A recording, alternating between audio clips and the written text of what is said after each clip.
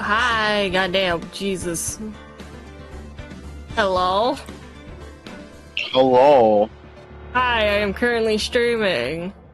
I know. I know this. Yeah. Yeah. Aren't you supposed to be at work? I am at work. Right now. Then why are you in VC? Well, why not? I'm allowed to do what I want. I'm questioning why. Because I can. Shut up. Okay. Anyways, Just like I'm allowed to write someone else's paper during work. Okay, shut up. Just shut up, Spirit. No. I mean, I could just mute you, but anyways. Wow. I said I could. I'm not going to. Yet. Anyways, we are going to try to finish case 4. We last left off on the beginning, aka the trial, and the investigation portion. We're at the investigation portion 2 now. And we finish case 3, so... Nice. Will Yuma lose more brain cells than she needs to today? Yes. No, in my luck, yes. As well as Yuma cannot fucking read. December 26th, the Tennis Center Visitors Room. Maya! Hey, Nick, it's you. I'm glad Mr. I'm glad Mr. Edgeworth made it through the day okay. It's a relief. Hey. Why did you do that anyway? I don't know. I just knew I had to do something. I know I'm not a lawyer. My sister was. I'm sorry. Well, you did save the trial. Just behave from now on, okay? Oh, okay. Questioning. Have you been questioned yet? No, not yet. Detective Gumshoe was here just now. He said, seeing as this is your first offense, we'll let you go after questioning. Phew. And he wanted me to get bail money ready. You can pay for me, okay? Huh? How much? I don't know. I guess they'll send you a bill or something? Why do I picture giant bales of money every time I hear the word bail? Any luck with Mia? None. Can't get through to her at all. I tried. I really did. I don't know what to do. I think I probably shouldn't have stopped my training. She sounds like she really did do her best. I should check and see if there are any waterfalls in the local area. Today's word is unwavering. Adjective, do not waver. Kaito! Hi, buddy, also known as Edgeworth, also known as, Larry, also known as Grossberg, for this case. Don't worry. I wonder if I'll ever see my sister again. Okay, we are starting off by moving to the police department. Also, Kaito, if you're free, you can come in. The Gumshoe's not here. Gumshoe's at the scene again today. Yeah, we're starting things off great. Yeah. Love it. At the scene again today. Huh? Oh, really? He's a live wire, that one. Got into a fight with the chief for not following protocol. Not following protocol? I bet he wouldn't help them build the case against Edgeworth.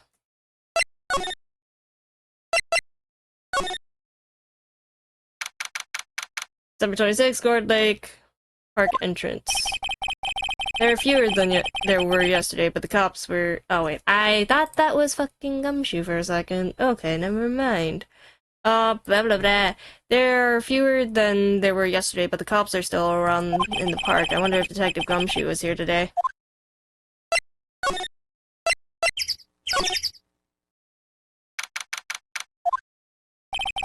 I haven't seen Larry around today at all. Probably off paying through the nose on a date with the lovely Kayence.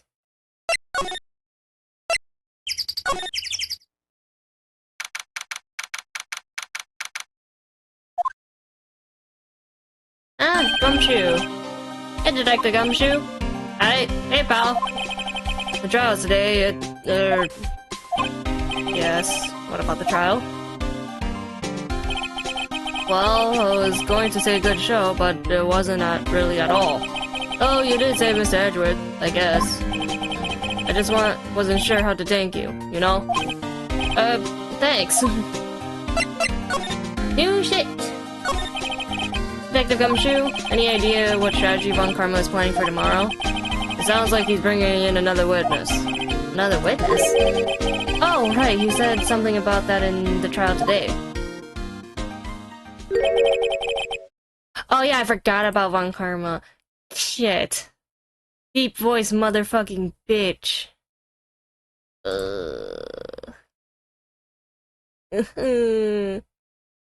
Fuck, I cannot voice act today, god damn it. There are two witnesses. This ass is so fucking deep, I can't. I wonder who that other witness was. Or, who was it? Sorry, pal. As much as I like to, I am not at liberty to divulge that information. Right. Prosecutor Edgeworth. Oh, right. I wanted to ask you something about Edgeworth. What's up? Is he afraid of earthquakes? I never heard anything about that before. Mr. Edgeworth doesn't talk about himself too much, see? But there's only one thing that's clear as day. Him hating crime the way he does. And him becoming a prosecutor. And him being scared of earthquakes. It all started with that incident. The DL6 incident? Yep. That's the one. 15 years ago, when he saw his father shot before his very eyes. He still feels the pain now. You can see it in his eyes. Yeah. I want to thank you for Maya Fey. Huh? She's not out on bail yet? That's strange. I told them to let her go as soon as they had their report written up. Man. Yo, is that the Kaito? Huh? Wow. Oh, Yo, hi. the Kaito, who was too scared to ask Kat something in the restaurant yesterday. Wait, what? Yeah, her menu was too confusing. What Right. happened? We were messing with Kat yesterday while she was streaming. Ah. We stole her tea. What do you, huh?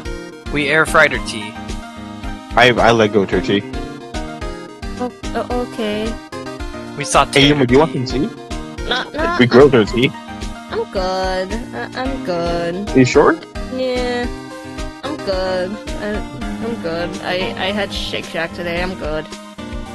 Saw I don't know if that your came with shake. Shack's your shake. I don't know what Air fries your shake. what would have happened in that courtroom today if it weren't for her. Seeing her getting dragged out by the bailiff. I'll be honest with you, pal. I shed a tear or two. Mr. Edgeworth, he was so moved I saw his lips tremble. Really? Cold as ice Edgeworth? It was really grateful for what she did, you know? I'm going to head back to the station. I'll get the report on Maya and get her out of there as soon as I can. Thank you. Oh, wait. I was wondering, how much is the bail going to be? Don't worry about that. Mr. Edgeworth is posting the whole amount. What? Edgeworth? Didn't I tell you? He's grateful to her for what she did. Alright, pal. Well, don't forget to go pick her up, okay? Maybe I could get Edgeworth to pay this month's rent, too. Hi, Graham. Hello. What's that, Graham? I lurk now. Yeah, Oh, okay. yeah, while you lurk, I'm just gonna do that. Bitch! Bitch! Fuck Whoa, you you can't be too! saying that kind of first word. We love bitches. Fuck Where you are too, they? Graham! Looks like the boat Wahoo. rental shop is closed today, too. I'm walking away. And he waddled away. Waddle. Waddle. A small boat rental shop. Doesn't look like anyone's around. They're probably closed because of the murder. Ooh, okay, looks like we're going back to Maya. I hope you fall off your cloud. Mad impossible. Oh my god. I can't. And now I Me did. when the dove can't fly. Hey, I can fly. Shut up. Prove it. Fly right now. Prove it. Jump off a building. Oh my god. Do it now. Do a flip. Hey, Nick! You finally came. I just finished the paperwork. I'm free to go. Free at last, eh? Those interrogators were really mean. They were like, okay, what did you do this time? Like I was some kind of criminal. Can you believe it? Well, they let you out in the end, didn't they? Oh, that reminds me. Thanks for the bail. Thank Edgeworth. Huh? He posted bail for you. Said he was grateful for what you did. Mr. Edgeworth did that? I have to make it up to him. We've got to win this case, Nick. Yeah, okay, so we can leave to the or to the law offices. Let's go. Apparently Mr. Grossberg is on vacation today. Oh, Thank God. I guess I can come back tomorrow if I need anything. Okay. We go here. Ah, fresh air. I gotta say freedom at last. Behave yourself in the courtroom tomorrow, okay? Just stop killing people, Maya. Misbehaving's much more fun. It's not gonna be so much fun when Edgeworth refuses to pay your bail again. Right! I'll behave. Oh dear. Okay, this is the same thing. Let's go to the police department? No? What do you mean by we're going to the station? Bitch. Talk to Edgeworth. No. Go back here. There aren't many cops around today, are there? They're probably back at the precinct working up the case against Edgeworth. Hey, y'all! Hey, it's Lada! Oh, really did it today. What did we do now? I'm not complaining. See, I did a little thinking, a little self-reflection, you might say. I realized that being a witness is a mighty big responsibility. But I just went up there and started babbling any old thing that came to mind. Lada? So you see, I wanted to make it up to y'all. Make it up? What do you mean, woman? What did you think of today's trial? To be honest, I was doing it half just to say I'd been a witness. Even though I didn't really see anything. I kinda convinced myself I had, though. I'm sorry, I know I caused y'all a lot of trouble. Well, memory is a tricky, vague little thing. Yeah, I sure know that now. I'll be fine the next time I witness a murder. Right! You mean the first time you witness a murder? Gordy! What about Gordy? Right! The way I figured, the trial's only stuck in the flames of Gordy fever. I'll get my exclusive photos and rocket to stardom. Alright, Lada, you go, girl. I wish I could be an investigative photographer, too. Finish your spirit medium training first. Lada, what do you mean by making it up to us? Well, you see, actually I got a bit of information for you. What? And Von Karma didn't want me to say nothing about it. Well, what information? Now we're getting to the heart of it. See, I reckon we might be able to do ourselves a little exchange. Exchange? Thought this was to make it up to us. Right. I propose a little exchange to make it up to you. What? Information don't come cheap, my friend. Hey. I see you thinking, my, how Unsophisticated. I can't read. Oh my god. Unsophisticated these southern folks are. Good enough. I don't care. I was so far off. I don't care. If y'all want to read, be my guest, but this is hard. Sorry, these are like all women. Exactly. Now Yeah. shut up. It's written all over your face. We're simply helping you. Say it again. Shut up. Just shut the fuck up, okay? It's right there. Say it again. Try again. Yeah, let me fucking read! Jesus! Let me tell you, most Southerners are way more sophisticated than you. Yeah. God, I can't with that fucking accent. Jesus. I'm just an exception, okay? Sophisticated. Well, what'll be? We got a deal or not? What do we do, Nick? He might as well. We don't have any We'll give you the girl. other leads, so I don't think we have a choice here. Okay, how much? Huh? You completely off your rocker?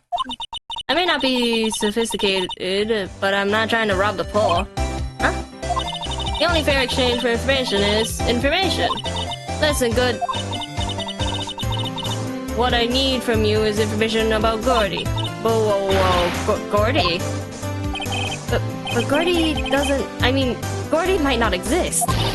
Then bring me proof that shows he don't. I'll be keeping watch from the car, okay? You see something, y'all come to me first, got it? Okay. Right, see you later. I cannot talk. Okay, Nick, let's get hunting. Hunting? You don't seriously mean... Gordy? I sure do. What about Edgeworth? We're searching for Gordy for him, Nick. Don't you get it? Okay. And how exactly are we gonna... Do we search for a make-believe monster? Maybe we can find a monster myth specialist.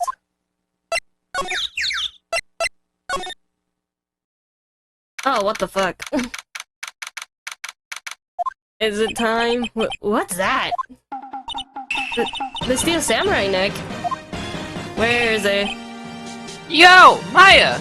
Oh my god, he's back.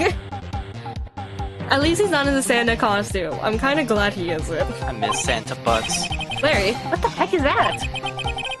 Oh, it's my girl Cayence's idea. She was all, if you like put this here, it would be like really cool. You go, girl. Dude, she gave it to me along with the spanner. Wow. It's really impressive she could find those for you. Well, she knows a lot of people. She get passed around a lot. And that show's finished now, so she got him for free. Free! Right.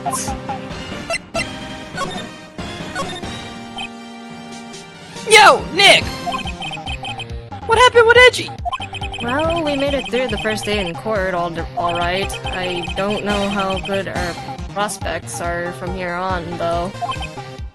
Huh? Hey, Larry, did you know Mr. Edwards' secret... Wow, you can't English. Secret weakness. Never could. Never could. He's terrified of earthquakes. He acts like a little boy. Huh? That's weird. I don't think he was ever like that in school. No? Really? Well, we were only in the same class for a little bit. He transferred schools pretty quickly.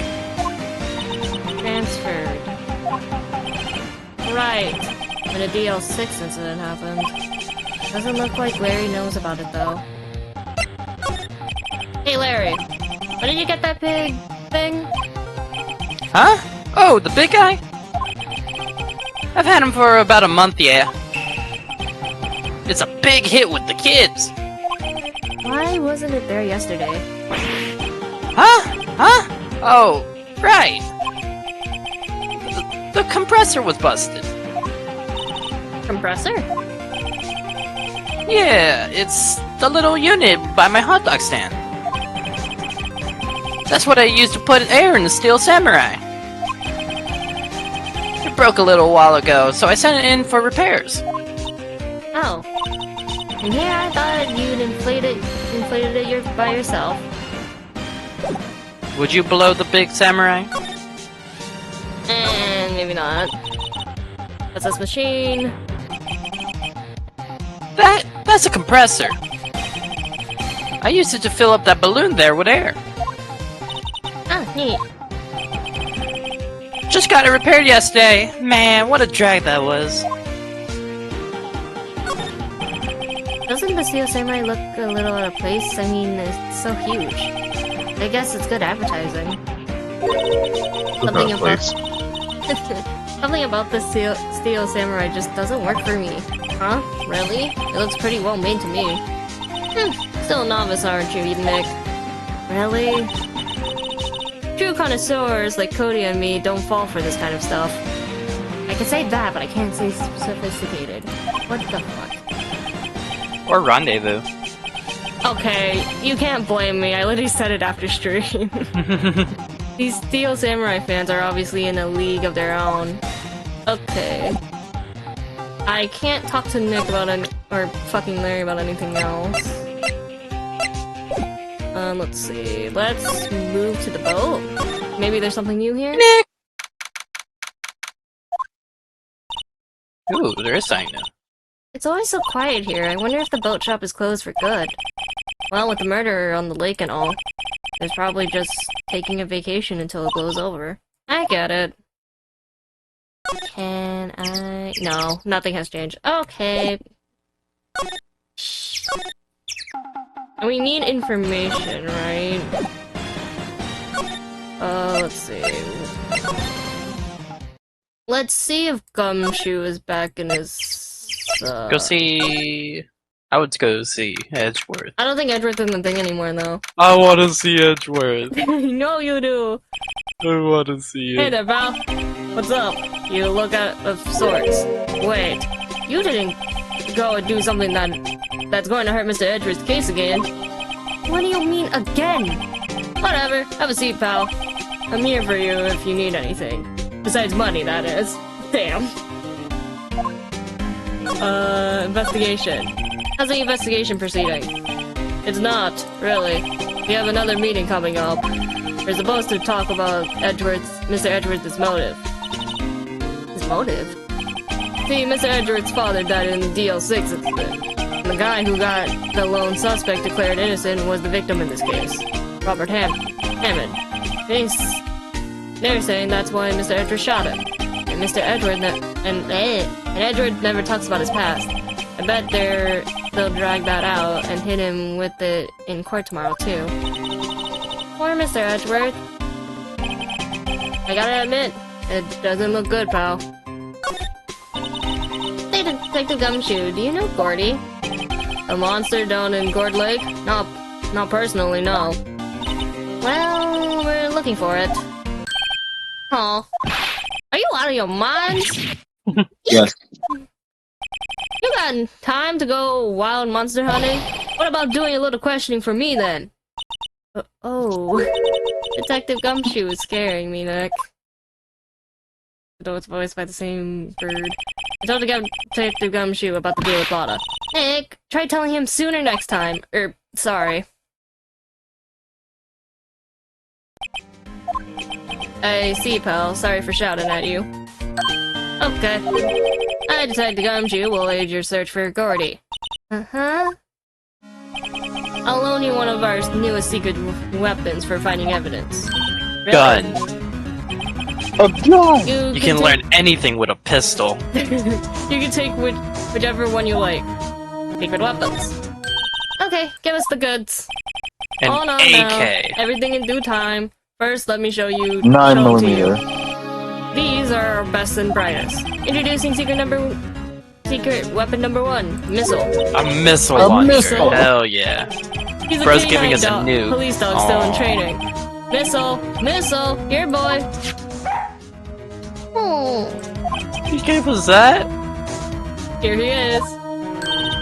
Hey, he's cute. Look, Nick, cute dog. A cute dog. And this will help us how?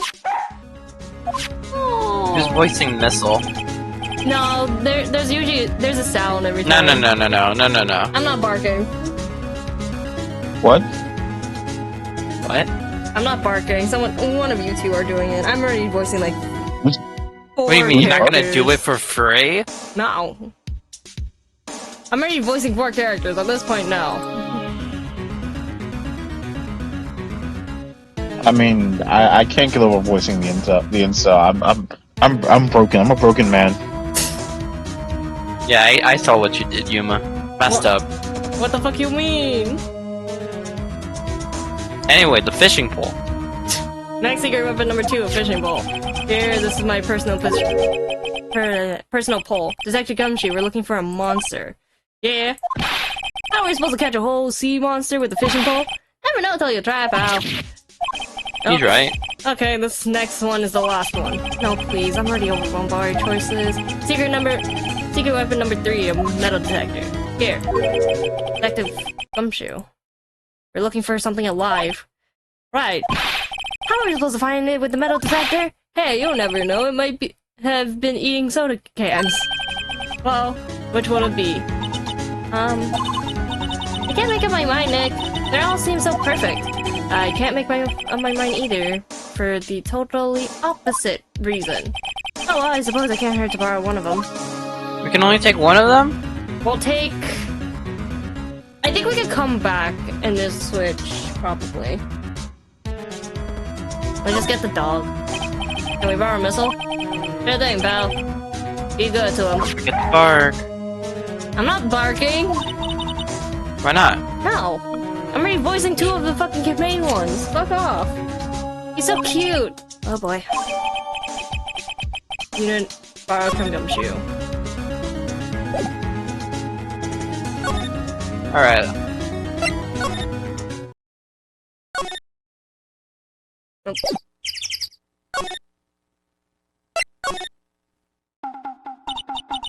Hey Nick. Missile's been acting strangely. Missile. Oh right. That little creature of the detectives. Hey, I love little doggies. Good boy, good boy, good boy. Oh. I don't know how the dog sounds like for that. That was perfect. What's wrong, Missile? Say that. No. Yip for us. You don't want to yip? Missile! Missile! Oh. Oh, whoa! Stop that thing! Cannibal is eating my samurai dogs!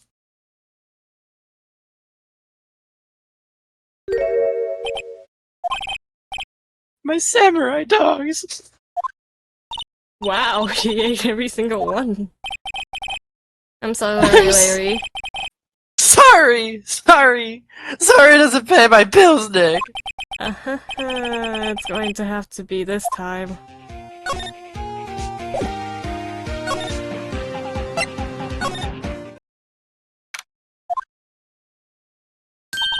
Hey, y'all. Well, y'all find anything about Gordy? No, nothing. I'll keep moving. It gets cold out here at nighttime. It is a little chilly. I think I have to sneeze. Whoa, no you don't. Wachoo! Damn, that's a loud sneeze. I told y'all no sneezing. See, I set the camera to respond to things a little softer than a bang. It triggered on one of Von Karma's finger snaps now. Oh, I'm sorry. Yeah, well, sorry's nice, but what about my film? Pay the lady.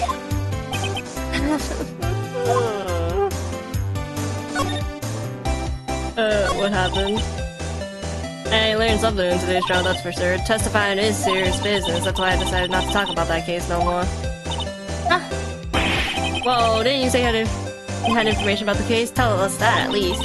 Like I said, I'll trade you for the dirt on Gordy. Fine, can you tell us about Gordy then? What are you gonna do if Gordy doesn't exist? I'll quit being an investigative photographer. What? After all, I only have one photo to my name so far. Was it a good one? You bet. A UFO. I'm the... A UFO? UFO. Well, anyway, if I can't get a career making photo this time around, then that's it. I'll quit and go back to school. Huh? So you really are a university student? Well, yeah, I'm taking a break for a bit. Right. Okay, so she's not gonna tell us jack shit.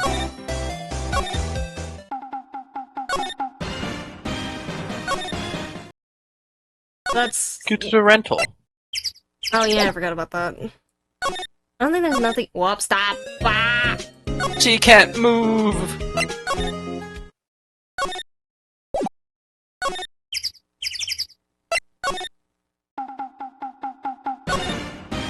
I don't think there's anything though.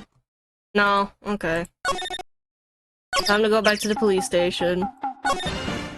We're putting missile away. Whoa. We're giving missile back. Detective can require one of the other things. Yeah, sure, pal. But I have to take back the last one I lent you, police department policy. Well, take your pick. Which will it be? What do you want? Let's take the metal detector. Hey, Royals, that metal detector? Sure thing, pal. I'm not sure what we're going to find with this. Remember, you're hardened a monster. Anything's possible. Anything. Nope. No, Fuck. she's stupid. Wave. Oh, mashing ass. So how does this work? Good question. Do we... Present him a metal detector? Do I just walk around? Hey Nick, benches. Nope. I think not. It's cold. Nope. Okay, I think we can just present the metal detector. I think at this point.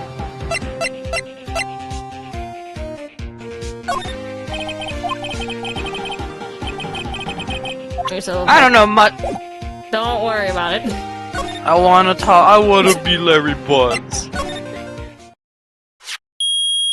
Ooh, here we go.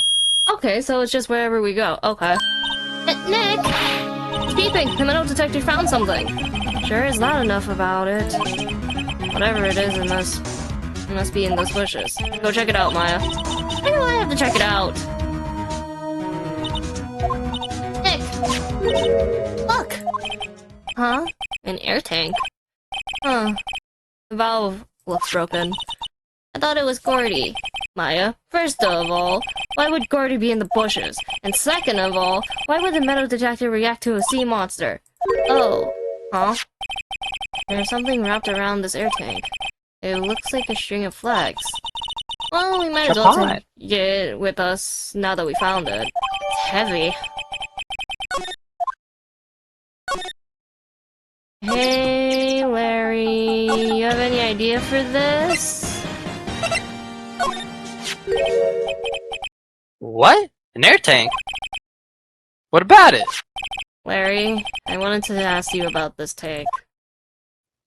Have you seen it before? Is it yours? Is it yours? Hey, is this air tank yours? Why would I have anything like that? Look, see how there is a string of flags around the tank valve? It's just like the string of flags around your steel samurai there. Must be a coincidence. There's strings of flags everywhere these days. Like elementary schools. And used car dealerships. Look, why would I need a tank anyway? Inflate something? You used this to inflate that, didn't you? Inflate what? What else? That big puffy steel samurai? Now why would you go asking me a question like that? Looks like I hit the nail on the head. Right. Actually, see, the compressor I always used was on the fritz. So I tried using the tank to inflate it, just once. And, it didn't go so well. As I suspected. Did the tank lady ask more about the tank? Ask more? It didn't go so well. Yeah. Do you think you could be a little more specific? Not really. Come on. Look, it's embarrassing, so I really don't want to talk about it. Well, too fucking bad! No. Tell us! Fine. Whatever. It's just like what I said. The compressor was busted. So I took the tank and tried to fill the samurai up with it. Like a man. And then, like Scooby, for real. Oh dear. Oh no. The valve busted open and made this incredible noise. And that tank there took off like a rocket. And it took my poor deflated steel samurai with it. What? Off its into Gourd Lake? It sure scared me out of my gourd, that's for sure. What the fuck does that mean?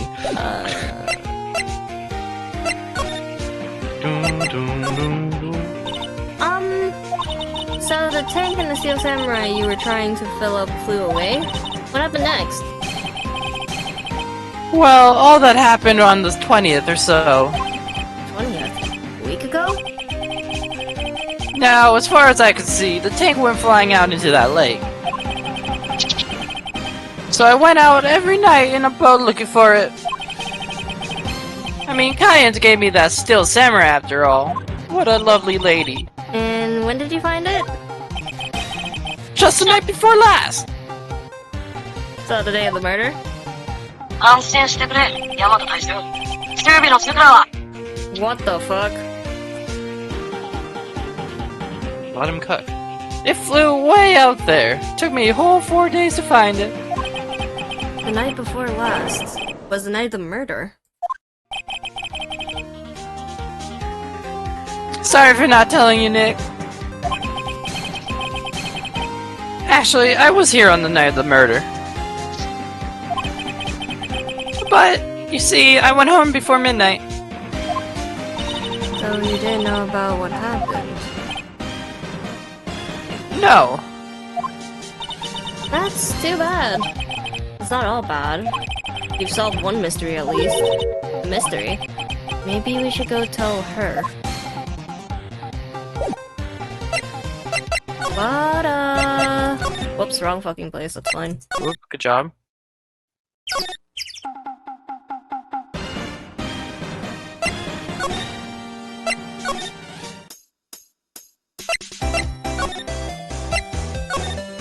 We're not even facing her. Well, Mr. Lawyer, I've got the info you all need. Y'all got the scoop of Gordy for me yet? Shit, how the hell are we gonna tell her? Do we tell her straight up, like, no, Gordy isn't real? Send her back to school, man. You gotta do it. Gordy isn't real.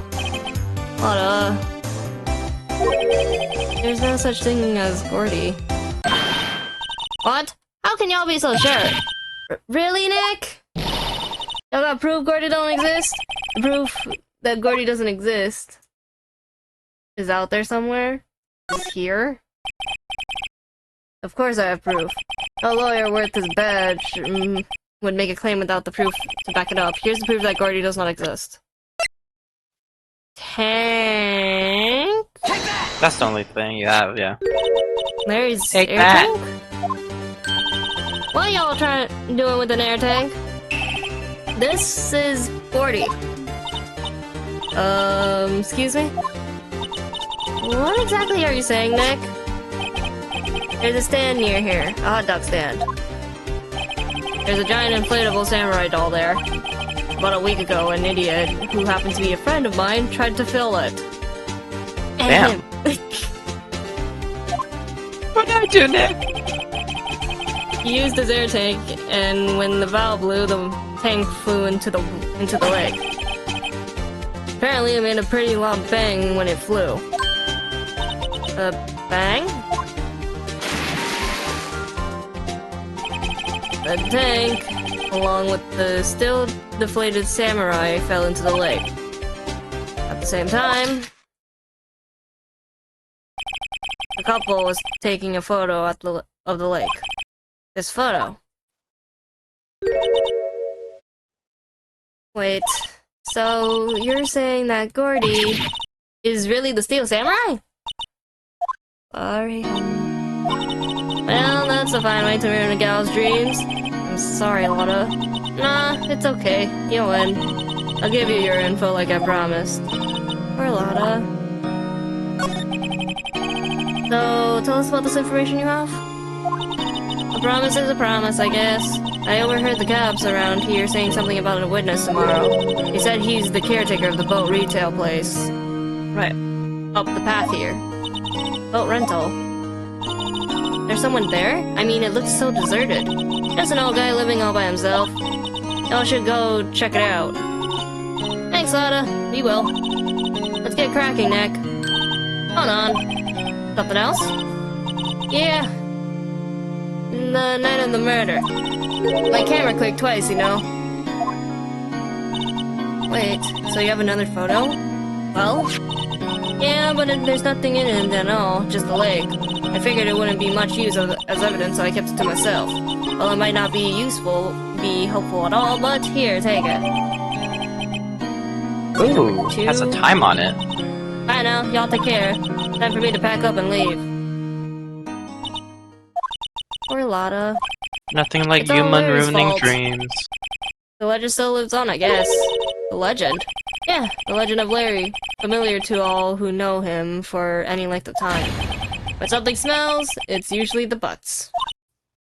Someone should whip that butts into shape. Shows an empty lake, automatically taken, Can you look at 11:50 it? p.m. No, there's not. Nah. Let's go to the retail place.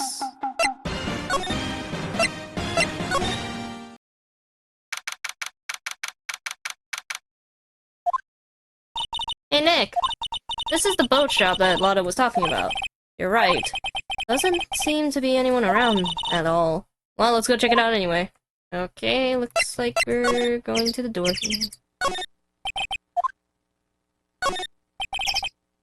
Maybe move. Maybe. Okay, yeah, it's 100% move. What the fuck? December 26th, Caretaker Shack. Meg, that you? Oh wait, does anyone else want to be this guy? Does anyone else want to be this dude? Hey, I'm full. Spirit. Seems like a spirit character. Can What? Oh, sorry, I wasn't paying attention. What? you voice act? The caretaker? Yeah. Hey, you take Keith with you? You do this to yourself. You did this to He looks like yourself. a huckleberry. You should just sway while you do it. Okay. Wave, you stupid. I've been working sick for you. I forget what he's like. Is he like a nice old man? You can handle this. I think I'll leave this one up to you, Maya. You can make say you? Yes. Finally be up your mind, have you? My mind. You'll run from the pasta shop when I'm gone? Oh, you'll run the pasta shop when I'm gone, Hi, right? Haru.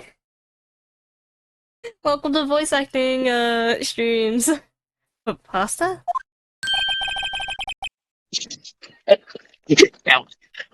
Glad to hear it, glad to hear it. Welcome. Yeah, how are you, Haru? As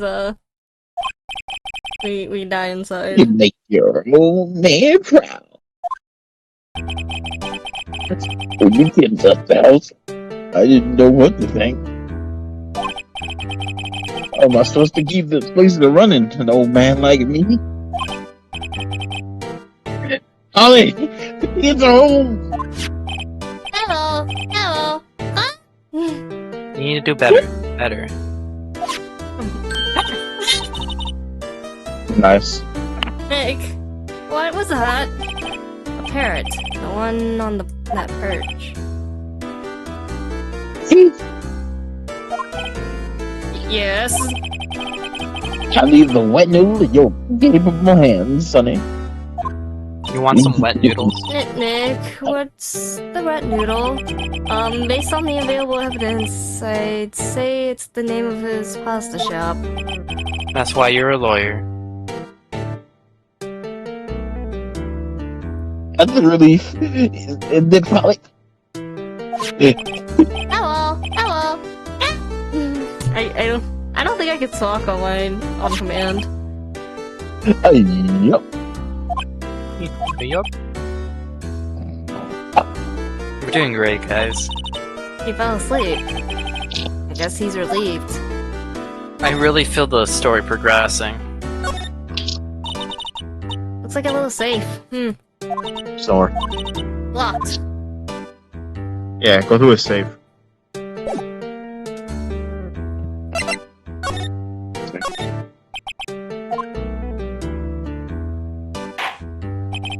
A pasta shop.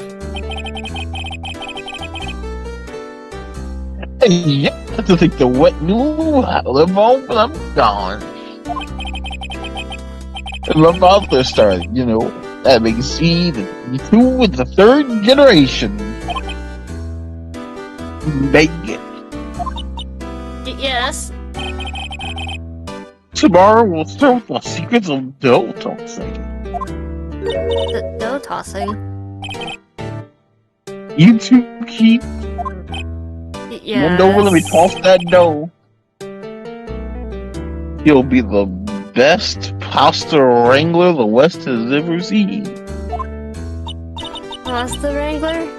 The West? Isn't pasta from Italy? Yes. You know the best pasta's already been made west of the Rockies, don't you? No. Right, of course, everybody knows that. Heck. How long do we have to keep this up? Keep up this all in the family charade? This old man must know something about the murder. We're not leaving until we find out what that is.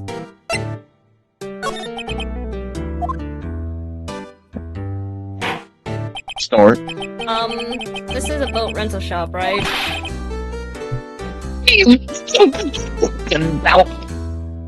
What the fuck? English? I heard nothing other than rambles. He's cooking. Exactly.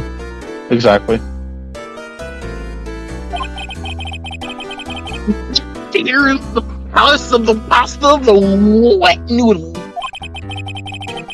Well, now that you mention it, we haven't gotten many orders for spaghetti lately. All them kids come up with saying, "Yo, you wanna ride one of your boats?" That's why I keep them boats out there. Youngsters these days, I understand them. I'm pretty confused Why myself. am I always the weird guys? This isn't going anywhere. Well, your only worst one was, the director on Case 3, so... Really glad I wasn't there for the rest of that. Oh, you I know he would've showed you too would have much paid his hand. testimony. Yeah. But this old man is the witness tomorrow, right? We got to find some way to get information out of him. Go on.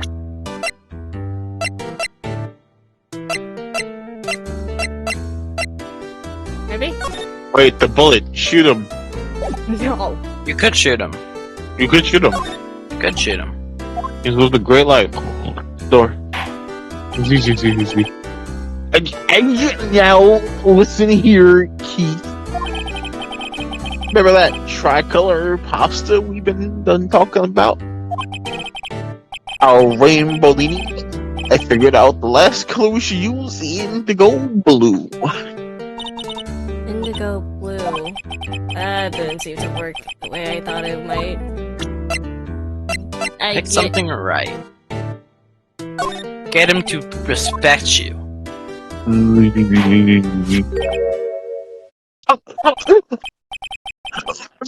That's a Royals badge. Yes, it is. I don't believe it. This old guy is the first person to recognize my badge. I get it. Huh? Hey, yup. I got you figured out. You're not Keith. You're one of them imposters. Nick, You're sussy now's our chance to fucker. clear things up. Sir. No, I'm not Keith. And I'm not Meg either. We're here investigating a murder that took place on this lake the other night. Please help us.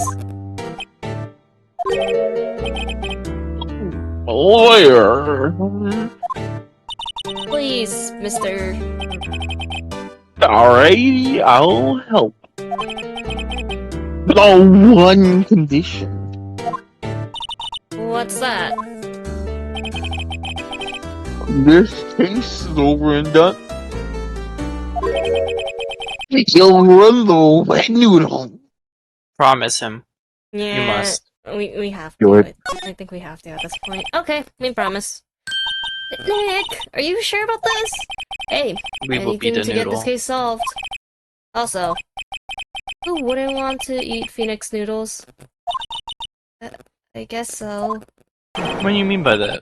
That's my boy. Good for you, Keith. Oh, wait, didn't I just say...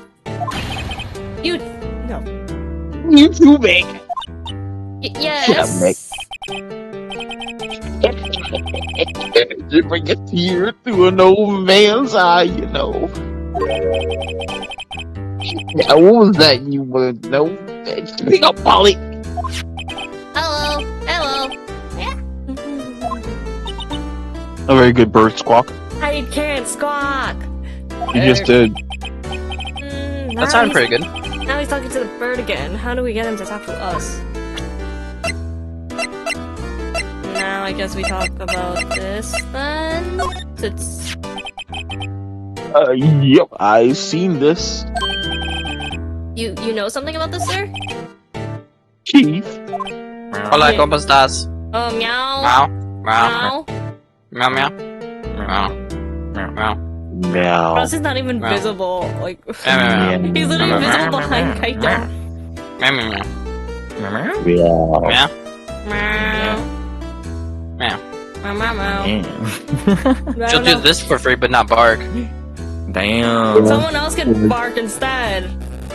Yeah, you. Bark, bark, bark, Yeah, you should- bark. It's in your branding. No, it is not. Yeah, birds can mine. bark. Birds bark.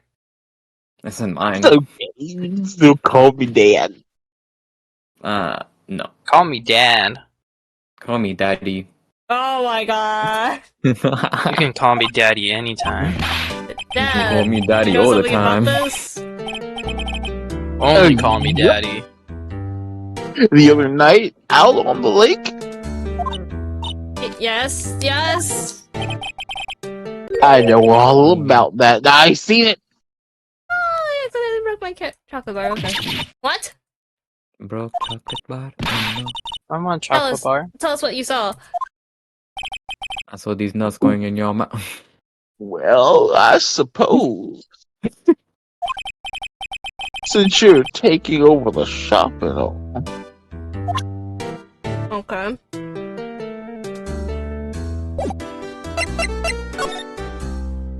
So we examined the bird. Wow, what an amazing parrot that is.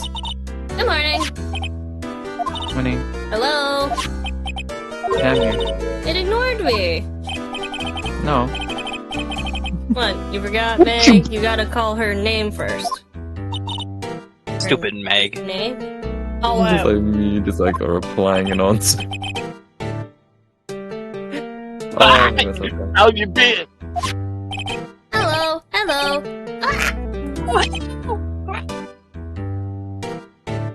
Fee. Neat. So the parrot's name is Polly. Too bad all she can say is hello.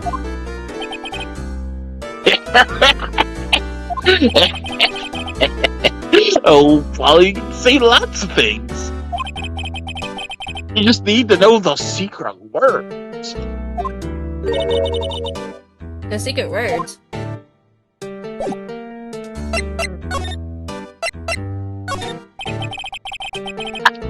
My memory's gotten a bit worse late. That's why I just tell everything important to Bo Polly here. Everything important. I wonder. Polly, Eating what's the popcorn number? again. What's the number to save? 1228. Okay. Hey, Polly, watch you, will you? See you, Nick. All it takes is a little clever thinking. And a criminal mind. Quick, Nick, write that number down. Hey, don't get me involved in your little heist schemes. forgot the time, but it was pretty dark outside. Probably night. Yep. It was after midnight, but okay. So I heard this bang and looked outside. No one. Bang.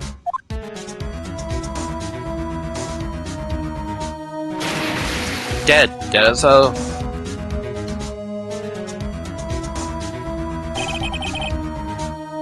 A while later, the boat came back. And a young man walked by my window here. Was the mud and some stuff? Yep.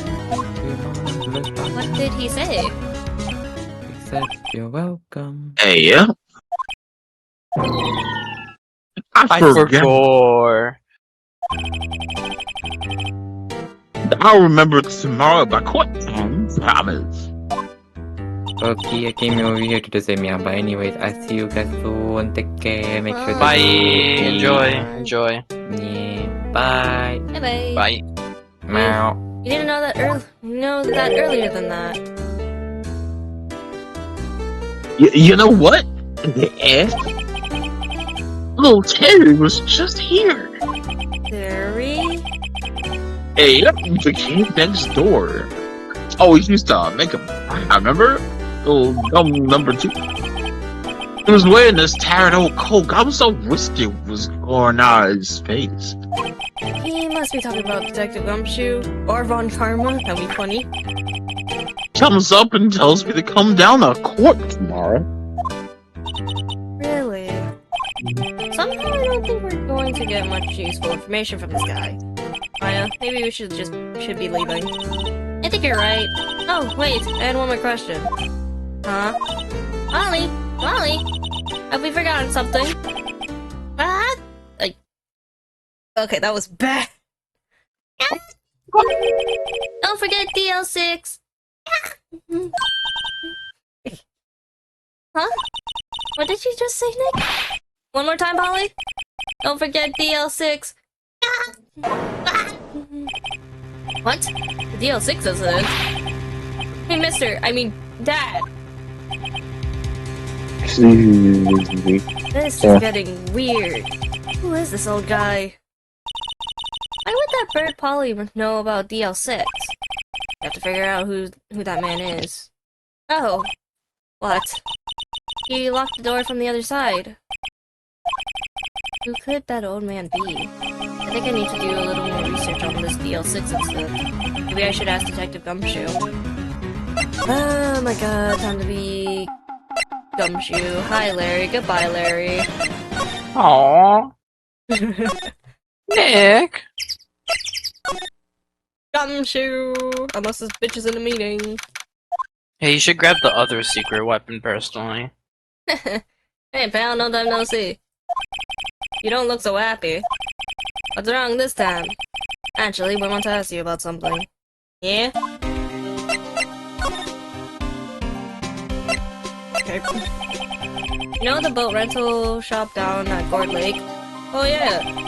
The old man who runs it is appearing as a witness in court tomorrow, right? Huh. How'd you? That was supposed to be a top secret. Do you know who that old man is, Detective? Actually, I don't know. He's a bit of an odd bird. I haven't been able to get a straight answer out of him. I decided at first that he wasn't persuasive enough to stand and testify as a witness. That's why we called Miss Lotta Hart yesterday. As for who he is, you have absolutely no clue, no idea. Sounds suspicious. DL6. Detective Gumshoe, please help us. We need to know about the DL6 incident. That was when Edward's father died. But I can't help but think that it has something to do with this current case. To tell you the truth, I don't know much about DL6 either. Mr. Edward for band. I read that right before I lose my mind. For ban. Forbade. Forbade. That's It's the past tense of forbidden. Okay, Or so like the you know verb Yuma tense. does not care for English. No one does. That's from reading the file. So, I'm afraid I can't show them to you either, pal. What? However, you can convince me somehow that the DL6 incident is related to this case. Well, I guess I'll consider opening the file up. What can we convince him? Fucking bird?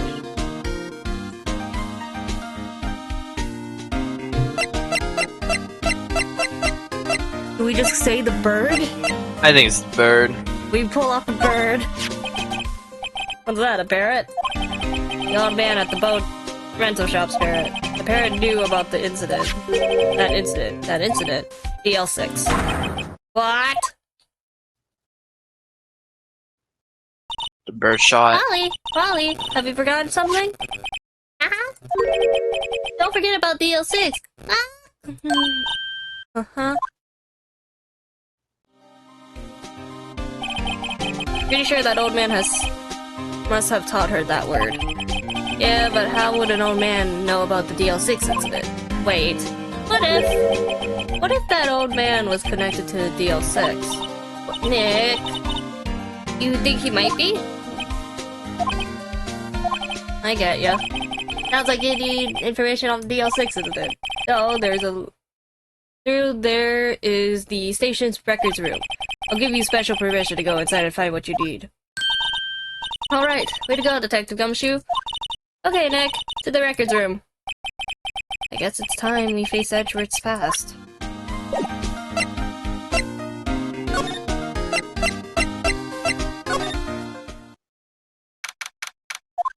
Police records room. Wow, it's amazingly dusty. 10 years of files and 10 years of dust, I guess. Let's find that DL6 stuff quick. 15 years ago, both me and Edgeworth were 9 years old. We were almost through with 4th grade when he suddenly transferred. Because of a DL6 incident? Nick, I found where the file is! Oh, thanks. Just let me know what you want to know about DL6 incident. I'll go get the right file. Just go in order. Well, first, I have to get a handle on the main facts, like a summary. Right! Summary, found it! Here you go! December 28th, 2001. That's exactly 5 years ago from the day after tomorrow. So, in 2 days, the case is closed. The incident took place in the elevator of that district court. What? Isn't that the same district court where we're holding the trial now? Looks like it. There was a large earthquake at 2 p.m. on that day. Part of the court building collapsed and all of the lights went out.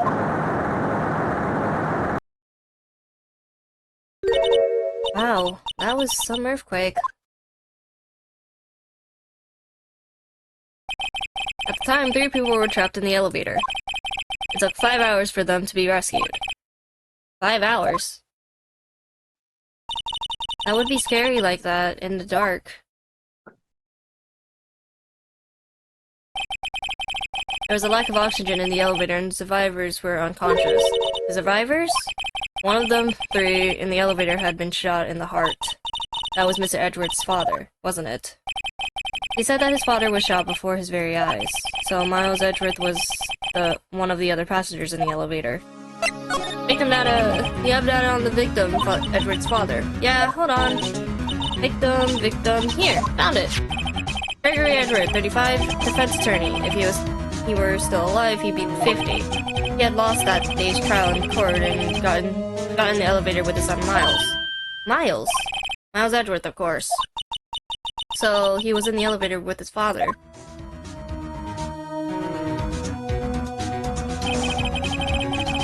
From the angle of the bullet and other evidence, it could not have been a suicide. The murder weapon, a pistol, was found in the elevator. The pistol had been fired 2 times. Wait a second. Where have I heard that before? Huh. Sounds just like this current case. What's going on here? Okay, wait.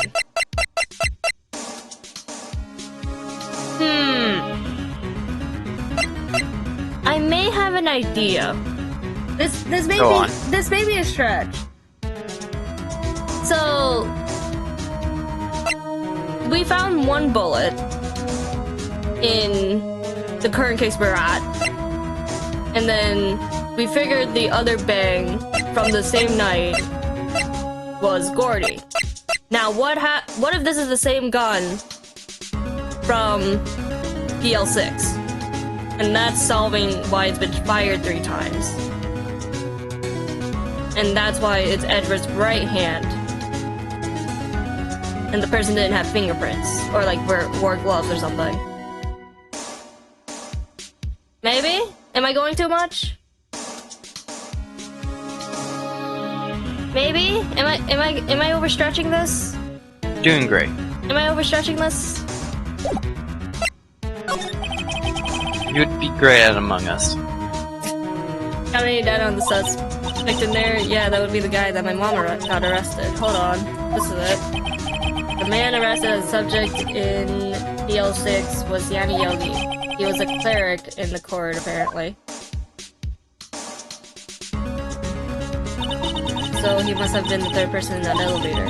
Well, then he had to have done it. But he was found innocent. Thanks to his defense lawyer, Robert Hammond.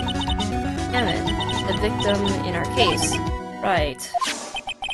The suspect, Mr. Yogi, was oxygen deprived, so much so he had brain damage. He lost all memory of being in the elevator. After he was declared innocent, he disappeared. Where could Yogi have gone to, I wonder? Maybe closer than we think.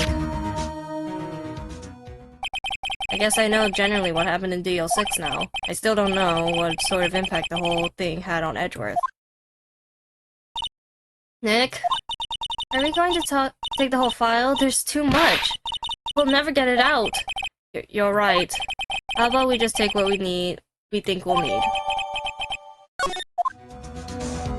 So do you think it is, Yuma? I think it might be the old man. Right. That's probably all we'll be able to find here. Now, all that's left is the trial tomorrow. I wonder how Dad will do testifying in court. I'm gonna be honest, I think it might be the old man. Maybe. Due to the fact of DL6 if it's connected fully. You don't think it's the parrot? It would be funny if it was the parrot. Birds got hands. Bird do got hands, but... maybe not enough to shoot someone. Okay, court time.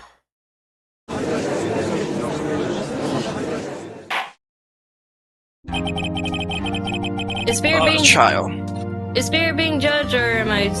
Judge Jerry Executioner. Dang, sorry, I started falling asleep. There we go. Good morning. Good morning. Sorry, I'm tired. We're now in session for the trial of Mr. Miles Edgeworth. The defense is ready, Your Honor.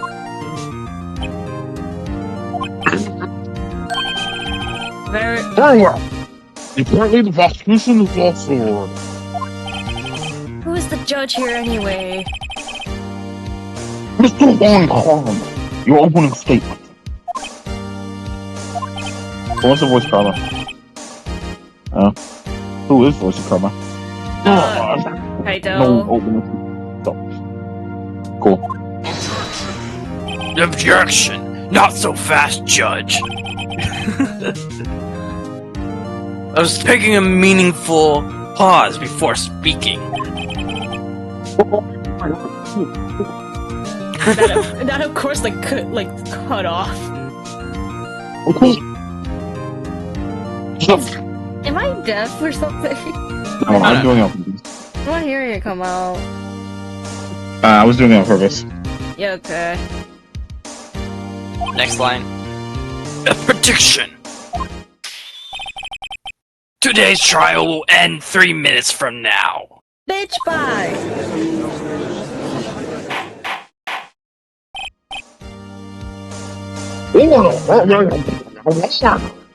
Why does it sound like he's stuffing his face in donuts?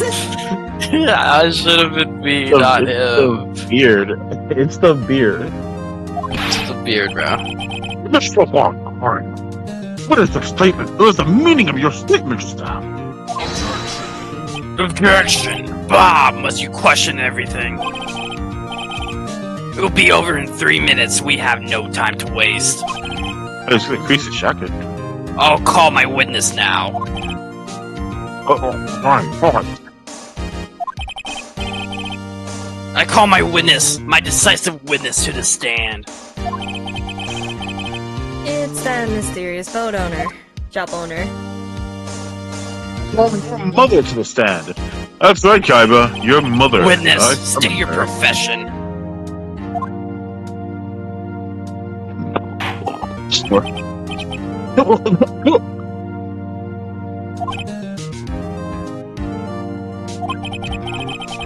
I am the proprietor of restaurant the Lord Lake.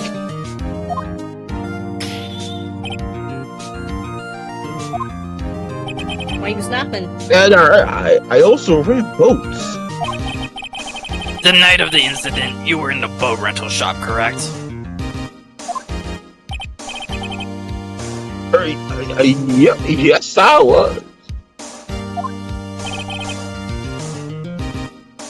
Please testify.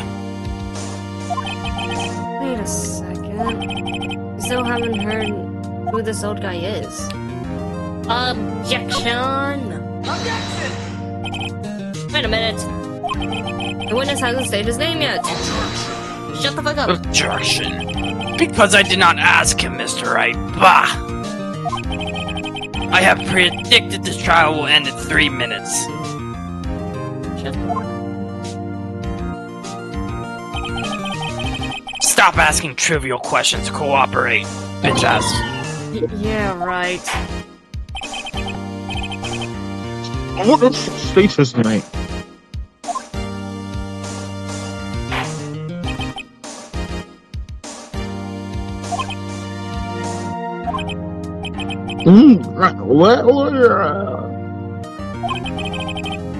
I'm not really sure. Yeah. What do you mean?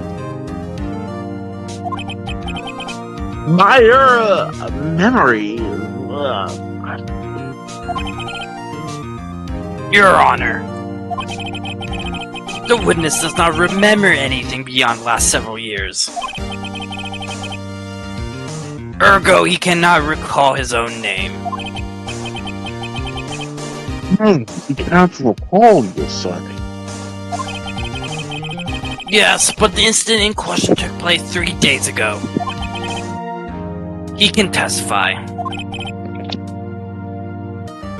Hold on. Well, very well. Let's hear some testimony then, shall we? Witness these nuts. Witness these notes in your mouth. It was the night of the 24th after midnight. I was in the restaurant where I ran boats as usual. Then I heard a bang. Yup. When I looked out the window, I saw a boat just floating on the lake. Then I heard another.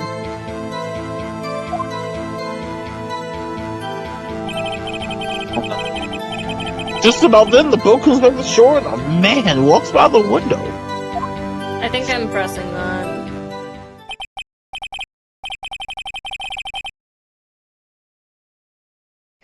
Very well.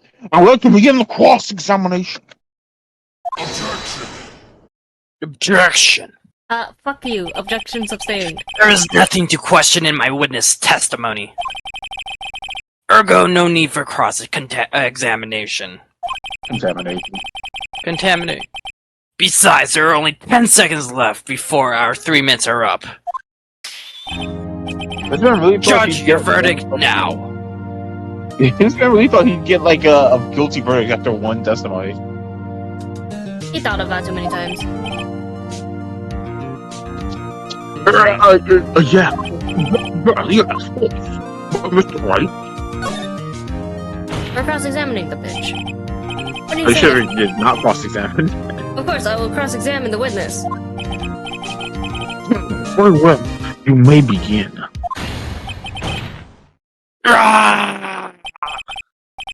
No, excuse me, Mr. Von Karma. 3 minutes just passed. This man had a heart attack. I see. Well then, just take all time. You may cross-examine the witness. I'm immediately pressing about the man. I'm a Yeah, that's right. You're not a man. It was a You're a bird. woman. You're a woman.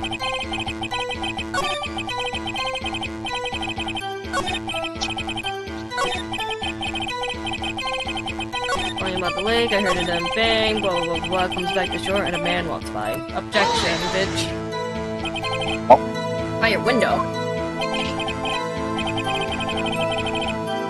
Yeah, by my window, right outside my little shack. And could you see the man's face? Well, the fog was pretty darn thick. The 2 C's. But he was right there in front of me. I saw him. That's why I learned important detail. Please add to the testimony.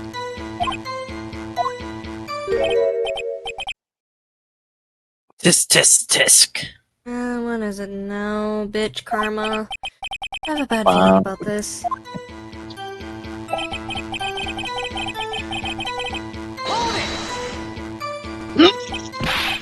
Are you sure? Like, positive? Of course he's positive. Sure. Uh-oh. Dad! Not actually my father. He's your daddy now. That's Case. He said, I can't believe he's dead as he was walking by.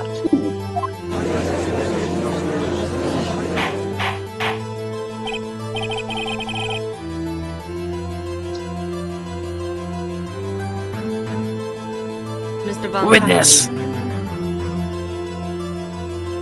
You done? Yes. Witness! Are you sure that the person was Miles Edgeworth? It was him, that Edgeworth boy. Lethal. Yeah.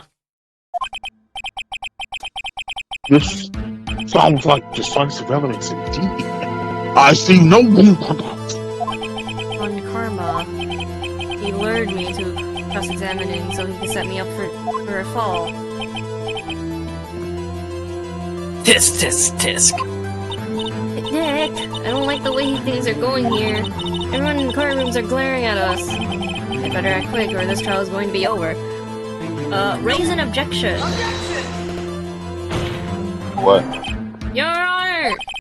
We proved in yesterday's trial that it could not have been Edgeworth who fired that gun. Shut the fuck up for karma! Mr. Wright. Are you referring to the fingerprints from Miles Edgeworth's right hand on the gun? Yes.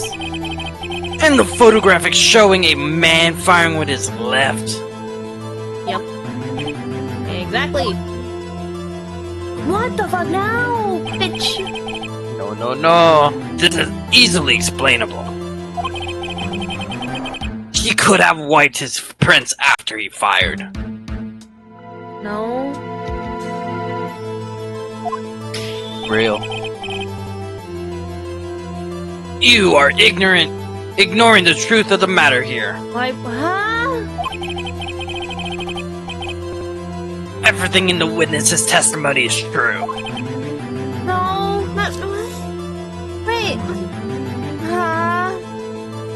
Like, he could have wiped his fingerprints. Yeah, that's fine. But like, why would he switch hands then if he didn't know anyone was taking a photo? What the fuck?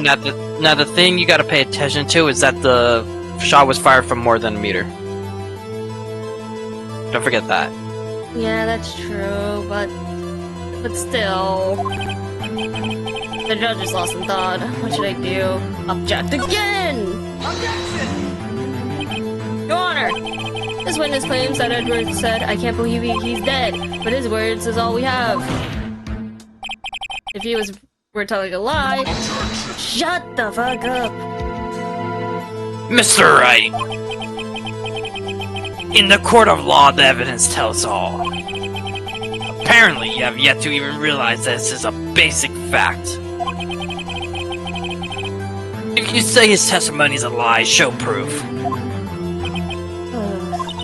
Nick, I'm sure my voice. It's not good. No good. There's nothing I could do. Are you sure? Be honest. I don't know what to do anymore. Please! Can you hear me, sis? Please! Need your help. Nick needs you. Tisk tisk tisk. 3 minutes was perhaps too high of an expectation. However, 15 minutes isn't bad. This must be a new record.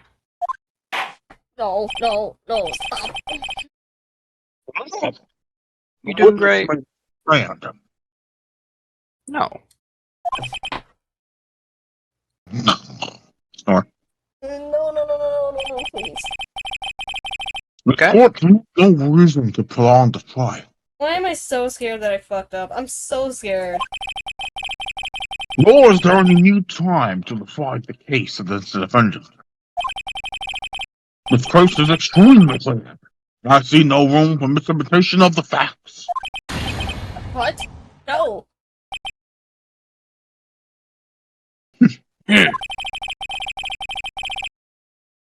The court defines the defendant Mr. Miles Edgeworth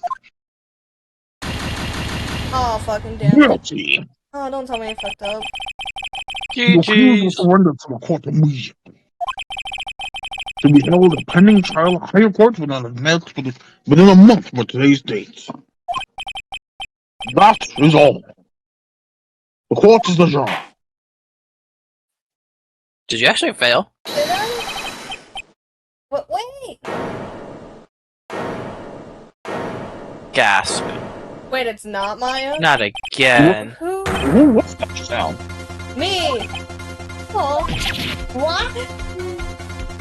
Oh my god, it's Oh my god, my boy! Larry! What are you doing here? Listen! You gotta listen to me! I was You fucking I was there in the park the night of the murder. I wasn't sure about it until just yesterday. But today I remembered it. Remember My what? hero. The gunshot! I heard it too!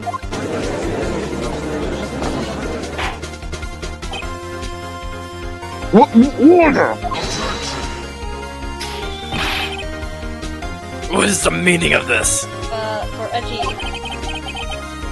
The verdict has been decided. I call for adjournment. No, fuck off. I'm not judge. One moment, Mr. McCartney. So you say you heard a gunshot? Yeah, I did a gunshot that night. I was sitting here in the audience listening to this testimony. Then I realized something he said was different from what I remember. Anyhow, I just can't sit here and let you call Edgy a murderer. It's not right. I'll testify. Let me testify. Oh my goddamn. Larry. Our hero. Big hero. Interesting. Order! Well, this is the first time something like this happened like this in my court. I'm not quite sure how to proceed. Judge, you already given your decision. The trial is over. Nick! This is it. Larry's given us one final chance at this. He's right. Only it wasn't Larry. Damn. Make things even worse. Well, I mean, it can't get worse than already guilty. Let's be real. Mr. Urchin was just declared guilty, Nick. Doesn't make it get any worse. You're right. Okay. Your Honor! If there's another witness, it's our duty to hear him speak! Right here! Right now! A waste of time. The verdict cannot be overturned.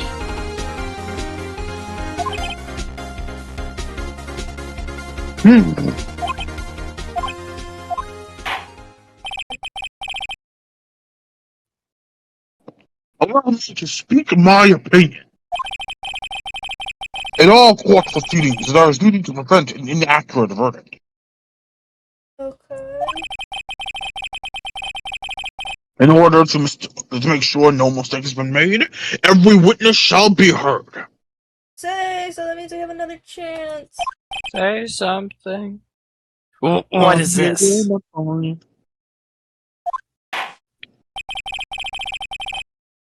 I withdraw my previous verdict of guilty.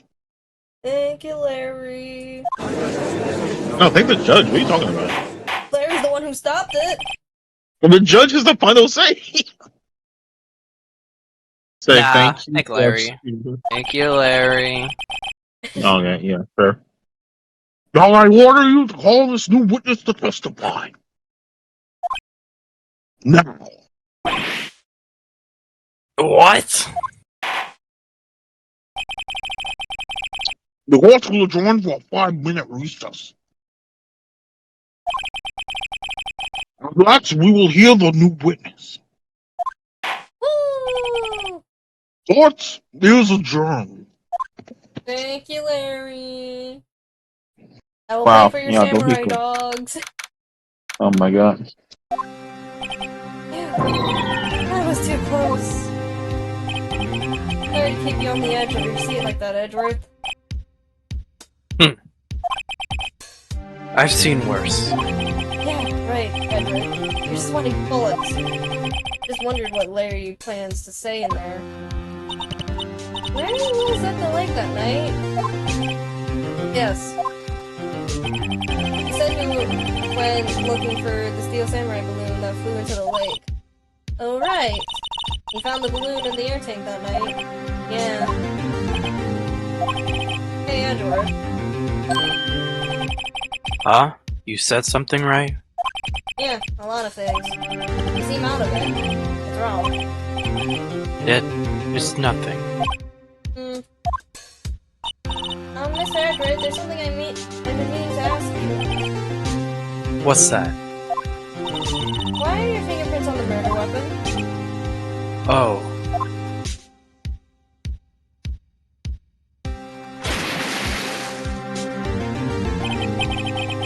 When he fell into the lake, I went into a daze. I couldn't understand what had happened. I couldn't think straight. Then I saw the pistol laying on the floor of the boat in front of me. I picked it up without thinking. So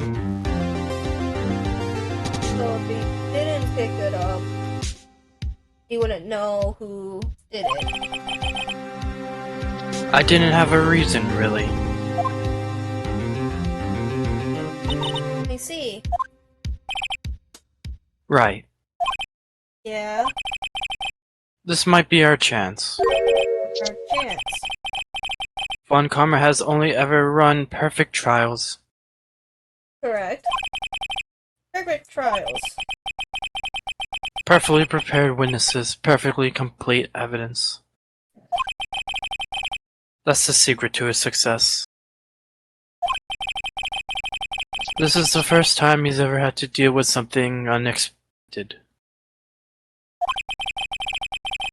He has to let someone he hasn't even talked to testify before the court. And that someone is Larry. What are you getting at? It's likely his testimony will be full of holes, right? That's right, Nick. No 10-minute trial this time. We'll milk this one for all it's worth. Hey, it was 15 minutes. 15! Everything's on Larry now. These voices are killing me.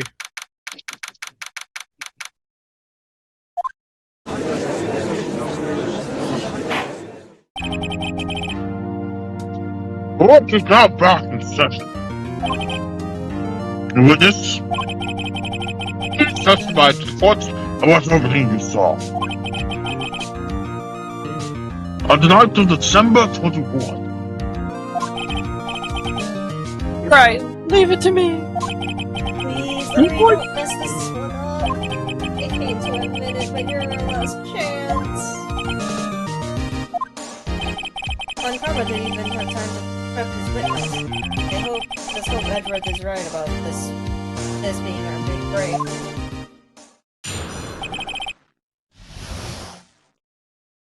Okay, time to do it.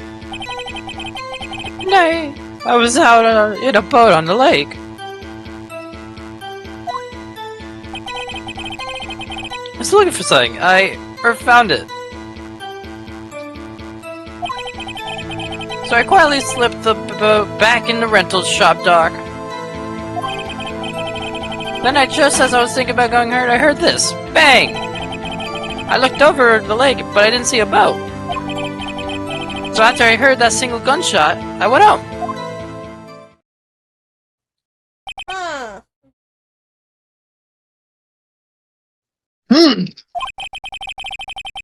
That was an unusually vague testimony, even for this court.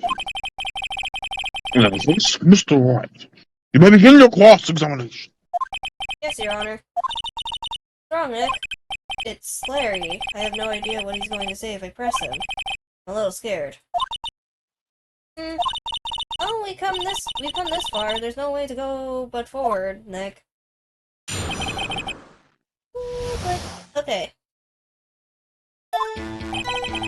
And then Boy. I was looking for something and then I found it. I was quite ready to sit back to the rental boat.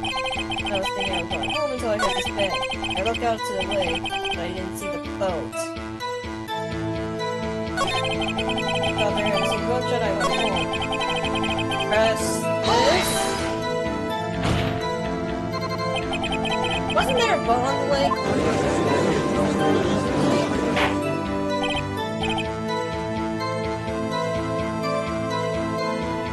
Hit him, Judge. You definitely. Order. Oh, order!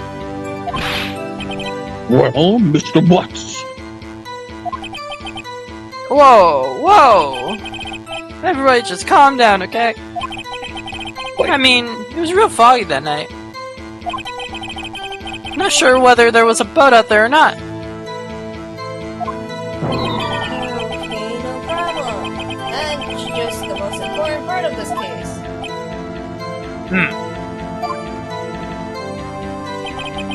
After I heard that single gunshot, I went home.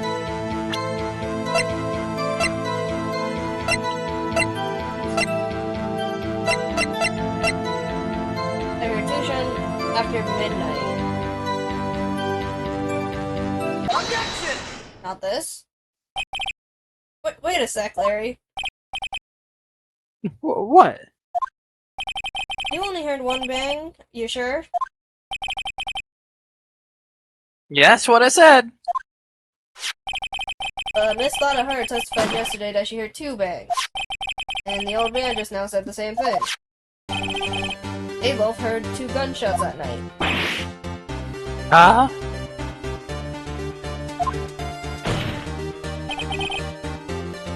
Were you ever listening? Were you paying attention at all to what they said?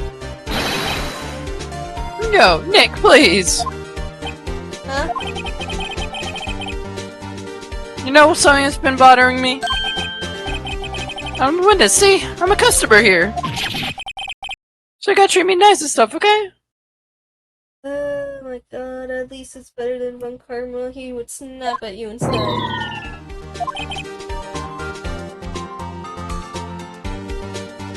Judge? Mr. Butts. What? You only heard one gunshot? Are you sure of it?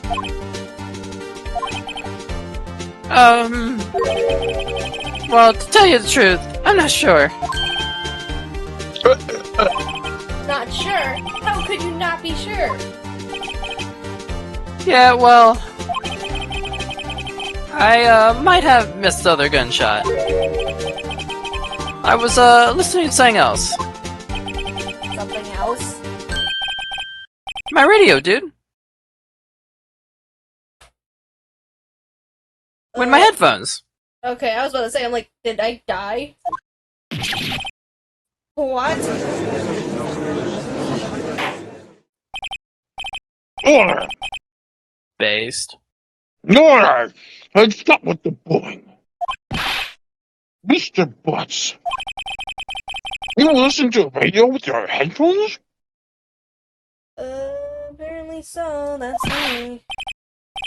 Yeah, so what? Is that a crime? No. I listen to my radio. Everyone listens to the radio. What's the big deal?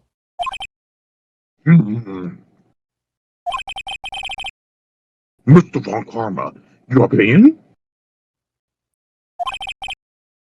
Waste of time. I do not accept this witness, nor his shoddy testimony. Well, Mr. Wright said he continue the testimony. Yes. Your Honor. Please allow the witness to continue his testimony.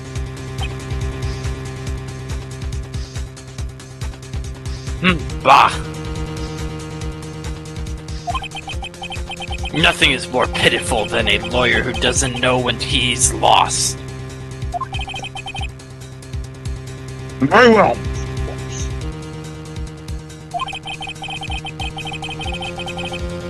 Testimony. And be sure to include details of your radio. Right, leave it to me. I wondered if there were any way out of it, other way out of this, believe me.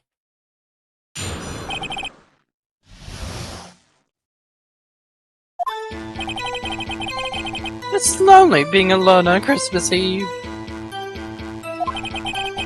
That's why I was listening to an all-request show on the radio, see? Just listening to it like real booming loud, like. But I'm sure I heard that gunshot. I remember exactly what the DJ was saying when I heard it too. And what did the DJ say? You were listening to your radio at a high volume? Yeah, what's the big problem? Can a man listen to his radio in peace? Isn't this a free country? No. I truly believe Larry has no idea what the problem here is. Judge. Can you believe a word this witness says? What he heard was probably nothing more than a drum beat on from the radio. That is true enough, but it's difficult to believe his testimony. Objection! Objection! Wait, Your Honor. The witness says he remembered exactly what the DJ said when he heard the gunshots. Nani? DJ? An announcer. Guy who says things on the radio. Anyway, what this means is when he heard the sound, no music was playing. DJ only talks between songs, so he could have heard the gunshots from the lake. I'd like to cross-examine the witness, Your Honor. Well, very well, Mr. I can't believe I'm continuing this charade. You must. This is me every single time. Okay, we're going straight to the end. Hold it! What did she say? Shut the fuck up! Objection, Mr. Wright.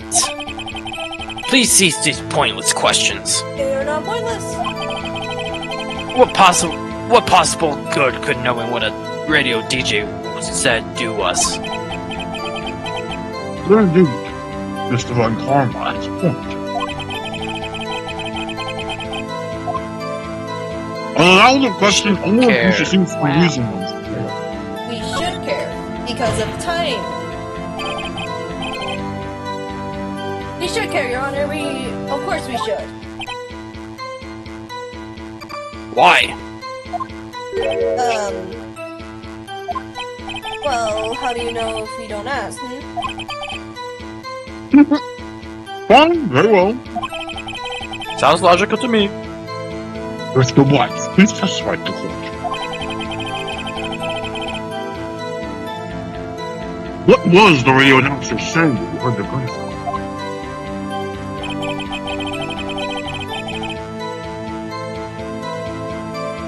You want to just read this, since technically this hasn't been said? Just when she said, "Hey, it's almost Christmas," I heard the gunshot. Squawk.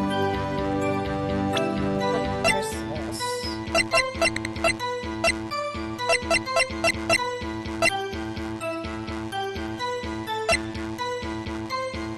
Ooh, Huh. it's the photo. Which Yeah. one? Is it the main photo? Okay, wait. I think it's. I heard two sounds. Heard two sounds like gunshots just after midnight and after midnight. After midnight, that's not almost Christmas, it's Christmas. Objection! Alright. Nice. Larry, are you absolutely sure what you said is correct? Huh? What's with that face? You look scary, dude. Hey, if you're trying to scare me, you better know I don't scare that easily.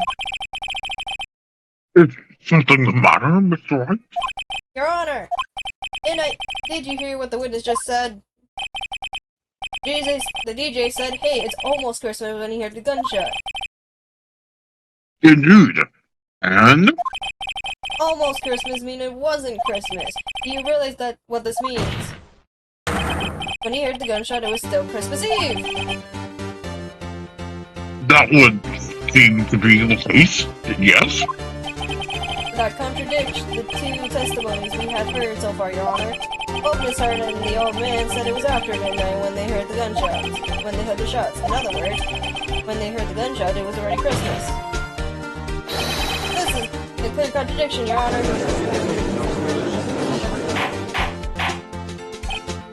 Order! Order! What does this mean? The two prior witnesses heard gunshots after midnight. However, this witness said the gunshot before midnight. Judge, the answer is simple. The current witness is plainly mistaken. Is he? Just look at him. Suspicious. Sus among us. What?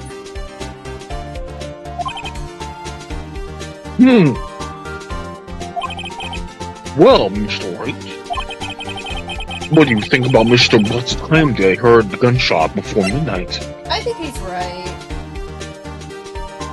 Because the other two never mentioned when the other gunshots were. I'll say there was a mistake, in Your Honor. He heard the gunshots before midnight. Intriguing. I'm assuming you have evidence for this wild claim. Good question.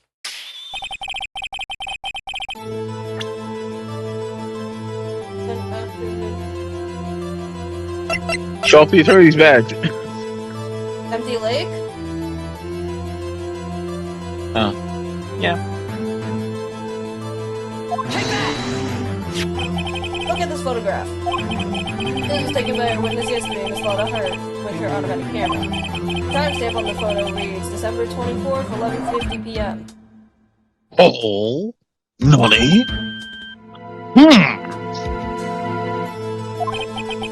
But there's nothing on the lake in this picture.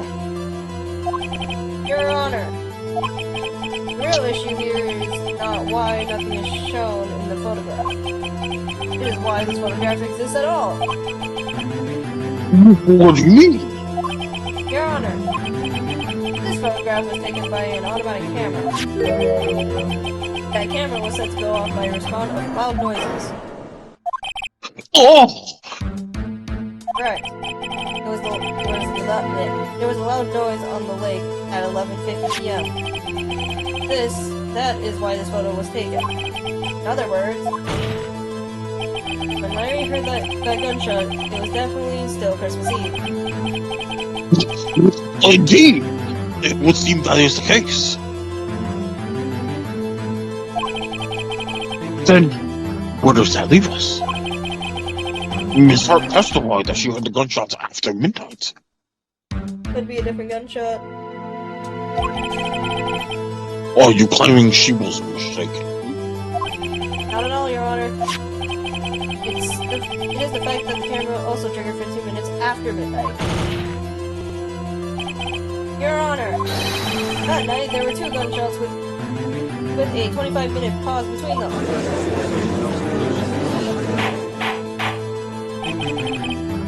Why would this be? Objection! Don't be fooled, Judge! The camera was set to respond to loud noises. Yes? There's no proof that the loud noise at 11:50 was a gunshot. Oh, this fucking bitch. Why, the witness could have sneezed, triggering the camera. Hey, my nose was clear that night, man. Clear.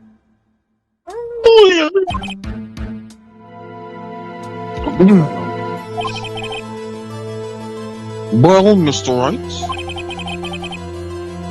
there is no turning back now. Oh god. And you prove that the loud noise at 11:55 p.m. was indeed a gunshot. Please show the court the evidence if you have any. The attorney's badge. Go.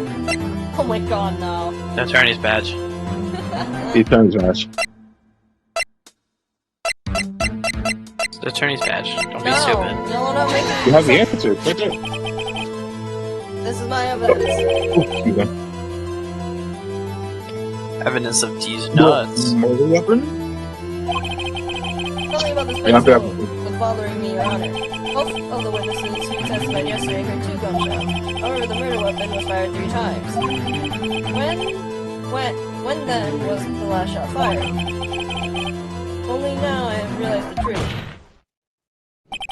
But the third shot was the shot heard just before Larry just heard just before midnight. I can't read.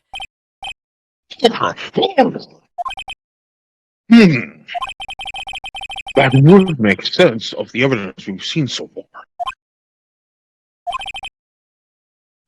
However, that leaves me wondering what exactly did happen that night on the lake. Exactly. If this is true, there were 2 sets of gunshots separated by 25 minutes. One at 11:50 and another at 15 minutes after midnight. Why, I ask you, why? I better think of something quick. Wait a second. Gunshots separated by 25 minutes. Ah! Ah! What's wrong, Nick? I have it! I have it! Aww! Remember the case with the Steel Samurai? Ah, yeah, of course I remember. The murderer in this case had the same idea as the murderer in that case. What do you mean? Maya? Yes? If you don't find this out now, we'll never overturn Edward's guilty verdict. I got a hunch and I'm going to run with it. Right, I mean, is that safe? Safe? We already gotten a guilty verdict. We have nothing to lose. Just wait and let me know if I say anything that sounds fishy, okay? Right, Nick. Your Honor, Yes, Mr. White. the testimony just now has cleared up this entire case. Did it? Thank you for the hydrate and fucking Kaito with the ada. Give me 2 seconds. What did I do? I did nothing wrong. Aisuta. What do you mean, Mr. White? No. There you go, you get a judge ada. No. Ada. There you go. There's an actual Yuma ada, but Aisuta. So sorry for not seeing it. I had my phone like on the side. Messed Love up. to see it. Tisk. So you finally realize the truth. There be no other murderer here than Miles Edgeworth himself. Incorrect. Incorrect, Wrong, bitch. One Karma. Man was Better shot than that mine night, last but night. it wasn't Edwards who did the shooting.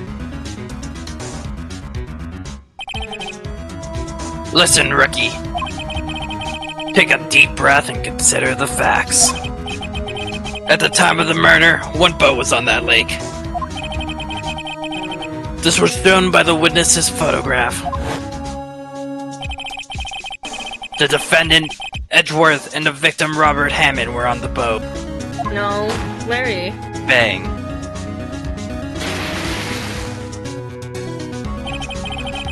There was a gunshot fired on the boat and Robert Hammond fell into the lake.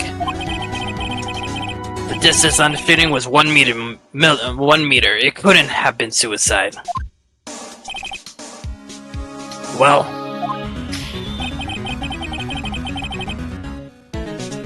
the guilty party has to be the other man on that boat.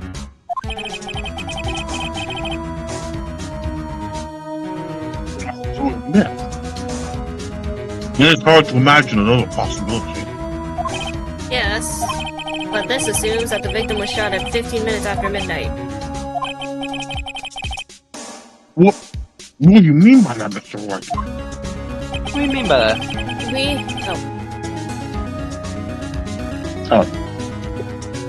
Dang, I think I bite my food. Without photographic evidence at the time of the shooting. The timestamp of the photo clearly says 1500. Right. 15. But Larry heard a gunshot 25 minutes before that. Robert Hampton was killed then, 25 minutes before the shot on the lake. That was the only way that Edward could be innocent. What? Mr. Wright, are you quite mad? Explain who the two men on these boat are.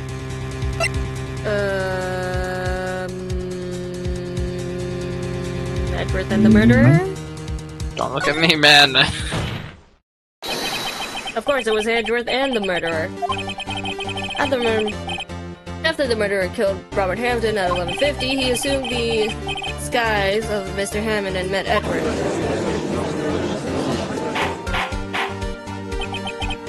Are you serious? Yes, Edgeworth won't tell us why he went to the lake that night. However, I have a hunch. That night, Robert Hammond called Edgeworth to the lake. Now, Edgeworth didn't know Robert Hammond's face that well. That's why he didn't suspect anything when when the murderer took Robert Hammond's place. I'm not sure what to make of all this. Ludicrous. Yeah, he's a good rapper. Oh, yeah. Mr. White. Tell us the name of the murderer then. The murderer's name? Right, it's...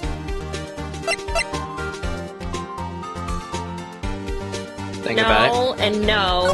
Sorry. Think about it. it. Think about it. Actually, I don't know the murderer's name. You don't know? Ah, again, you waste my time. Shut the fuck up. I don't know because he never told us. The murderer is the caretaker of the boat shop, that old man. At 11:50, he was the one who killed Robert Hammond. And the caretaker of the boat shop? The what? Ain't no way. Where could the sussy blocker have done this? There weren't any lights on the boat then. Why would he have gone all the way out on the lake just to shoot someone? May I Real. suggest that the real scene of the crime, this crime was not on the boat? No, he? Well, but where did the murder of the boats? Alright, Yuma, you got this. If we're blaming the boat taker, Take that! here, of course, the boat shop where he lives. That way he could meet with the victim without anyone seeing. Objection. Do you have any proof that the boat shop was the scene of the crime? Recall Larry's testimony, if you will.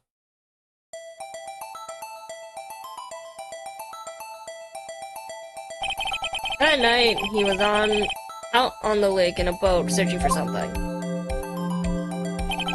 He finds it and returns the boat. Then, just as he started to head home, he hears a gunshot. He hears a gunshot, Your Honor, even though he was wearing headphones at the time. In other words, the gunshot was very, very close by.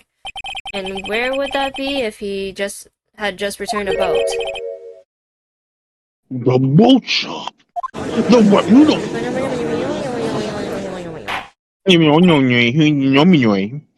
Mr. White. What happened that night on Gourd Lake? Please tell the court from the beginning. Yes, Your Honor. Nick, are you sure about this? Not really. But I think if I start at the very beginning and I take it slow, I might be able to figure this out. That night, the caretaker of the boat called Robert Hammond to his shop. That face! This was around 11:50. That was when the gunshot that Larry heard was fired. After that, the caretaker put on Robert Hammond's coat. He became Robert Hammond. And he got on in the boat with Edward, then went out into the middle of the lake. Then fired the pistol on the boat. So, Clearly not Edward. Of course, it was the murderer who shot the pistol. He shot twice. Both missed Edward on purpose. what? Wait a minute. Yes. Why would you shoot twice if you didn't mean to hit anyone? Details. Know this, Mr. A. The moment you run out of explanations is the moment you lose. Tell us why the murderer had to fire twice. To create a witness? I believe he shot twice to create a witness, Your Honor. I said create a witness? The murderer lifts his pistol and fires one shot. That ensures that anyone who heard the shot would look at the lake. Indeed, Miss Hart did exactly that after hearing the first gunshot. Next, the murderer waits a bit and fires again. Then,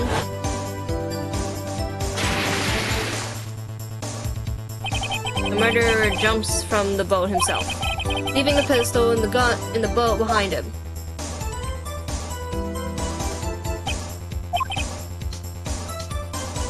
Not see. Someone looking at the edge of the lake. It would appear that one of the men on the boat shot the other. Murderer didn't know about the automatic camera, of course. That's why he shot twice to draw attention to the boat.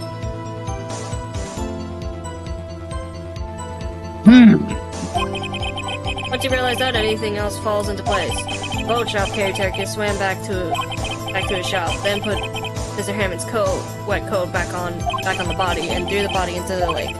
This is what happened, Your Honor. These are the events that transpired that night on the Gourd Lake.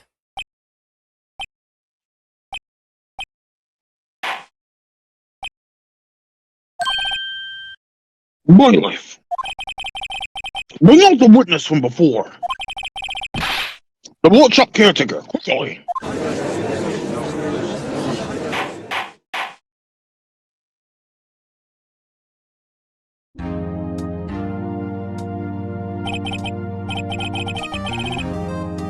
Very well. While we're waiting for the caretaker, I will ask you, as Giants Defense and the Mouse Edward, a few questions. Mr. Edward, please take the stand.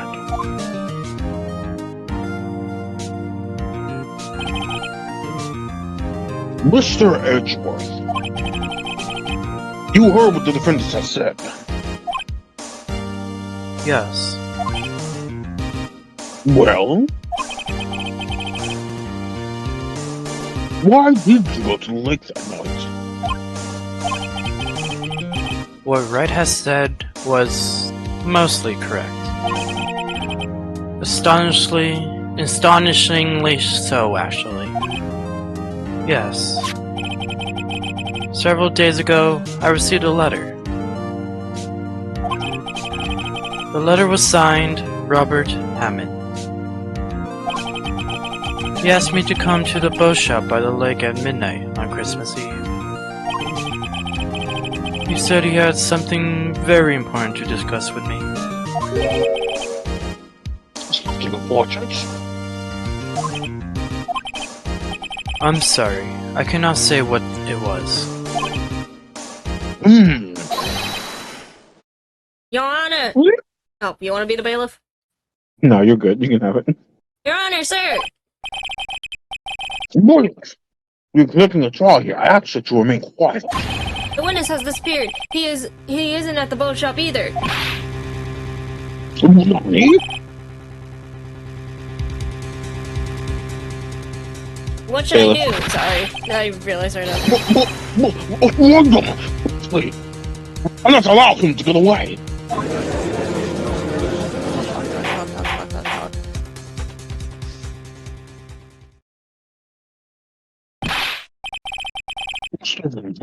Your witness has disappeared.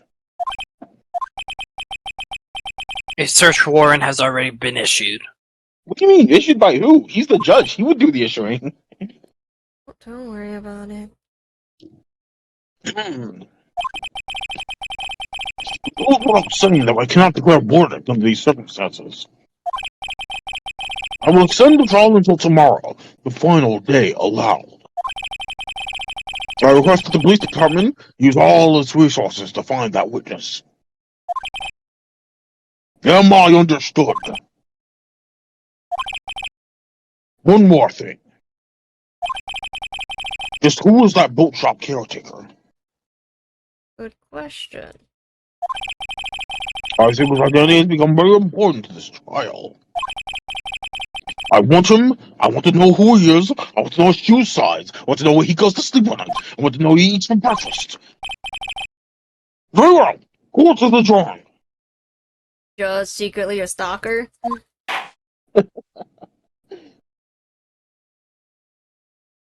Slapping that gavel like he's slapping them cheeks. You know what I mean? You did it! Yeah. Well, at least we got out from under that guilty verdict. What about Larry? That was something else. Even Von Karma didn't know what to do with his testimony. Larry really helped us out.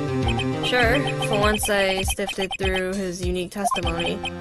Still, he did save us. I just wish our case weren't so down to the wire all the time. I know what you mean. Sometimes I feel like it's us on trial instead of our clients. Hey, Edgeworth. Mr. Edgeworth. Go play. What the fuck? Okay, congrats. We got played? Alright, bye. Bye. I thought you said he got played. I'm like, oh. At least he got Blade. He got Blade from Star Rail. Okay. Ah, I see. Did Did you say something? Don't look so pained. I mean, it looks like you're probably going to get off the hook. You're trying to smile just a little. Relax. Gee boy. Child. I'm sorry. But I fear it's not over for me yet. What do you mean? Right. There's something that's been troubling me for a long time now. Yes. And I don't know whether or not to tell you. Please. Edgeworth? No, there's so little time left. I want to tell you to get it off my chest, but Is this a fanfiction? What is this? I love you, right? I can't make up my mind. What is it? What is this about, Edgeworth? It's a nightmare I've had. A memory of a crime that I committed. Nani? Crime you committed? A memory of a murder. BL6? We continue. Nah, you shot that dude, bro. You've been fighting for no reason. For no reason.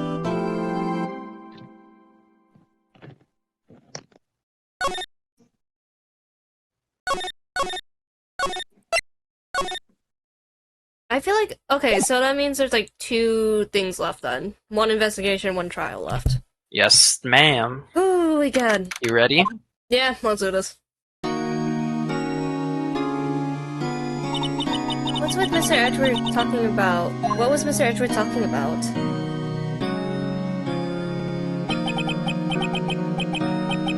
A memory of a crime that I committed.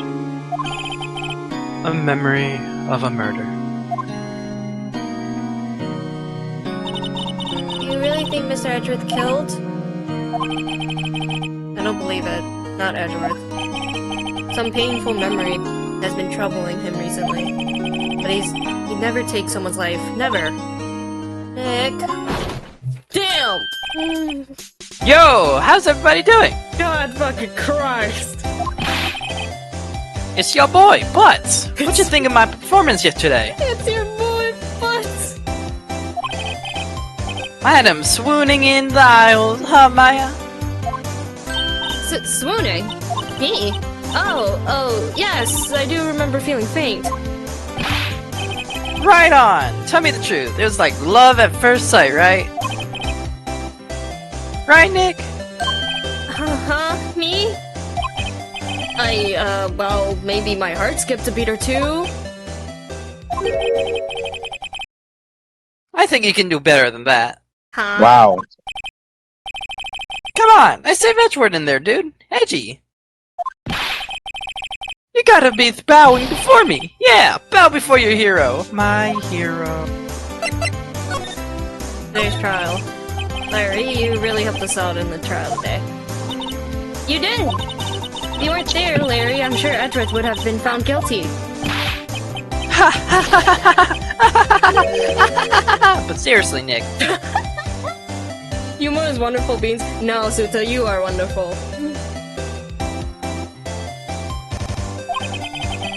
The boat shopkeeper guy is pretty suspicious.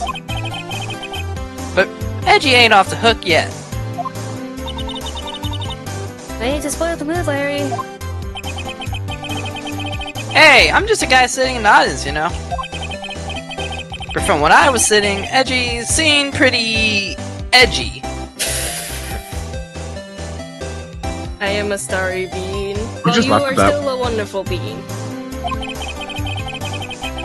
I mean, can you really know he's telling the truth about that night?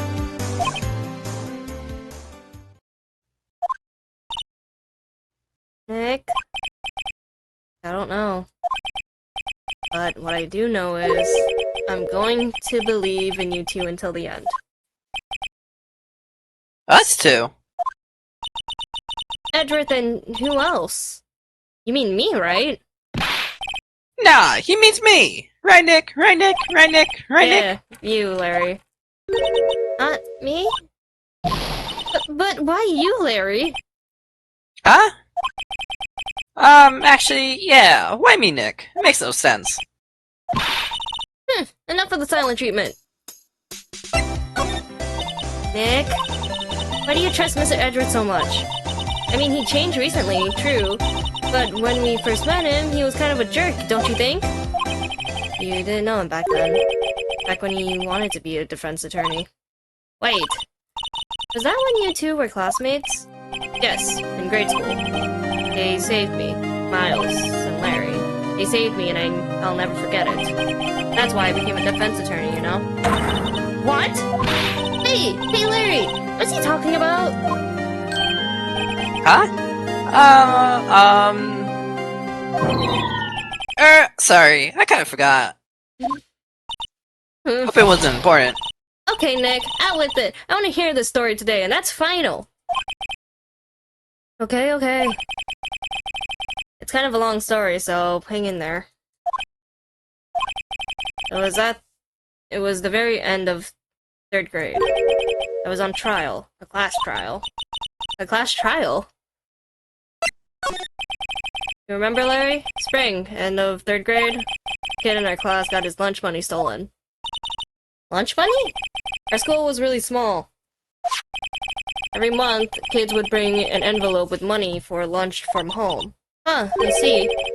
Anyway, this kid's envelope disappeared with $38 and still inside. Bro, why does a 3rd grade need $38 for lunch money? Oh, yeah, now that you mentioned it, I do remember that. I can see why'd you forget though. You were out of school that day. Anyways, that envelope had been stolen during PE. I was coming down with a cold, so I skipped PE that day. $38 is insane. Yeah, I mean, unless you're getting food, like, outside of school. But that's a lot of money. I was the only one not in class. So they thought you did it. Yeah. The kids in class said I should be put on trial. Trial? So the next day we held a classroom trial with me as a defendant. Oh my god. I didn't do it. Guilty, he did it. Guilty, give the money back. You're such a meanie, no one play with him. Admit you did it, you can't hide the truth. Tell us the truth. We're not going to play with you anymore, yeah. And no borrowing my eraser. You shouldn't be allowed in the relay race. Blah blah blah blah blah blah. I am not fishing. Now, Phoenix, you know you shouldn't steal people's money, it's not right. In the end, even the teacher thought I did it. I done it. Go over and apologize, Phoenix. I didn't know what was happening. I was so sad. I couldn't stop crying. Everyone was staring at me like I did it. Done it. I tried to apologize when I went to where the boy whose money had been stolen was sitting. That's when it happened. You shouldn't have to apologize. The only thing that belongs in a trial is evidence. Anything else has no place. You should all be ashamed. Amateurs. Miles? Oh, that's definitely Miles. Yeah, that's Miles confirmed. Oh my god. He looks so dapper! It wasn't you who stole my money, was it? Oh wait, we stole from Edgewood. Never mind, it's because he's the rich kid at the school. No wonder why he has $38. Then you shouldn't apologize. I feel like it should be like in a kid voice. Then you No, I don't have anything, sorry. No, it's funnier this way though. Everyone's been telling you did it, but no one has any proof. You know what? That's actually funny. That is why, Your Honor, the boy is innocent. That's actually funny. But Miles, it was your money that was stolen. Yeah. He did it. He did it. Need proof? Make him say sorry. Why don't you all just shut up? Oh, that's Larry, ain't That is it? 100% Larry. Hey, why don't you, this is always how it is. Everybody gang up on and picking on one person. That Yeah. Just Yeah. think how he feels. Yeah, He said he didn't do it, so he didn't do it. he did. Very well. I will replace the money myself. This class trial is over. Damn, they took half her paycheck. That's how it happened. What are they gonna do with $2? After that, 3 of us were the best of friends. Wow, I had no idea. Yeah, I had no idea either. I mean, I forgot. Of course you did. That's when I learned what it meant to be alone. Totally alone without a friend Welcome in the to the world. club, buddy. You did a good thing, Larry. Yeah, well, I was just lucky that I took the day off from school. If I'd been there, they would have thought I'd done it. So I took it kind of personally, see? When something smells, it's usually the butts. Anyway, Edward and I talked after that class trial. That's when I heard his father was the defense attorney. I remember his eyes would shine when he talked about his father.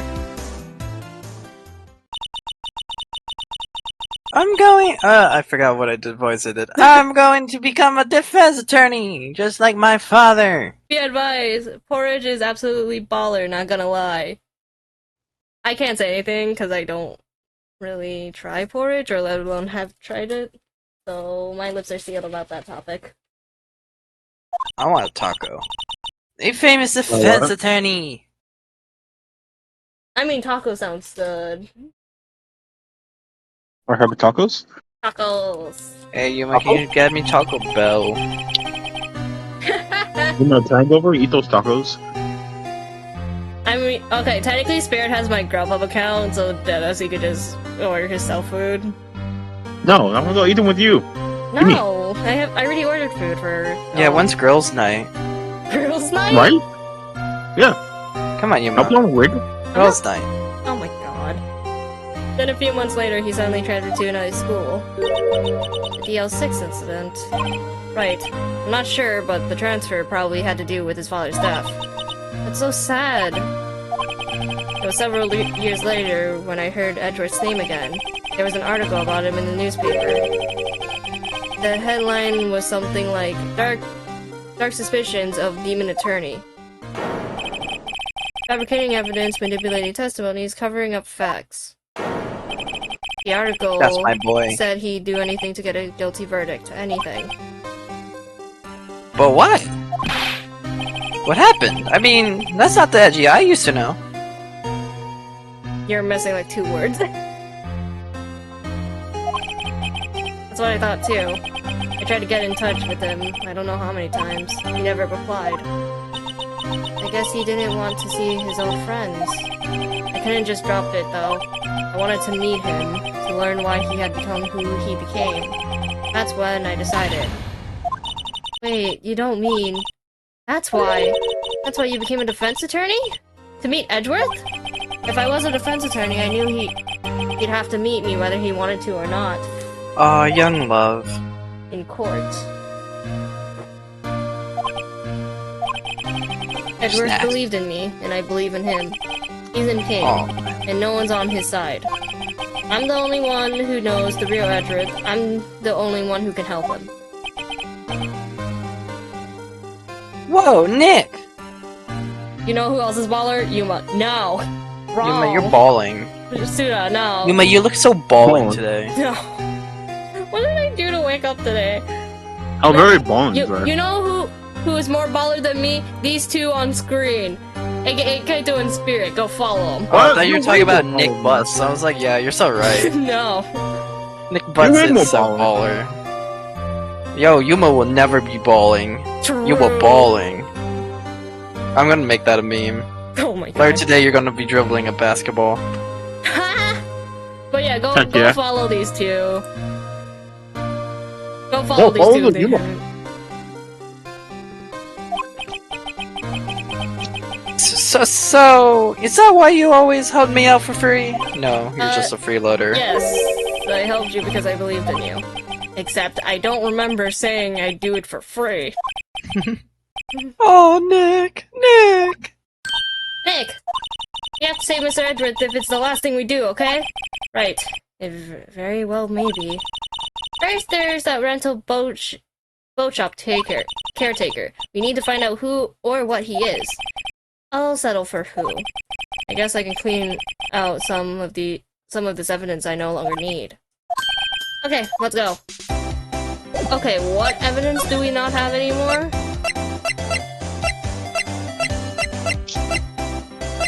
What did we throw out?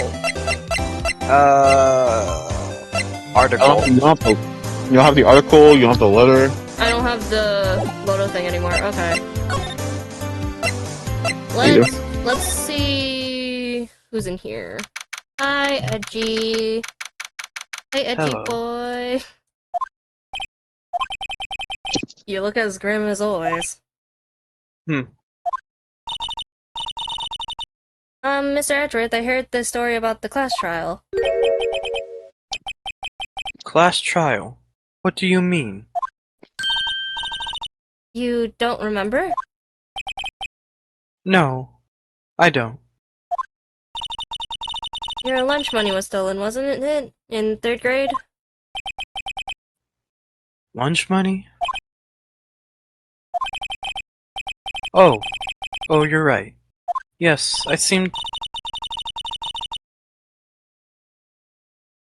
I realized I didn't. Okay, whatever. That's fine. I'm like, I'm trying to get into character. What's wrong with you? I'm sorry, I didn't mean to. Nick, I think you're the only one who really remembers it. Well, it's probably only really mattered to me anyway. Miss Edgeworth, didn't you know? The trial was the reason that Nick became a defense attorney. Ridiculous. What a stupid reason. Gee, thanks.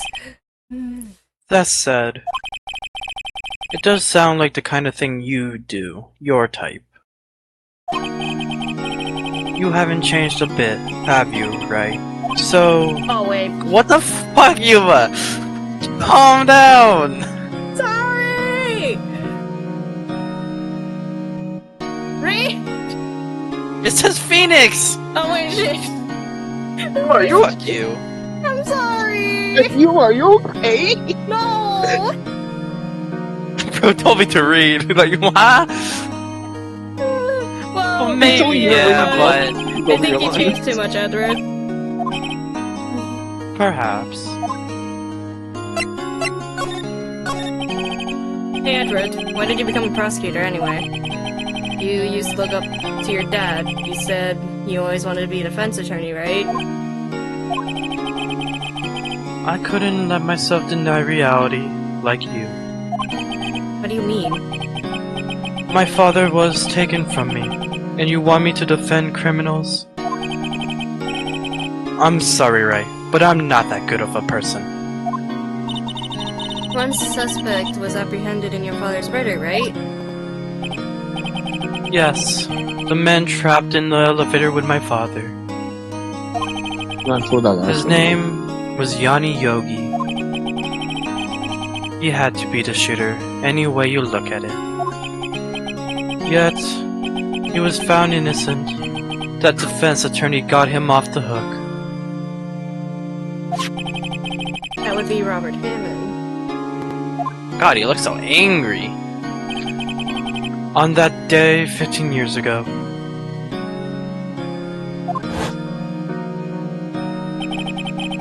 The three of us were trapped in that elevator for oh my god! 5 hours. I mean, I'm not surprised that they became unconscious after that. When we were rescued, we all suffered oxygen deprivation. I had lost all memory of the murder. Lost your memory.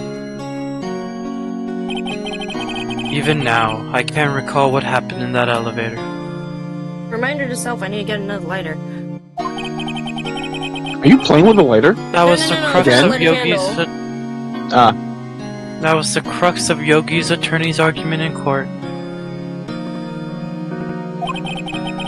He claimed Yanni Yogi had been not of sound mind due to oxygen deprivation. Yeah, I need to get another lighter at one point. Probably get it when I go to work. Yogi was released due to lack of evidence. Innocent. That's when I changed my mind. I started to hate defense attorneys. Prosecutor Von Karma! What's your relationship with Von Karma? He's my teacher, and a man who deserves respect. I learned everything I know of courtroom techniques from him. So, he's like my sister was to you, Nick. He is a perfectionist in all things. In court, in his personal life. He is obsessed with doing everything perfectly. Perfectly, huh? In all the cases he has taken on, none were left unsolved. And not one suspect was declared innocent. Ever. But that's... I know. It's possible some of the suspects were indeed innocent. However, it is impossible for us to accurately determine that in every case. All Von Karma does in his job to find the suspect guilty perfectly. In any case. You okay? Yeah, perfectly No. fine. She's not. It's nigh well impossible to find a weakness in him. Should a weakness appear, he would do everything in his power to make it go away. Oops. Edgeworth. If what you're saying is true, you're headed for guilty sentence tomorrow. He's right! Now's no time to praise the enemy, Mr. Edgeworth. It's a strange situation in which I find myself, I'll admit. No kidding. Okay, let's... Why is there something here? God fucking damn it, Gumshoe! Hi, What? Hey, What's pal. wrong with them? Long time no see. Oh, Detective Gumshoe. Got one today, eh? I got so worked up I snapped my tie in half. Sorry about that. No problem, pal. Thanks to you, we now know who really did it. You mean the boat shop caretaker? What? Look, I'll make you a promise. I'll have that scoundrel in my custody by trial tomorrow. Trial time tomorrow. Come what may. It's my duty to you as a police officer. Now I'm off to catch me a criminal. Detective Gumshoe sure is active today. Oh, one other thing. No one can go into the woods today. The woods? Where Lotta was camping? Lotta was camping? The woods are off limits to camping, and apparently the park ranger found out. He got pretty mad, no one can go in for a while. I guess Lotta's in a lot of trouble. Anyways, I'll be seeing you tomorrow. Bye, Gumshoe. 1-800 Gumshoe for Ha ha ha. for protect abuse. What? I don't know. Don't worry about it. Huh? The steel eyesore. That's me. I know. The steel eyesore is missing. Eyesore? Look, the hot dog stand is closed too. I guess Larry's too busy worrying about Mr. Edgeworth to show up for work. To the boat shop. Number 27th, boat rental shop. That old caretaker got away. Yep. I never imagined he might be the real murderer. Ahem. I know that clearing of the dirt anywhere. Fuck. I don't. Hold on. Oh, hello. What might you be doing here? So posh. Out for a walk, Ah, the days of my youth, like the scent of fresh lemon, you see. Mr. Grossberg, this is no time for idle reminiscing. Mr. Edgeworth's trial ends tomorrow. That is true, yes. But from what I saw of today's trial, Edgeworth should be fine, right? Well, I'm not so sure about that. Ho ho ho! What do you mean by that? Well, I'm not sure. If you find anything out, come by my office at once. I may be able to offer you some assistance. Thank you. Thanks. Bye. Bye. What do you think Mr. Grossberg was doing here anyway? Who knows?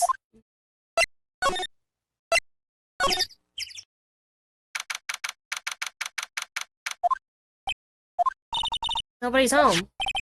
Hello. Hello. Oh, alright, you were doing so well at that. I don't know what happened. Then your Okay. voice gave up. Hey, it's Polly. I wonder where your owner is gone, Polly. Hello, hello.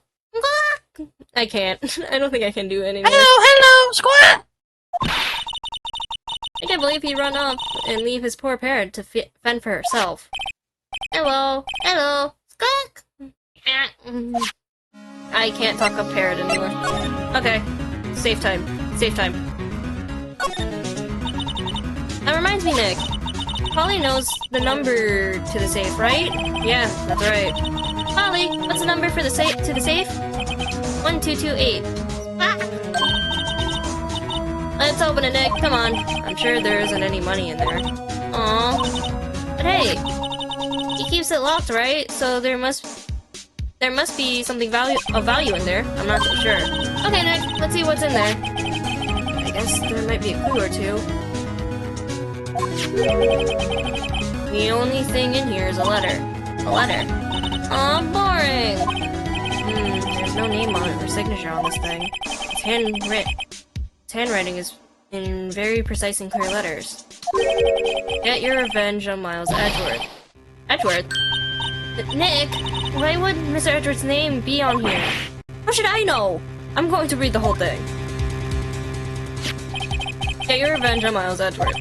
It also says this is your last chance. Now is the time to get revenge on the two men who ruined your life. The rest of the letter goes on to describe the murder plot in detail. How to kill Robert Hammond and frame Edgeworth. Calling Edgeworth out to the lake, getting on the boat, firing twice. Thank you, Suda, for the boop. This is exactly what I figured out today in court. It's all here in perfect detail. What do you think it means, Nick? I don't know, but it looks like these are instructions for that caretaker. When he killed Robert Hammond and called out Edgeworth, he was following instructions.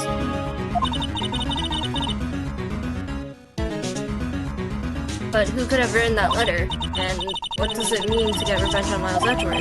Look, I don't know, okay? But one thing's for certain. This letter is an amazing clue. Well, goodbye, Polly. We got our evidence that we needed. Let's go. You want to talk to Polly? No. Rude. We're not talking to Polly right now. Rude. We have Edgeworth to save. Yeah, but we can talk to Polly. We have Edgeworth to save. At least say hi, jeez. I see. Edgeworth. See this letter? This came out of the safe in the shack where that boat retail caretaker lives.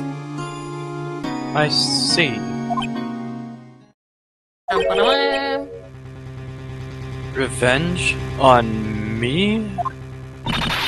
Who's that Never. old guy anyway? I don't know. Did he been an innocent defendant you got declared guilty or something? Nice, right. But I don't remember that old man. Not at all. So he was following this letter then.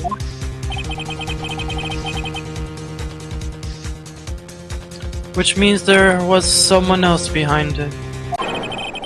Now is the time to get your revenge on the two men who ruined your life. Two men, meaning myself and Robert Hammond.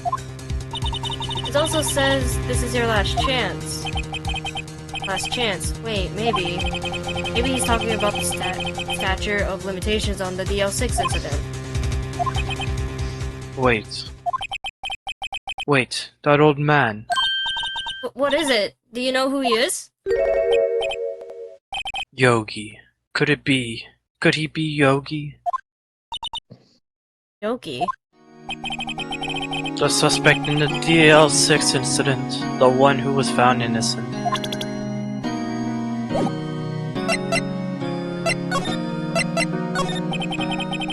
Yanni Yogi was a court bailiff at the time.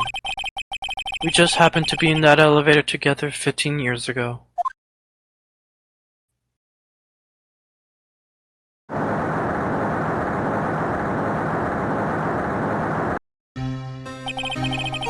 The quake was incredibly strong.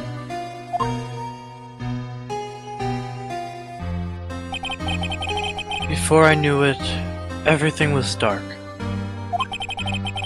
We were there for so long, it felt like forever. The air thinned, and the darkness closed in on us in that little box. We became unsettled. I think that's okay, so I think that's spirit. What? I think you say this. If You can't breathe, bro. Okay. Start choking for us. Oh, I can't breathe. Quiet! I said That's quiet, the you're not father. making this any easier. I want to get help. Get us out. Don't shout, you'll just use up more oxygen.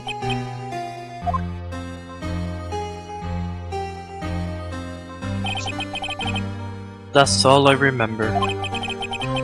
When I came to, I was in a hospital bed, staring at the ceiling.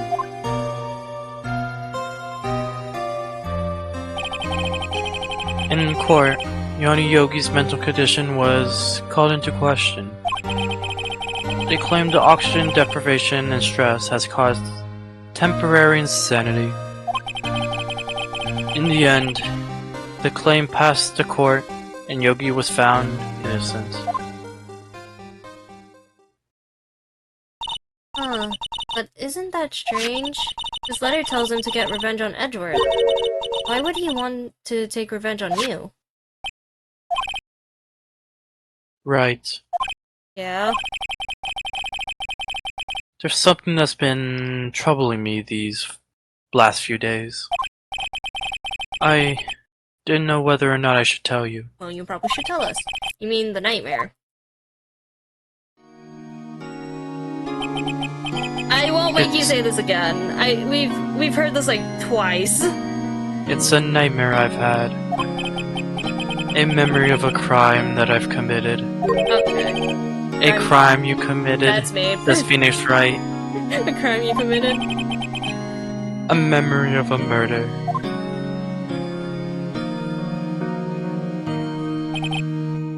I think the time has come to tell all. Nightmare time. For the last 15 years, I've had the same dream almost every night.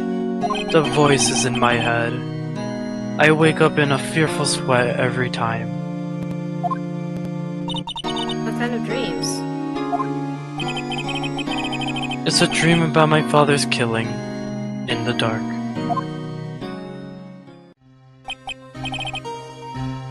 Okay.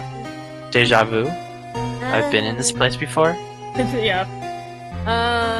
We'll do this again. We'll skip this, since technically we said this before.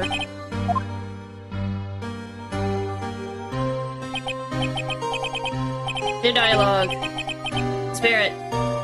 What? Oh. Who does? You. Breathe.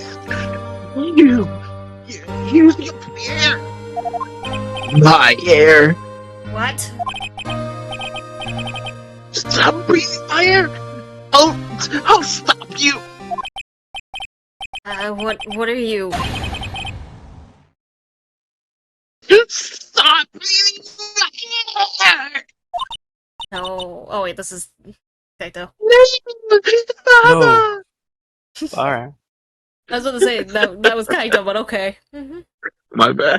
Who was the only one calling him father? He's attacking father. Father! Then I see the pistol lying at my feet. I don't know if it was evidence from that day in court or the bailiffs. In a daze, I picked up the pistol. What the? Get away! Get away from my father! It's my daddy. No. Daddy! Oh, daddy, no! Wah. What? That's what it was before it cut off by itself. If someone's dying, I don't think they're going, oh, I can't fucking scream. Okay, leave me You alone. can. I believe in you. No, my dad's going to tell me to shut up or like keep it down. A price to pay for content. And Oh with my that God. scream, I wake. It's a bone-chilling scream. A scream that has rung in my ears for the past 15 years. But that's just a dream, right? Right? That thought is the only thing that's kept me sane for the last 15 years. But what if I'm wrong? What if it's real? They say that sometimes people shut out memories in self-defense. Maybe it was I who killed my father. Listen. What? If you think about it that way, this letter makes sense. I killed my daddy. Get your revenge on Miles Edgeworth.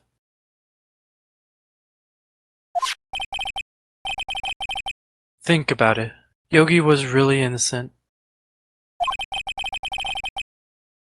That's why he wanted revenge against me. Wait, Edgeworth, you mean... It was me. I was the true criminal of the DL6. I shot my father. This is bad. What are we going to do, Nick? What can we do? I don't know. I don't think there's anything we can do, like it or not. If there's someone else who knows a lot about DL6 incident, maybe. There is, Nick! There is someone else who knows about DL6. Alrighty. Can't you use Maya to like summon your? No, she's been trying to do that for so long. She can't.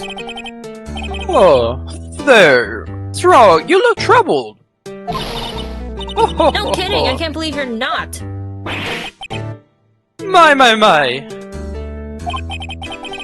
Just calm down and tell me what's happened. It's Mr. Ashford. He...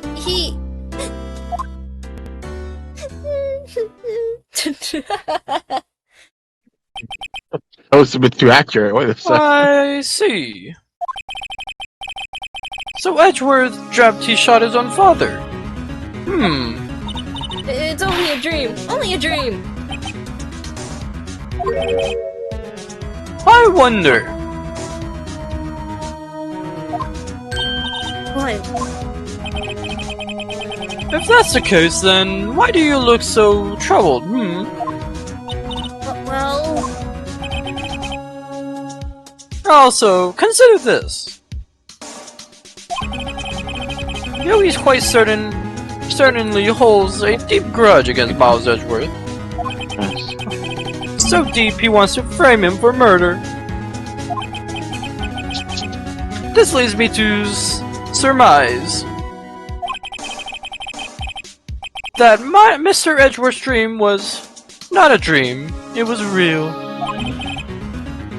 As you imagined.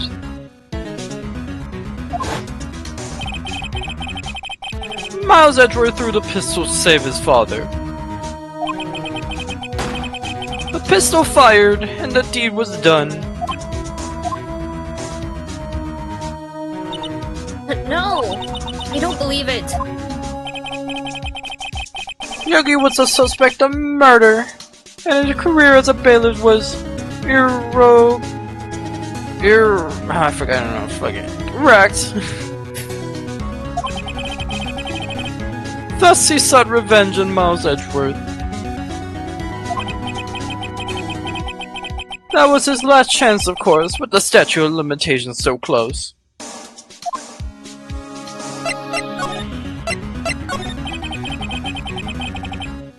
What do you know about Edward's father? He was a defense attorney without peer. It sounds trite, but it's true. Well, he may have had one peer now that I think about it. Your mentor, Maya Fey. Mia. Fuck you. Oh. My sister. Oh. Gregory Edgeworth was very disapproving of Mr. Von Karma's techniques. That's no surprise. Von Karma was an extreme man. Forged testimonies and evidence are nothing to him. The result? He was a perfect win record in court. To beat him, Gregory Edgeworth had to call attention to his methods. And? He lost.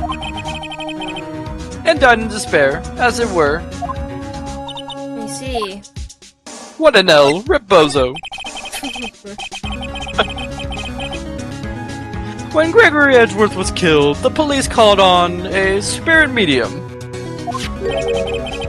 That was your mother, Misty Fey.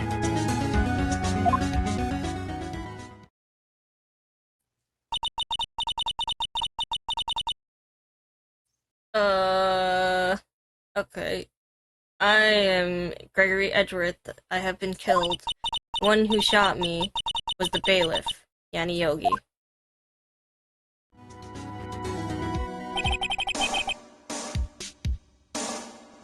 Yet, Yogi was found innocent. That's when my mother left us. Everyone called her a fraud. That's right, everyone thought she was, you see. Yet, now that I think about it, it seems the one who lied was Gregory Edgeworth. Missing a word, but okay. Edgeworth's ghost. There you go. Fuck you. Suck my dick. Next time. Hey, yo. Gregory Edgeworth must have known who shot him. I don't believe it. So you're saying he falsified his testimony? That Edward's dad lied to protect his son? It's only a possibility, mind you. But a possibility nonetheless.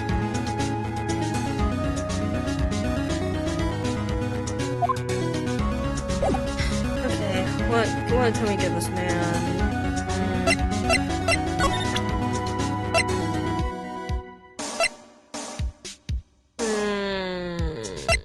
I guess we could give him this. See how his opinion is. Oh, so this is the leather. Does seem that Yogi was following this letter when he killed Hammond. Oh, But why kill Robert Hammond? Hammond was a skilled defense attorney. But he defended clients not for their sake, but for his own. What an asshole. Huh? For his sake. Own sake. He never trusted his clients. That one. The only thing he trusted was his own ability. But he got his client found innocent, so should it matter? Actually, my dear, it's quite different. He won that innocent verdict for no one but himself. Yogi was a free man, but socially, he was ruined. Huh. You'll understand soon enough. Wait! What is it? What is it? Fuck.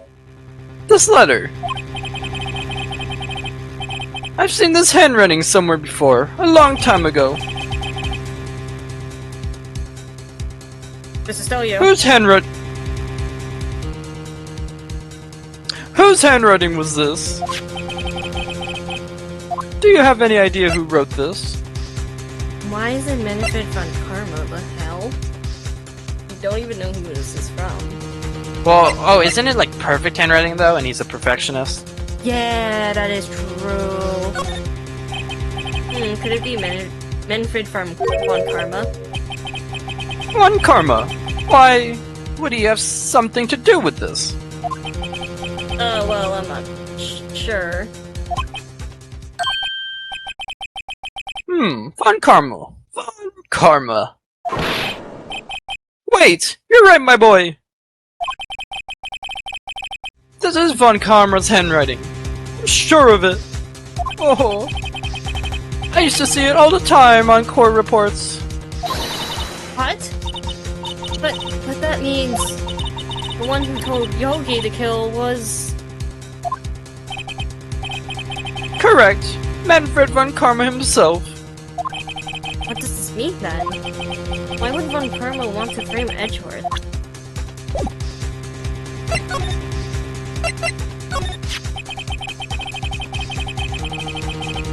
If it truly was Von Karma who wrote the letter, then he would know the truth. He would know that Miles Edgeworth had accidentally killed his own father. He'll say as much tomorrow in court, I should think. He'll press the point until the court finds Miles Edgeworth guilty. No. But how could Von Karma know about Mr. Edgeworth's past like that? Even Mr. Edgeworth thought it was just a nightmare. That I do not know. Yet I do know that Von Karma is both persistent and a perfectionist. He may be seeking to satisfy a grudge against Gregory Edgeworth by hurting his son. What a petty bitch. It was 15 years ago. Von Karma met Gregory Edgeworth in court, and Von Karma did win. But he didn't make it through the trial unscared. Scarred, I think it's a proper term. I think. What happened in the trial between Edgeworth's dad and Von Karma? Von Karma got the guilty verdict he wanted. He won the trial. Okay. But Gregory Edgeworth accused Von Karma of faulty evidence. Ooh, okay. And though he lost the trial, Mr. Edgeworth's accusation stood. Faulty evidence? It was the only penalty Von Karma has ever received in his career as a prosecutor. Gregory Edgeworth dealt a blow to his perfect trial record. Wow. It must have been quite a shock for Von Karma. He took a vacation for several months after that, you see. A vacation? Yes, an unusual event for that man. That was the first and last vacation he's taken in many years of prosecuting. Really? He doesn't take vacations. Like, go to the sea or, to the mountains? Don't tell me he's never been to Europe. You have strange ideas about vacations, Maya. What's wrong with Europe? In any case, that was the only vacation he took off from work. I believe the penalty upset him quite a lot. Odd. If you wanted to keep a perfect record so badly, why would you take such a long vacation? What do we do, Nick? Von Karma's going to bring up DL6. You can bet on it. What if Mr. Edgeworth pleads guilty to DL6? I won't let him. Yes, Mr. Wright. I hate to say this, but even accidental murder is murder, you know. I know that. I just believe in Edward's innocence. I can't believe he killed someone. But Nick, as Edward admits it himself, his father must have lied to protect him from beyond the grave. I don't care. I know he's not guilty. Mr. Wright, if you say so, I suppose I could go check again. The police file might hold something of interest. Mr. Grossberg, thank you. I can't promise anything. In fact, I think the chances of finding something are slim. I understand. Police materials. Time to go to the police station.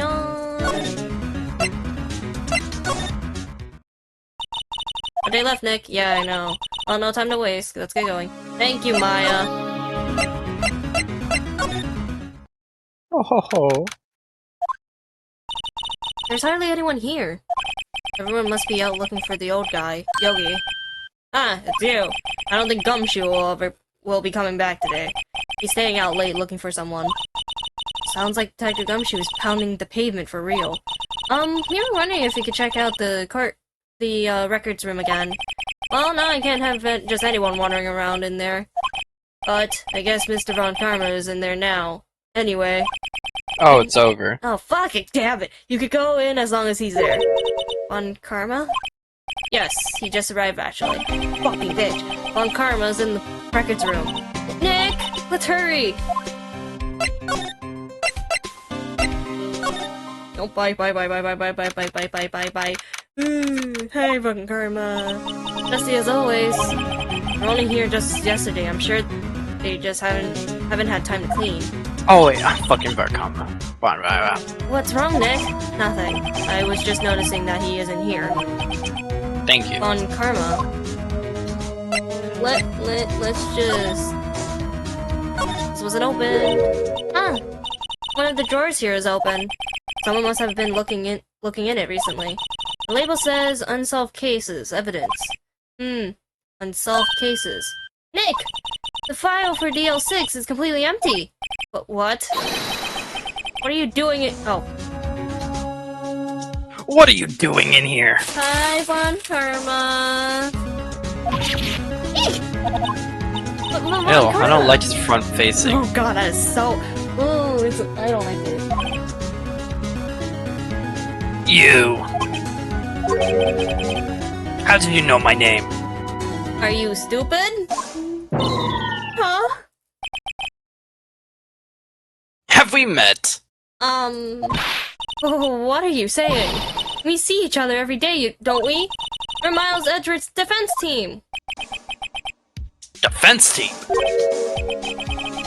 I beg your pardon. You see, I rarely remember defense attorneys. His face!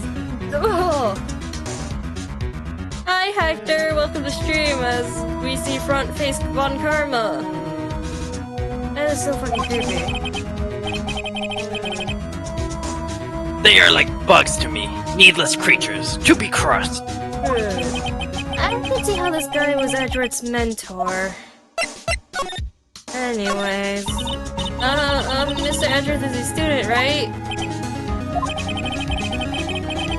A romanticist who still can't shed the veneer of amateurism. Just like his father.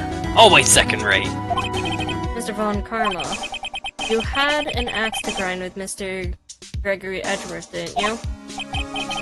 Me? A grudge against a mere defense attorney. Why? Because he dealt a blow to your otherwise perfect trial record? So you did. But what I don't get is, why did you take his son under your wing afterwards? The son of your most bitter rival. That, my dear attorney, is none of your business. Okay. Tomorrow will be the last day of this trial. It's been a while since I've had a defense attorney last this long. Still, you will lose in the end. Miles Edgeworth will admit his own guilt. His guilt of 15 years ago, you mean? You're quite the researcher. You've done your homework so well, then certain you must understand. By the way, Hector, how y'all doing? How you doing today? Hope everything's going There's multiple good. Hectors? There's a Hector in chat, that's why. You know what Miles Edgeworth will tell the court tomorrow. You were right. But Von Karma is going to bring up DL6 in court tomorrow. Hey, Hey, you want to explain why your handwriting isn't here? Mr. Karma, have a look at this. This was you, wasn't it? You instructed Yanni Yogi to commit murder. Yanni Yogi. How many years has it been since I've heard him called by that name? He's a fool. I told him to burn it after you read it.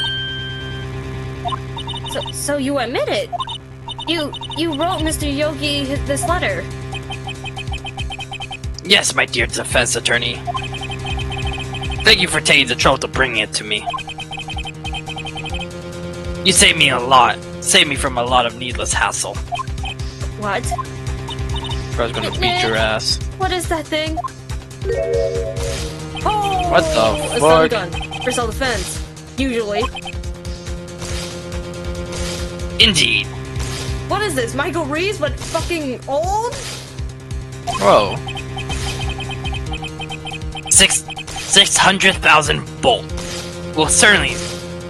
Will course through your body like a dog touching an electric. Why? What happened to the dog? What's the dog doing? What's the dog do? 600,000? Oh, don't worry. People don't die from it usually. Now give me the leather. Gumshoe, where you at? No! No! Whoa! What the fuck? Whoa, what are you? Nick, run! Ah! That's gotta be a crime. Maya! What? That has to be a fucking crime. Oh my god.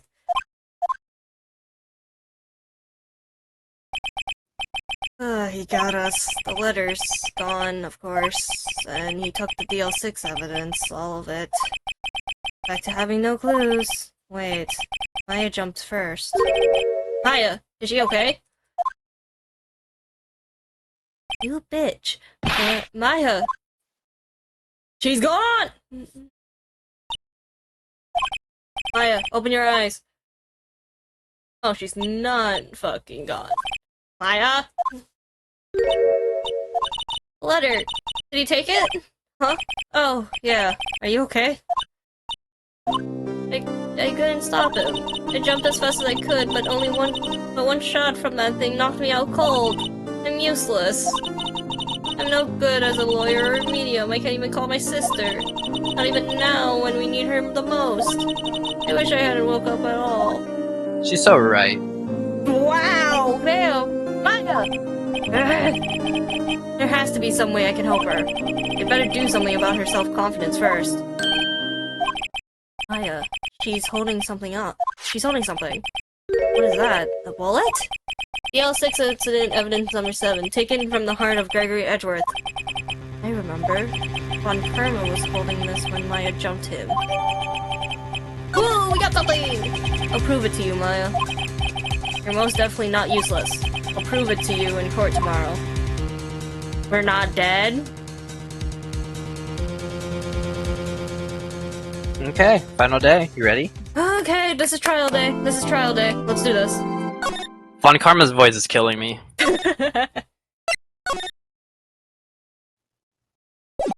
I think once we finish this trial, I don't think Von Karma's existence will be there anymore. So let's Lock him up, lock him up. fuck him up, bitch! This is it. Judgment Day. Today, things are going to get settled at last. A lot of things. Judgment Day, we're getting What? nuked? What's the big idea? Sorry, Nick. I only touched your shoulder. I guess the shock hasn't worn off from my run-in with the stun gun yet. Anyhow, today's the last day of the trial. Good luck, Nick. Yeah, thanks, Maya. Edgeworth is looking glum as always. I hope Von Karma doesn't push him too hard. Whoa. What are you doing? Sorry! I'm sorry! I just thought I'd cheer you up with a pat on the back. Maya, maybe you should go outside and discharge? Right! Good idea! Try not to electrocute anyone else on your way out. Oh. What? Pow! Damn. What's got into that girl? Detective Gumshoe. Morning, Mr. Edgeworth. I can't talk. Oh. Good morning. How did it go, Detective? Have no fear, as promised I captured our runaway caretaker. I just brought him in. Took all night, pal.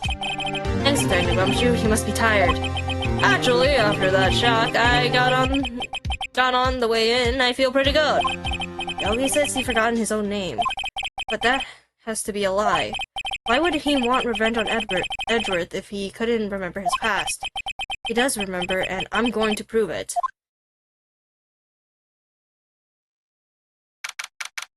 Let's do this! And hello, Von Karma. Okay, let's do it. Is Spirit still here? He's muted. Okay, that's fine. I'm still here. What is wrong, instruction for the child? I will go to work. The defense is ready, Your Honor. Of course. The prosecution is ready. Alright, so to work. We have reached the final day of our proceedings in this trial. I to ask the prosecution to submit and discuss the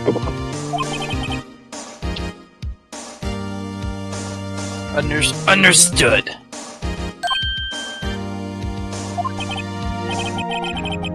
Come on, don't be awed into silence by every little thing he says. Hehe. Very well, Mr. Von Karma. Your opening statement.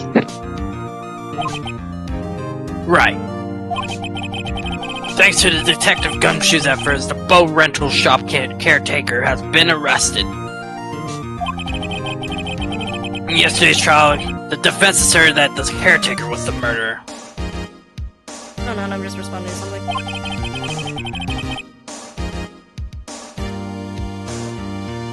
However, the caretaker has yet to confirm this. I would like to ask the defense to cross-examine him as much as necessary.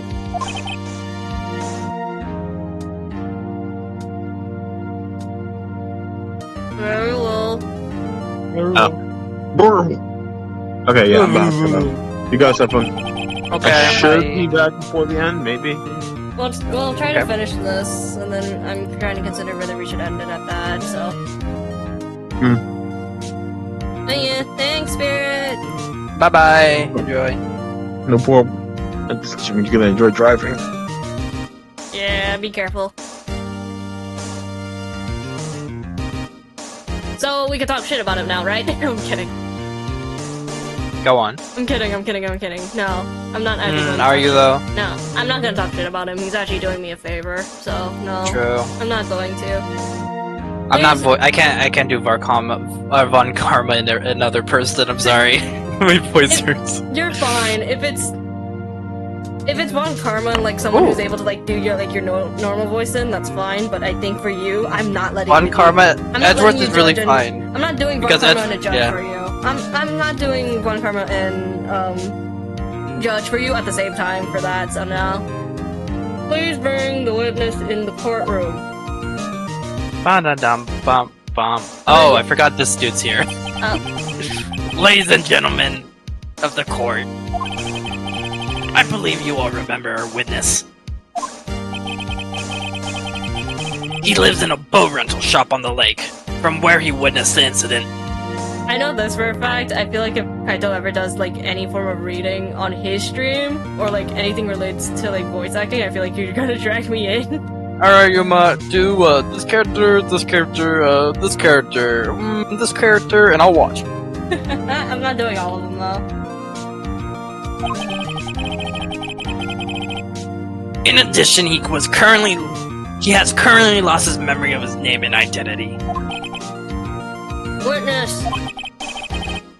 Wait, hold on, I'm like closing a bottle, hold on. I'm trying to close a bottle of water. Is she closing a bottle of water? Why did you run... Well, I can't. Why did you run away yesterday? Objection! The witness was not running away. as he will now testify. Stupid judge, stupid. I see. Very well, please begin your testimony. Oof. I left court. I'm really sorry about leaving yesterday like I did. But I wasn't running away or nothing. I went to buy some food for Polly, see? And I figured I've got nothing to do with the incident anyhow. I mean, I need one of those motive things, right? And I don't got one. So, my testimony yesterday stands as is. I don't even know if that's a good voice for him, but yeah. Very well. Let's begin the cross-examination, shall we? Yes, know his name. Yanni Yogi. You're Yanni Yogi and I'm gonna prove it.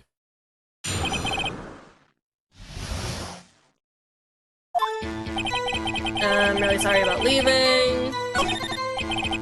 I was on my way. I went to buy Polly food. Got nothing to do with the incident.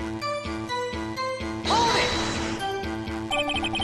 You've lost much of your memory, is that correct? Yep, seems like it. I don't know why I gave him a country accent at this point. Then how could you know that you didn't have anything to do with the this incident? Or maybe you're lying about not having your memory, huh? You know exactly who you are. Shut the fuck up.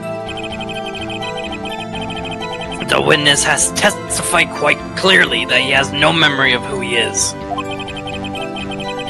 If you claim he's lying, then show the court proof.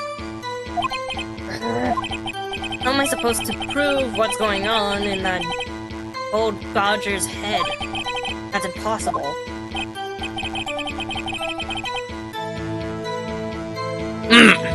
I'm glad you come to your senses, Mr. Wright. Very well, witness. Please continue.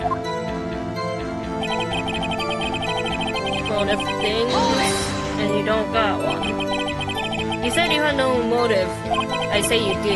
You had a grudge against Edgeworth and the victim, Robert Hammond. That's why you took revenge on them, right? Shut the fuck up, bitch. Please don't make me repeat myself, Mr. Wright. The witness has no memory of anything beyond several years ago. He can't hold a grudge, it's impossible. I have to prove he's lying about his memory. Otherwise, it's going to be the same thing over and over until the trial is over. Trial ends. Why did I say something, Mr. Wright? Oh, wait. That's fine. Yes, Your Honor. You've been saying the same thing now over and over. You've been calling the witness' memory of the past or lack therefore into question. But does this have anything to do with the current case? Yes. Of course, Your Honor. The witness has said he has nothing to do with the case and no motive. Both of these statements are lies.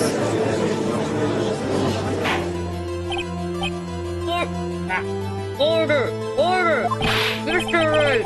I can't do what Spirit does. I can't. There's a serious problem with your claim. What are you saying? Are you saying you know who this witness is? Of course, Your Honor. Now this is interesting.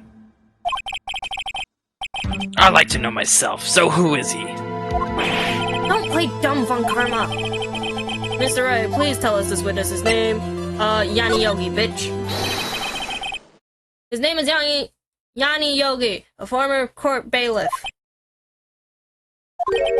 Yogi? That name seems familiar. Oh! Yanni Yogi, from the DL6 incident. It figures the judge would have heard of it. It was such a famous case. But what does this mean? Your Honor, if this man is Mr. Yogi, then he has a clear motive. Shut the fuck up, Edgeworth! Or shut up, Karma. Tisk. Shut the fuck up, Karma. No. Jumping to conclusions again, Mr. Wright. This witness is Yanni Yogi. Fascinating. However, how do you propose to prove this in court? This is a court of law, you may recall. You need proof. And allow me to repeat once more. That witness has lost his memory. This is it. I have to do this now. If I can't prove he's Yogi right here, right now, then I have nowhere else to go. Nick! How are you going to prove it? How can you prove that he's Yanni Yogi? Okay, it's actually quite simple. Your Honor, please take this man's fingerprints, and we compare them to the fingerprints on file for Yanni Yogi 15 years ago. I see, that makes sense. Ah, fucking bitch. Tisk. One is an now, you You activated my trap card. Huh? I'm so very, very sorry, Mr. Wright. What, why? The witness has no fingerprints. What? What? No fingerprints? You burn them off! You see, before I worked as a caretaker, I worked at a chemical plant. I burned my fingers working with the stuff, yep. What? Yogi, you sneak! You burned your fingers off to hide your past. Well, if the witness has no fingerprints, I guess we'll not be able to prove his identity. No!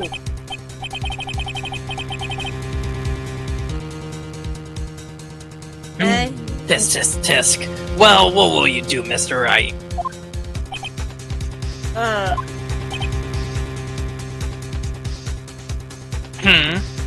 We bring It seems that the case has been decided, no?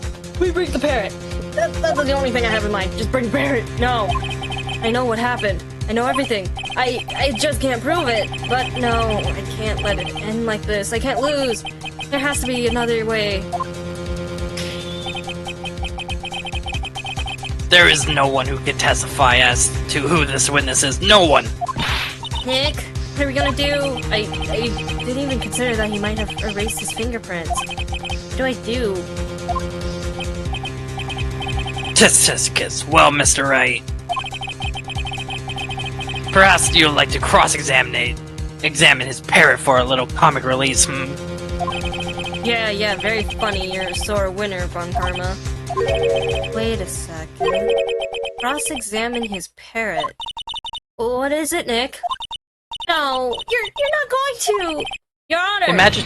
Imagine if you're Edgeworth and you see Finish right about to cross-examine the parrot to try to convince you of innocence. It'd be crazy. Oh god. The defense would like to take Mr. Von Karma up on his proposal. Take Mr. Von Karma up? On my proposal? Exactly, Your Honor. I would like to cross-examine the witness's pet parrot.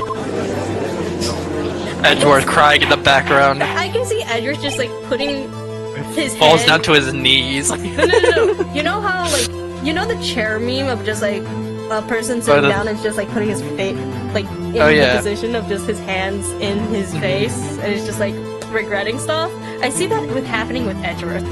I bowed down to my knees. Order! Well, what do you think, Mr. Von Karma? Need you even ask? This is a farce. I object. Objection! Wait a second. You were the one who suggested I cross-examine the parrot, Von Karma. I have a right to do as you suggested. Shinji, hi Koki. Hello, how are you? As you know, Frosty came into VC, or witnessed on his stream that he got blurred, so hi. Well, if you're so desperate, then be my guest. I've been lurking? That's good. Okay, you're just gonna let us... Of course, should you go through with this, and nothing comes of it, then I hope you're ready for the consequences. Nick, this is crazy. Well, still want to go through with your little game? Easy, yes. Let's take the parrot to the stand. Also, the pose you were thinking about is the CG pose. Thank you. I had no idea what the name was. I just know the meme or like what it looks like. Yeah, Floop made an edit of her friend. If there's an Edward version of it, I would be so glad to just put it I on fell screen. to my knees. I will cross-examine her, Your Honor. This is the most ridiculous thing I've ever heard. Von Karma's rigged every person's testimony, every piece of evidence, except the parrot. She's my last chance. At least, I think so. Bailiff, bring in the parrot.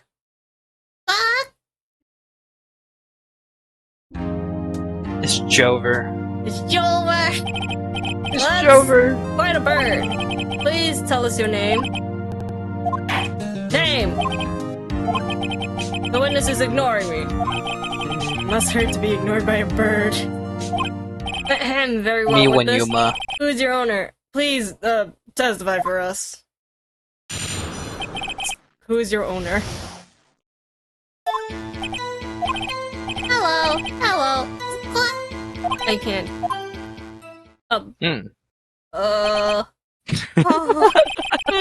Edgeworth is crying. Edward's like in pain. He's watching his life get sent down. Certainly the most concise testimony we have so far. Very well, begin your cross-examination. Right. What are you going to do, Nick? I don't know. What do we do, Maya? It's Jover. I'm like fitting so well with the personalities of some of these, I think. Press. I can't do something else we can do. Witness, you can't just say hello and expect us to get anywhere. I want you to testify. Maya, you talk to her. Right. What do I say? What's your name? Maybe I should get her to say her name. Polly, Polly, what's your name? Polly, Polly. What? Mr. Right. I think we've established that this parrot's name is Polly. Does this have to do with the owner's identity? Yes.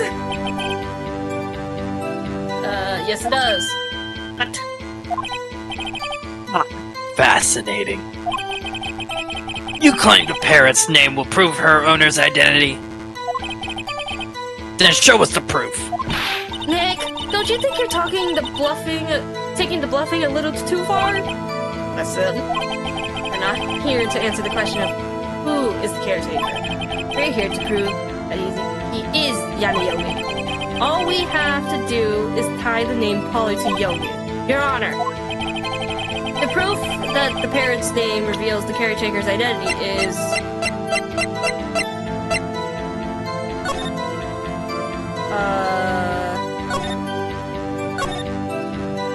Polly Jacob. Okay. That answered my question. Okay. Oh. That was easy. EDLC 6 case file. Shut the fuck up! This is quite a large file you have here. What page is your proof on, then? Show us or stop wasting our time. Very well, Mr. Wright. Please show us the page. Where in this file is the information connected to Paris' name? Case summary was 1, the victim was Gregory, and then this showcased Yana Yogi. If I am remembering right. You are right. The suspect was Yanni Yogi. Okay. So smart. It's on the suspect data page. This page has all the information about Yanni Yogi. Right after he was arrested, his fiancée committed suicide, see? Indeed, it does say that, yes. What was his fiancée's name? Polly Jenkins. Polly. Exactly, Your Honor. He wanted to remember the name of his fiancée who had committed suicide.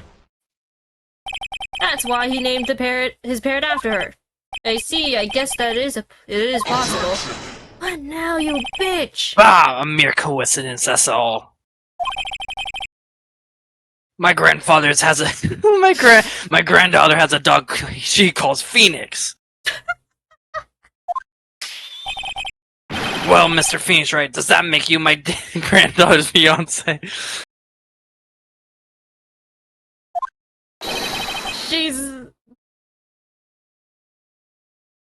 This is you. She's only 7 years old. No. Oh, Lock him up, Judge. Alone, it is a little weak for evidence in a murder trial. We'll need some more collaborating evidence. Where am I going to find that? Nick, we're getting close. One more, if we can get one more piece of evidence. Right, but what?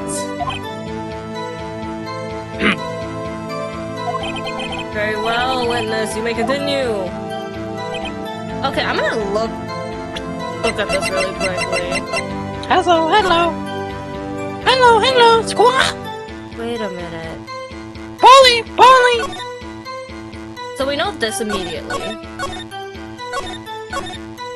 He said nothing about this. Isn't the code 1228? Yeah. Yeah, it's the date of the thing. Bum bum bum.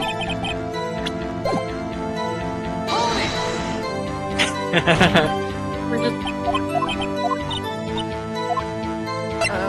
what is the safe number? Maybe I'll get her to say that safe number on the safe. Huh? The safe? Why?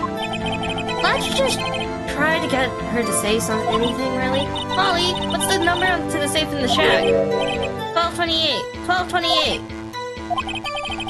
My, what a reckless parrot. Well, Mr. Wright, you aren't claiming that this number has something to do with the caretaker.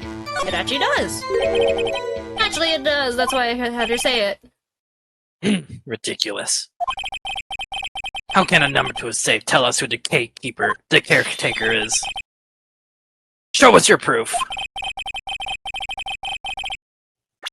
What could possibly link this number to the caretaker's true identity?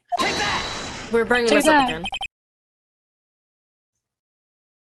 We're just casually bringing this up again. What is this obsession you have with that case? Mr. Wright, where this file is related to the safe number. Case summary. It's on the case summary page. The case summary? Specifically the date on which the DLC 6 incident occurred. The date of the incident, December 28th. Why, that's today's date, 15 years ago. And the number on that safe is 1228. Ah! He used the date of the DL6 incident as the number for his safe, Your Honor. That's how important that date was to him. I see, it certainly is an interesting coincidence. People often do set their secret numbers to dates. Bah, this is not tangible proof. I said my not again. I said my ATM card's number to 0001 because I'm number 1. No! We're not doing this again. We're not doing this again. This has nothing to do with a date. Nothing. There wouldn't be a... There's nothing to date. That's enough. I think we've reached our conclusion here. This is a mere coincidence, that is all. True, that is a possibility. However, two coincidences at the same time seems to more like a pattern to me. What are you saying? That we're right. Summon the caretaker of the boat shop. Immediately.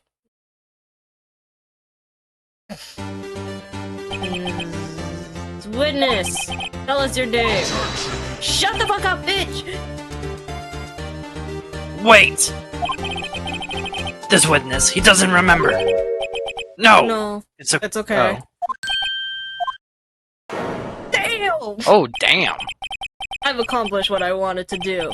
I'm done. Nick, he looks totally different. This is the real Yogi, I think. Finally.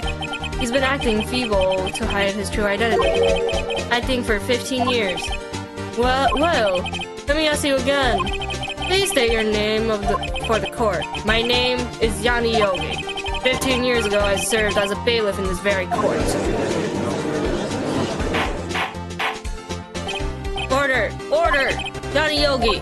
So was it you who killed Robert Hammond and tried to frame Miles Edgeworth for his death? Yes, it was me. I did it.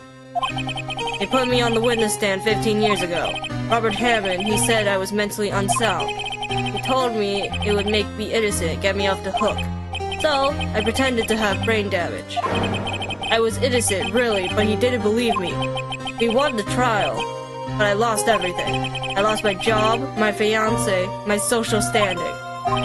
And this year, 15 years later, a package arrived. It was a letter and a pistol. Wow. The plan was written out in careful detail. It was a plan for me to take my revenge on the people who ruined my life.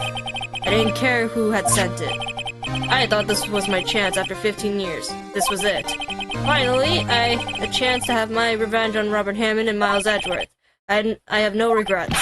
But wait a moment. Revenge against Miles Edgeworth? What do you mean? I am not at liberty to speak on that matter. Why don't you ask Mr. Edgeworth yourself? Ooh. Anyway, I admit it. I was the one who killed Robert Hammond.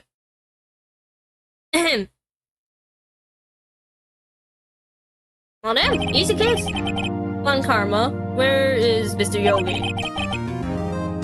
Under arrest, Your Honor. I saw no room for error in his confession. Yeah, because you're the one who wrote the fucking letter, bitch. And the defendant, Miles Edgeworth, is... Innocent, in this case at least. Very well. Will the defendant please take the stand? Edgy boy. There are a few mysteries left unsolved. Still, you are cleared of suspicion for this particular case. So I would like to pass the judgment on the murder of Mr. Robert Hammond. Any objections? I don't believe it. Why isn't Von Karma saying anything? Very well. This court finds the defendant, Mr. Miles Edgeworth, not guilty. We did it! We did it! We did it, Yuma! I'm so proud! We did it! That is all. This court is adjourned. Okay.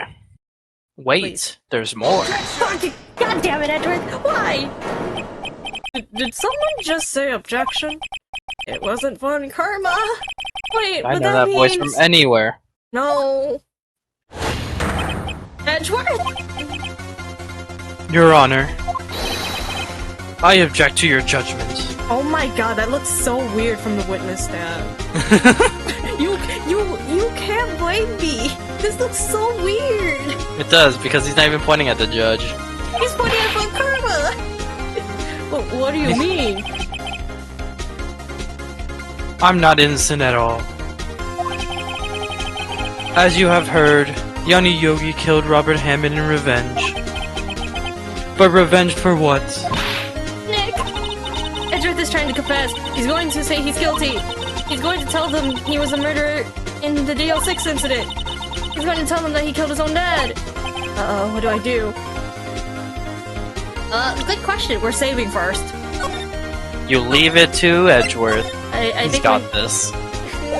I trust him. We trust Edgy Boy, right? We trust Edgy Boy. Go, Edgy boy. We Lock trust him up. Edgy Boy. No, I'm sure Edgeworth thought about this one long and hard. This isn't my place to interfere. Nick, are you sure? There's nothing we can do about this. This is his problem now. Oh god. For 15 years, I've had a recurring dream. A nightmare. It's only a nightmare. That's what I told myself. But now I know it wasn't a dream.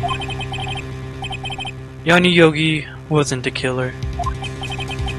You mean the incident where your father died? From the distance of the shot, it wasn't a suicide either. Everything was as clear as day. The murderer, the criminal in the DL6 incident, it was me. Your Honor, I confess my guilt. Fuck it, damn it. We did it. I am guilty for DL6, the statute of limitations of which ends today. The culprit is me as I point to Phoenix Wright. No, he looks like he's pointing to Von Karma.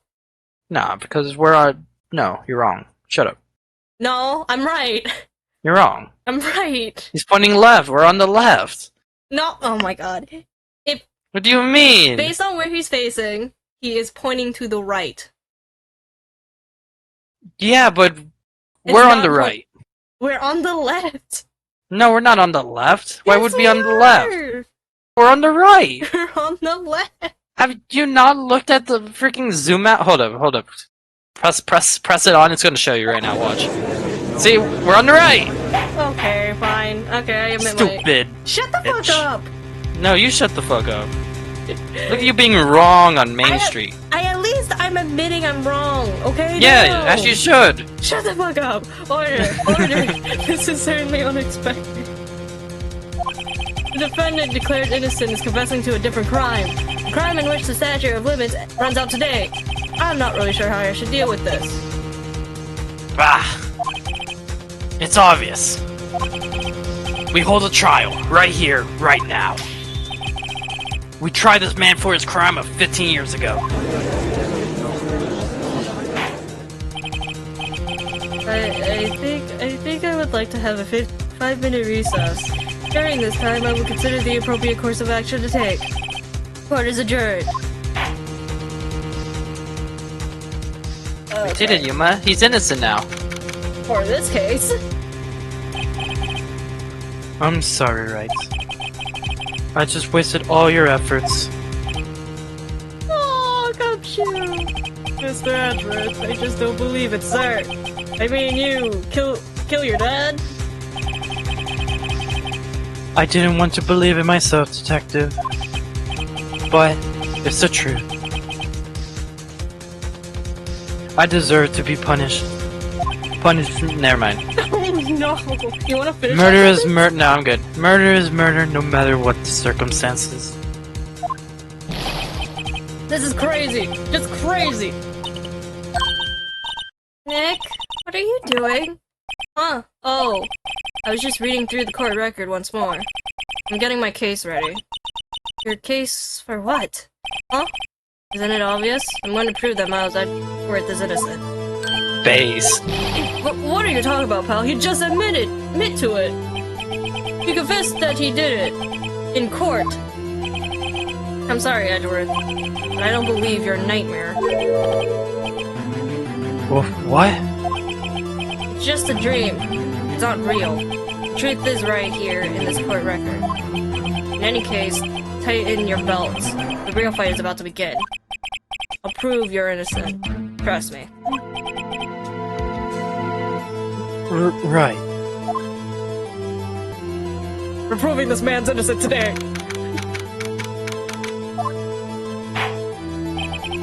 Now then, I would like to resume our trial. Judge. Miles Edgeworth has admitted his own guilt. He has confessed his crime. Let's begin by hearing his testimony. Then, though pointless, let the defense do their cross-examination. The statute of limitations on the DL6 incident runs out today. Though it's inconvenient for me, I like to run this one by the books. I see. Does the defense have any objections? No, Your Honor! Nuh-uh. On karma, you knew this was going to happen from the very beginning, didn't you? Very well. Will Miles Edgeworth take the stand? I do believe. Will the defense state his name and profession? Miles Edgeworth, I am a prosecuting attorney. I don't know why I thought of this now. I don't know. On karma, based off what it sounds like just for voice acting, sounds like he does a lot of smoking. I don't know why that thought in my head. Mr. Edgeworth, 15 years ago you mistakenly killed your father, Gregory Edgeworth. Is this correct?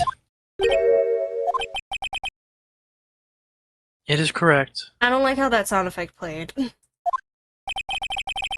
Then testify about this matter to the court. When Edgeworth was telling me about his dream yesterday, I've noticed something. One detail didn't quite fit. That will be the key, but only if I can get it to work. Please, please.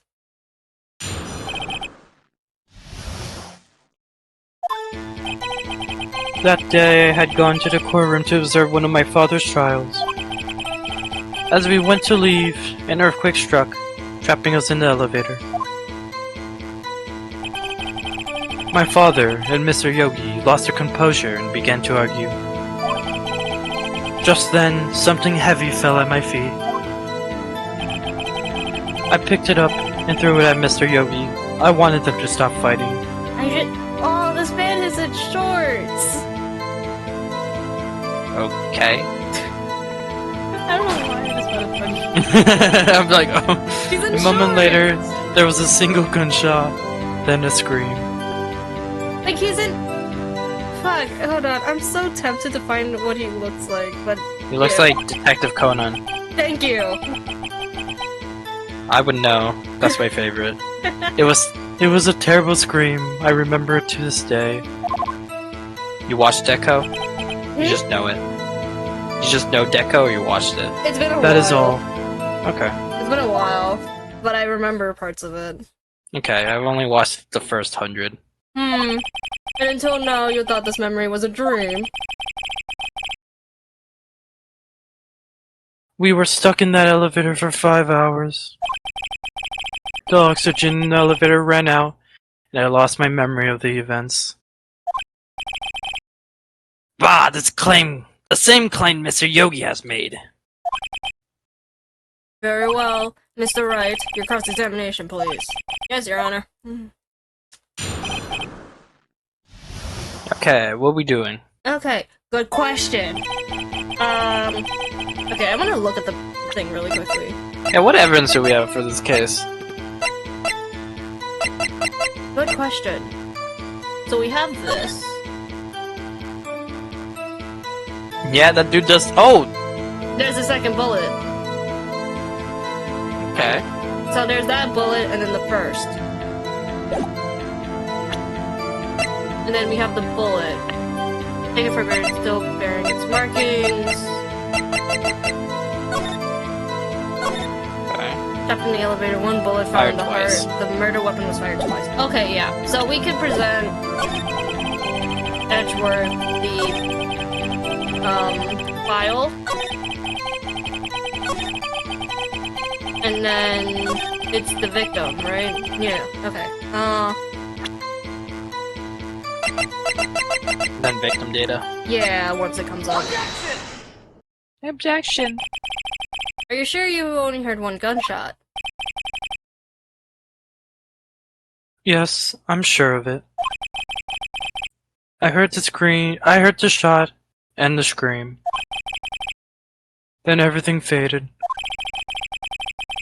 I was unconscious until the rescuers came. I see. False. No, Your Honor, unfortunately you don't. Look at this file one more time. This plainly contradicts the witness's testimony. Shut the fuck up, Karma. You do enjoy dragging out that file, don't you? I don't accept this evidence, unless you can tell us what page it's on. You do really- I've been telling this man pages for so long. What page contradicts Miles Edgeworth's testimony? Victim data. Look at the victim data in this file. It says quite plainly the murder weapon was fired twice. Miles Edgeworth only heard one gunshot, yet the murder weapon was fired twice. The first shot was the accidental firing when the pistol was broke.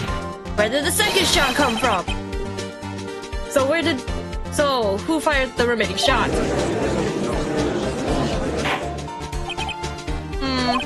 Was there perhaps another shooter who fired that second shot?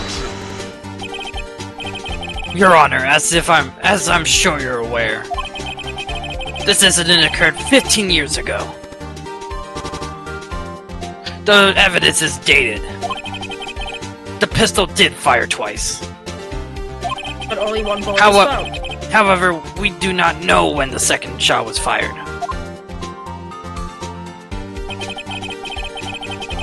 It may have been fired the day before the incident. Objection! Here's the photo. Okay, yeah, there we go. There is no proof that the second shot had anything to do with this incident. Objection! What? Objection! I see. You do have a point, You do have a point, Mr. Wright. The murder weapon was fired twice, as we have heard. One of those shots was fired by the defendant, a boy at a time. Do you have any proof that the other shot was fired had something to do with the hit? Yes? Photo. Give me the photo. Your Honor, I think I'll be able to show you proof. What? Impossible. Not impossible. Here you go, bitch. No, Mr. Von Karma, save your surprises for after you've seen the evidence. Very well, Mr. Wright, show us your proof. Do you have evidence that the second firing of the pistol is related to this incident? Take that! Look at this photograph. This is the photo. Oh, this is the photograph of the scene of the crime 15 years ago. I can see that the victim lying there is Gregory Edgeworth. This proves that the murder weapon was fired twice at the time of the incident. This photo proves it. So let me get this straight. This photo proves 2 shots were fired. Where? Your Honor, please get a clue. Thank you. For once we're on the same page, Phoenix. So to judge the contradiction in the photo. We're just gonna go immediately to here and present. What if you're wrong? I would die. It should be obvious. The contradiction is here. I see a bullet hole in the door. Your Honor! Gregory Edgeworth was killed by a shot from the pistol, yet there was also a bullet hole in the elevator door. We also know that the murder weapon was fired twice. Thus, someone other than Edgeworth fired that second shot. Shot. He's cooking. You do Shot. Oh, order! Mr. Wright, what are you driving at? It's simple, Your Honor. At the time of the incident, 2 shots were fired. One went into Gregory Edgeworth's heart, the other hit the elevator door. Remember that the defendant lost consciousness after the shot he fired rang out. In conclusion, we must agree that the second shot was fired by someone else. Mr. Wright, but who could that someone else be? I can't help. The murderer, of course. I knew I should have stepped in before your wild fancies go out of hand. Mr. Wright. Look once more at the DL6 incident case file. Look closely. Try the case summary page. The case summary. That's on page 1. Look what is written there. Not a single clue was found on the scene. If this pistol had indeed been fired twice, then the other bullet would have been discovered on the scene. Now what would it? He does have a point. That second bullet has never been found. Why? Because the second bullet does not exist. The bullet that claimed Gregory Edgeworth's life was only the one fired by his own son. That is the truth of this matter. The whole truth. It was undoubtedly something else that made the bullet hole in the door. There's only one truth. Order! I will have order! Mr. Wright has proven one thing to us quite clearly, that the murder weapon was fired twice at the time of the incident. However, as Mr. Von Karma says, the second bullet fired was not found. It's highly unlikely that the police merely overlooked the second bullet. So, all we have is a single bullet fired. I'm afraid I have to discount the defense's claims. Tisk. I praise the judge for his wisdom in this matter. How did this happen? I don't believe that the second bullet didn't exist. Was I wrong? Have I been wrong about this whole incident? What are you doing, Nick? Why aren't you raising an objection? I'm sorry, Maya. What? It looks like I was wrong. Nick? The second bullet wasn't there, then all my conjectures are for nothing. No, But you said you do it, Nick. You said you get Edgeworth declared innocent. I'm sorry. It's just when I saw the photograph, I thought that 2 shots had been fired. I was so certain of it that I won. I thought there was another person, someone else who fired the killing shot. But now I was wrong to think it could be that simple. This case has stood unsolved for 15 years. Nick. Well, it seems that we have finally cleared up this incident. Only 1 bullet was found at the scene of the crime. That shot was fired by Miles Edgeworth. Precisely.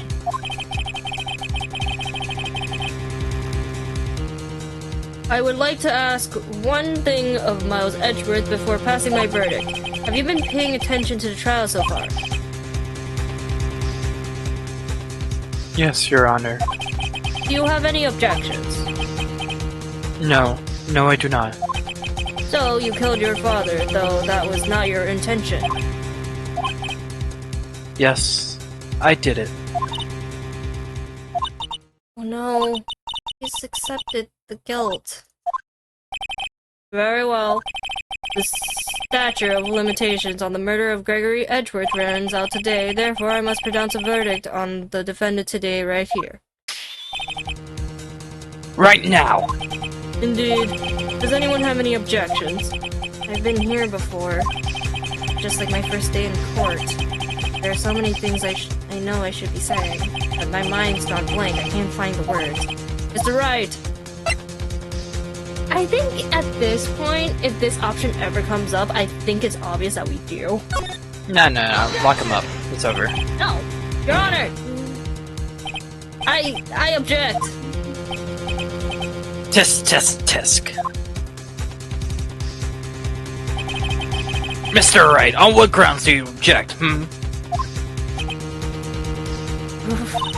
Nick, I don't know. His case is perfect. No. Ah! It must exist. Second bullet. Wait, what? What did you just say? Nothing! Second bullet must exist. But where? Someone took it. Oh my god, it's Maya! It's Mia! It seems waiting is not going to produce us any answers, Mr. Wright. Wait, Your Honor! The second bullet. It existed. I can't read. What? But we just heard proof that it did not exist. I realize that, Your Honor. I'm really grasping here. It's just someone took it from the scene of the crime. That's what happened. But who? The murderer! Shut the fuck up! The murderer?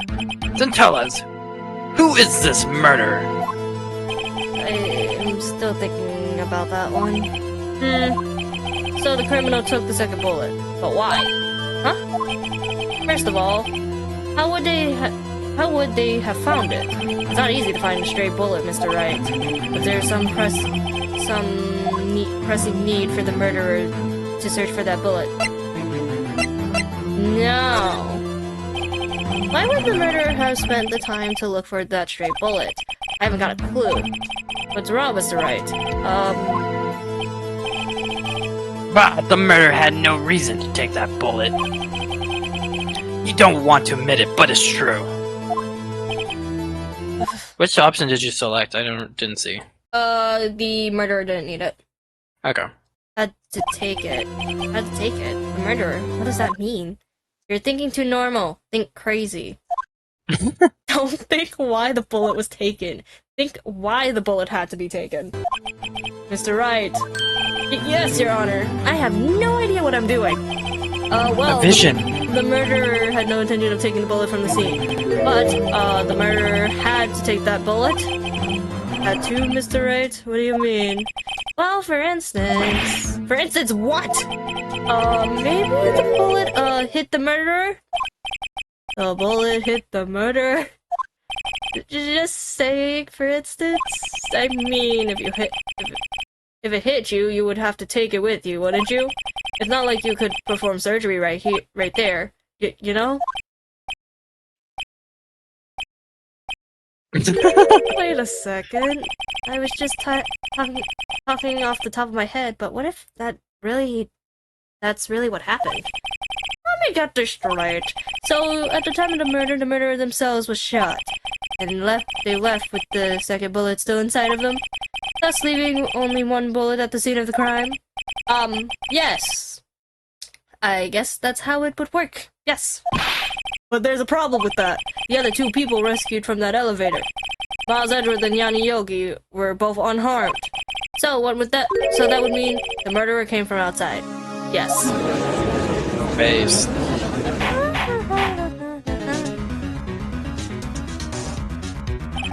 The two men fight inside the elevator.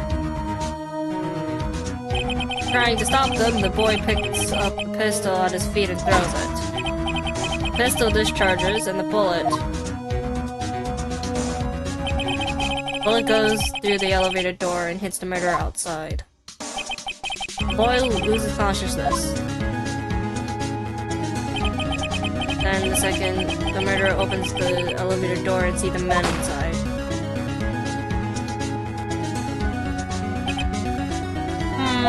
Mr. Wright, you are truly the most unpredictable defense attorney I've ever known. I could tell you're grasping, yet I cannot deny the possibility of what you're saying. I can't know. What are you saying? Deny it! Deny it! No one involved with this incident was wounded. There was no murder. No one was wounded at the time of the incident. That's right. I can't think of anyone. Hey, Nick. Huh? I just thought of something really crazy. Crazy. Remember what Mr. Grossberg said yesterday? Gregory Edgeworth dealt a blow to his post-trial record. And I did the auto midway through. I saw that, bitch. What do you mean? I saw your auto. Don't even bother. What do you mean? What did I do? I know that. I did Allegations, I think. I did the auto though. There you go. Wow. It must have been quite a shock for Von Karma.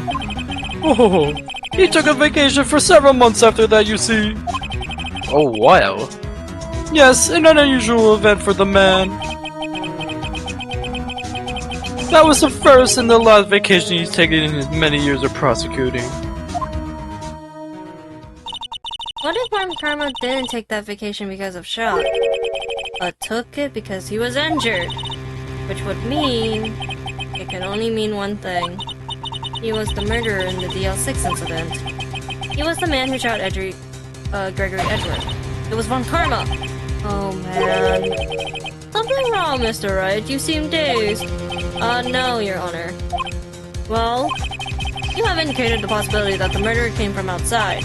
Can you give us the name of your suspect? Uh-oh. Should I come out and say it? Say it now or forever never, get your win and save your best friend. Your Honor! There's a suspect! One lone suspect! Well, this is certainly interesting news. Very well, Mr. Wright. Who is your suspect? My hands are shaking. What? Von Karma! On Karma.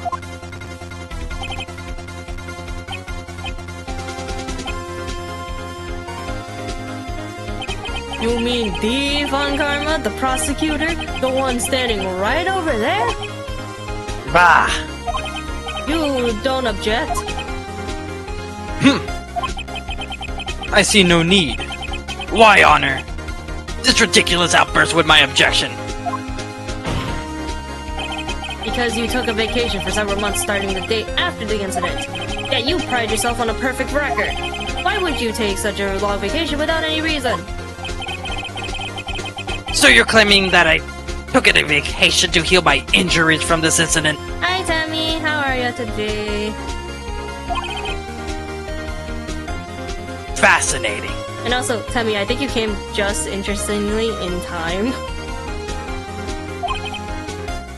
Prove it. I would have needed surgery, no.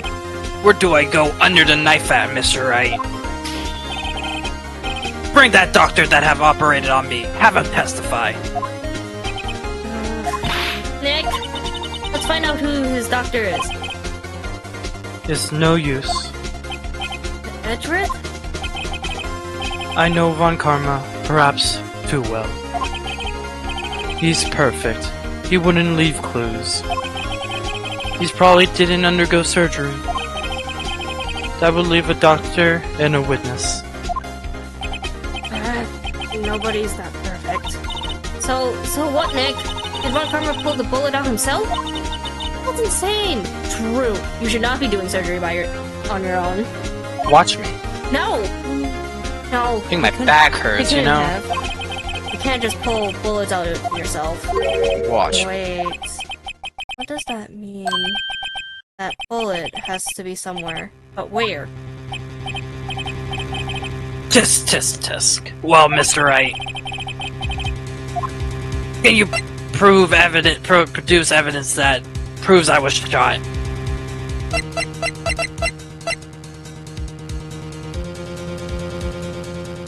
It's the bird, by the way. That would be funny if it was a bird. Alright, Von Karma, I'll prove it.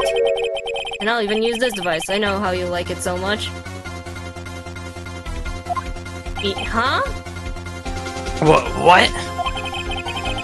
The evidence that proves Von Karma was shot was... I'm just gonna prove it. Bird. It's the bird. Don't be stupid. Come on. Shut the fuck up. We made. Von Karma is perfect. He wouldn't risk surgery leaving an evidence trail. So then I asked, where's that bullet now? I think it's unlikely that Von Karma performed surgery on himself. You don't mean... There's still in him? I do! There's a possibility that the bullet is still inside Von Karma. Oh, Bart. Sounds like a health concern. He is hiding something. Is that possible? Even possible for all these years? Well, there's one way to find out. We could use this metal detector. Well, Von Karma, I'm gonna run this over you and see what we find. Oh my god, this is the first time we actually see him panic. I refuse. You refuse? But refusing this means... He's right! You're acknowledging that the bullet is still inside you. Order! Your Honor, the defense requests that we be allowed to use this metal detector. Shut the fuck up. Judge, I call for a suspension of this trial. This is an invasion of privacy. No, it ain't. Objection! The statute of limitations runs out on this case today. It was you who said we had to end it right here, right now. Based.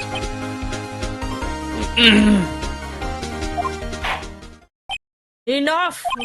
I permit the use of the metal detector. Mr. Von Karma, you will submit yourself to testing. Nick, what does this mean? I don't know, but if we have to give it a shot.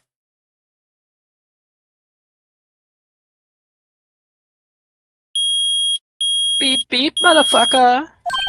Reacted. Something's inside his right shoulder. A bullet. Mr. Von Karma. You. It was you. I was afraid this would happen. And so I remained silent. Indeed, there's a bullet in my shoulder. However, it has nothing to do with this incident. Tammy's like laughing. What? I was shot in the shoulder long before the DL6 incident. I claim that bullet in my shoulder has no relation to the DL6. Nah, motherfucker, you was talking all that shit. Nah, motherfucker. Keep that same energy. Keep that same energy. Oh god. But Mr. Von Karma, can you prove that? Prove? You just said. I swear to God. I have no obligation to prove anything. You my own objection. You have to fucking. You're in a line of court. You have to say evidence at this point. You all cannot English, but honestly, still, you already argue that evidence is necessary to prove something. Prove that you did not. Yeah, but he's not on trial technically. Still. It has to be Mr. Wright. Or it is Mr. Wright who must prove something here. Not I. Mr. Wright, that collar screams villain. Well, can you prove it?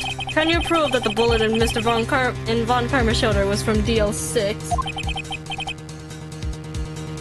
Of course he can't. You don't have any evidence. Any of the DL6 evidence. You remember when you shot this, you bitch? That's because you took it out of the records room yesterday. With no proof, you cannot convict me of any crime. No, I do. So sorry, Mr. Wright. No, I'm the one who's sorry, Mr. Von Karma. What? You were close. One day away from freedom. But you see, I have proof. What? Who would have thought you would dig your own grave trying to convict Edgeworth? I can link that bullet in your shoulder to the DLC6 incident. And here's my final proof. Gotcha, motherfucker. Back you. That's a bullet. Where did you get that? This is the bullet used in the DL6 incident. This was taken from the heart of the victim, Mr. Gregory Edgeworth. The bullet is preserved quite nicely, with all ballistic markings intact. Ballistic markings. You may recall the term. It came up in the first trial 2 days ago. Ballistic markings are the fingerprints of a weapon. All bullets fired from a gun are marked with that weapon's unique pattern. By examining the marks, you can tell which weapon fired the bullet. It's quite accurate. Ahem. Cough, cough. We have 2 bullets in our possession. One, the bullet removed from Gregory Edgeworth's heart. The other, Mr. Barkarma, is the bullet buried in your shoulder. You could analyze both bullets. Then, if the markings match, we would know that both bullets have been fired from the same gun. That very same pistol. In other words, the murder weapon that killed Gregory Edgeworth.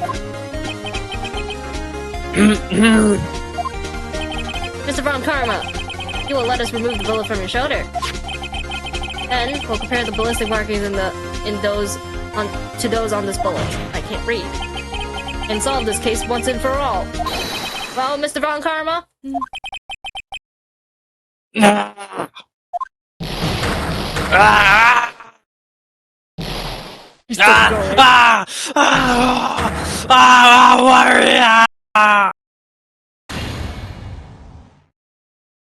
That scream. Karma's a bitch, ain't she? I mean, his last name is like Von Karma. I've heard that scream before. Wait, I know. Help, I can't breathe! Quiet, I said quiet. You're not making it any easier. Stop taking my air, I'll stop you! Stop breathing my air!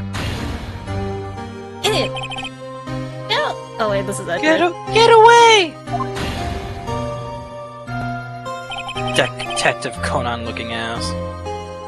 Get away from my father! Oh.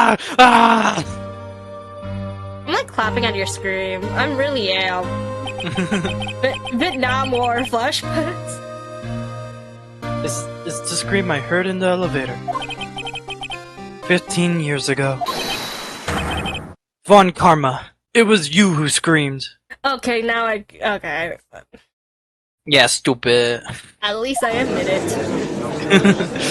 At least I admit it. Mr. Von Karma. Edgeworth! Only you would dare to fight me! So it was you. You and your father are my curse! Oh my god. Your father shamed me with the penalty on my record. Jury. Ooh. Oh, I love. And you left a scar on my shoulder that would never fade. I love Cornelio's emotes. I'll bury you. I'll bury you with my bare hands.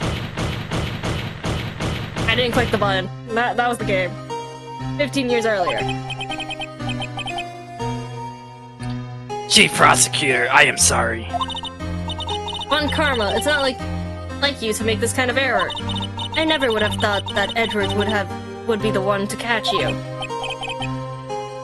I was careless. Damn, the bitch gonna lose more brain cells. I'm sorry, but you will have to be penalized. I've covered for you in the past, but not this time.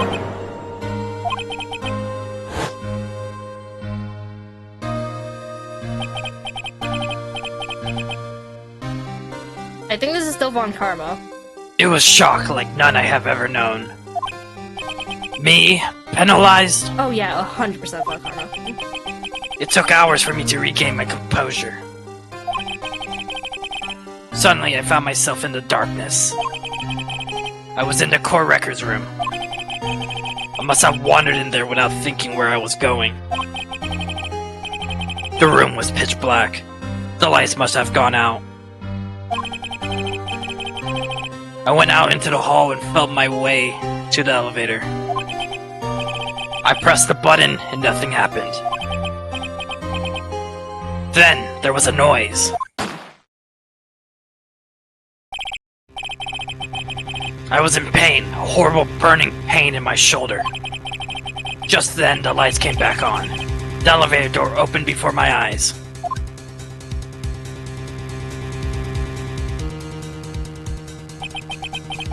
I saw 3 people inside, all lying unconscious from oxygen deprivation. More to my surprise, a pistol laid at my feet. I knew then it was my destiny.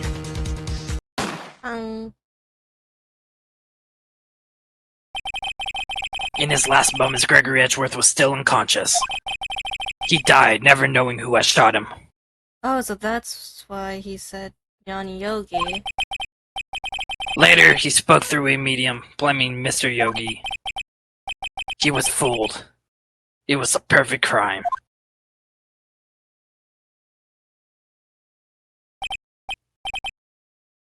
Damn, so he killed on sight without even asking questions. No, he just like, I want revenge for you ruining my fucking record. Get killed, bitch. Of course. Who would have thought another man would have come to open that elevator door? Judge. What? What are you doing? Do your job. Bring an end to this miserable charade.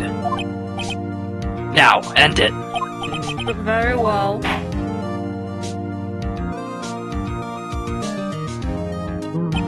It appears that we have come a very long way to end of this maze. 15 years later. Mr. Miles Edgeworth. Yes, Your Honor. Who are you to tell the judge shit? He's been doing that at the beginning of this trial, by the way. He's been doing that since like day 1. You are innocent. You are innocent. As you said, it was all a nightmare. Yes, Your Honor. This court finds the defendant, Mr. Miles Edgeworth, not guilty. Imagine if I said that and it just like appears as guilty. Guilty. That is all. This court is adjourned. Woo!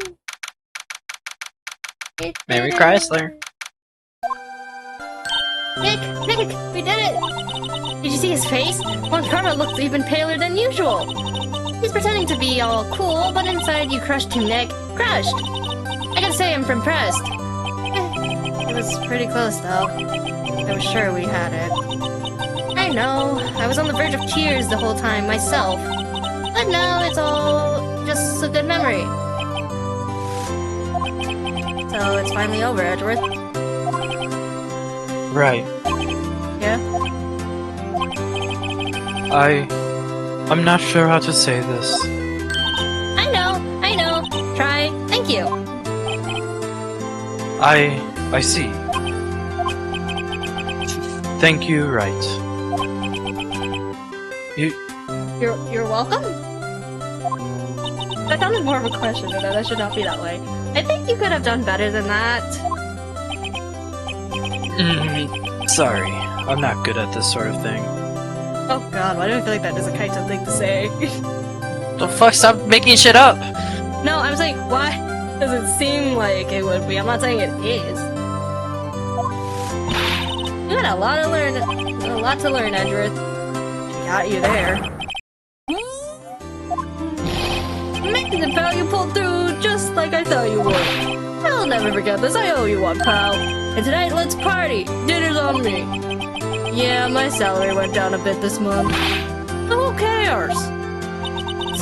See, Mr. Edgeworth? You should take a lesson from Detective Gumshoe. That's how you say thank you. I see. True, tell him, Maya.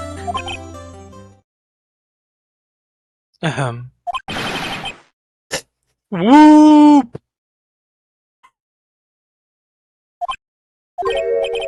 I feel foolish.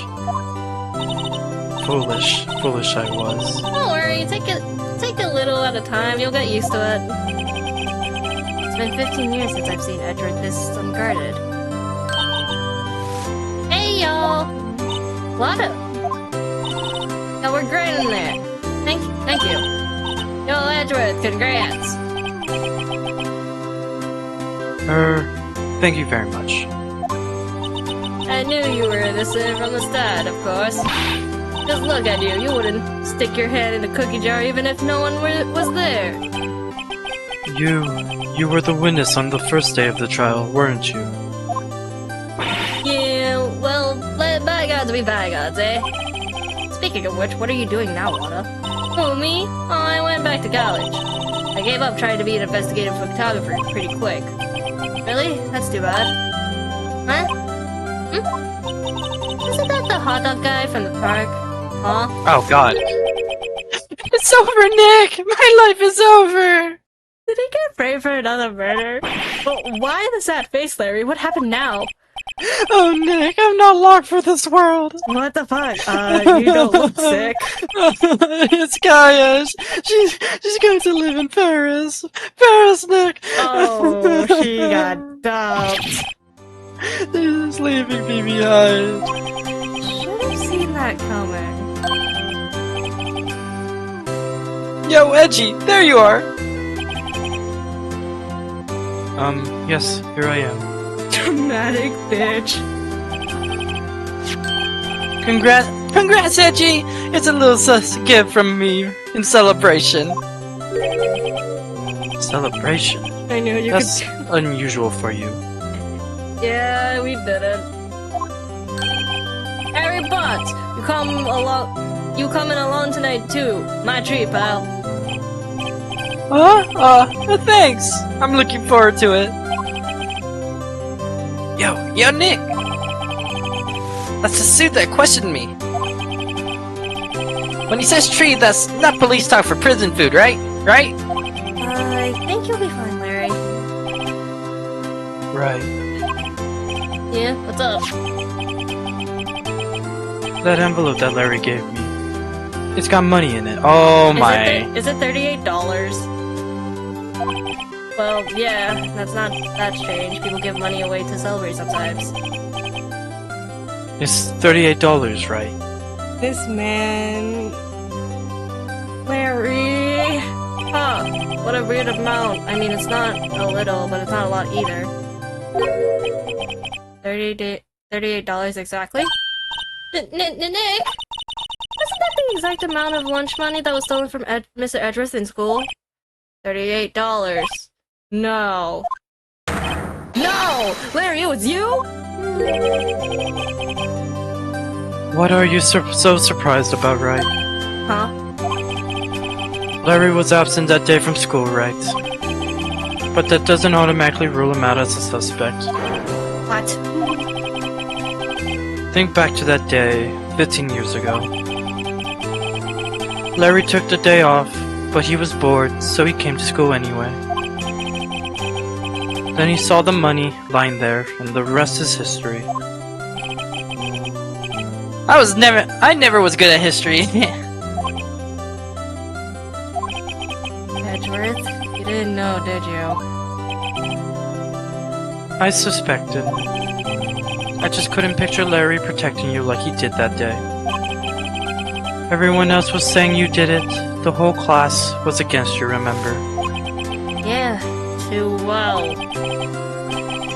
Right, you may not know this, but we used to have a saying back in school.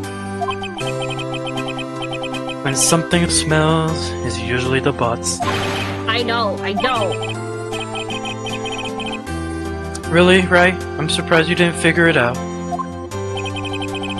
Well, this sure is an unexpected turn of events, eh? Edgeworth. Edgeworth! Oh.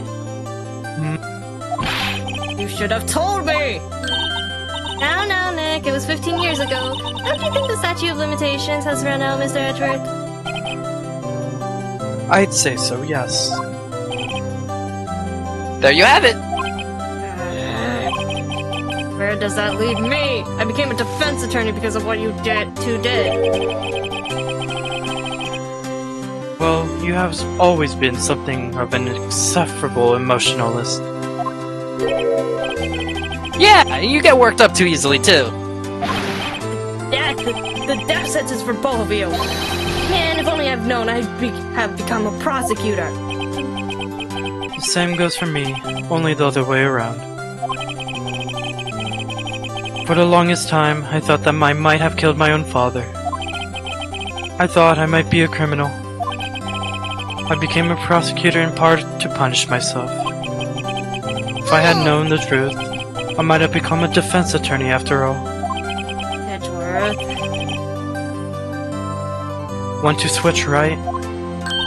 Hey, y'all line up. I'll take a photo. Ooh. Hey, photo time, let's go! And after that, dinner's on me. Do not say to be continued. I want to see this photo. Detective Gumshoe took us out on the town that night. We celebrated Edward's newfound freedom. God fucking damn it. Okay, fine. I'm just adding the end part at this point. Even though Edward himself was still in detention.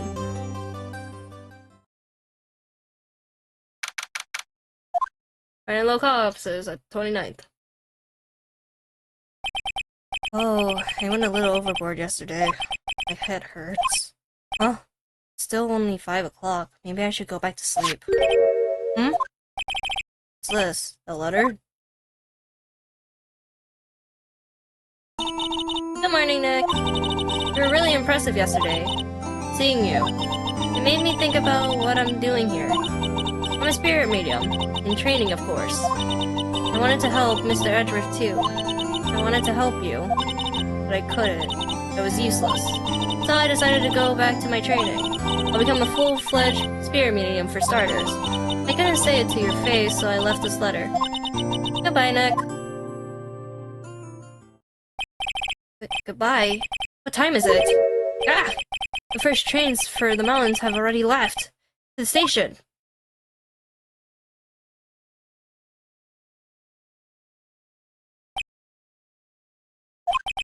I guess I'm too late. Hey! Nick? Maya! So, you're leaving? Yeah. It's hard being a spirit medium who can't talk to spirits. And I think you'll do fine without me, Nick. Be good, okay?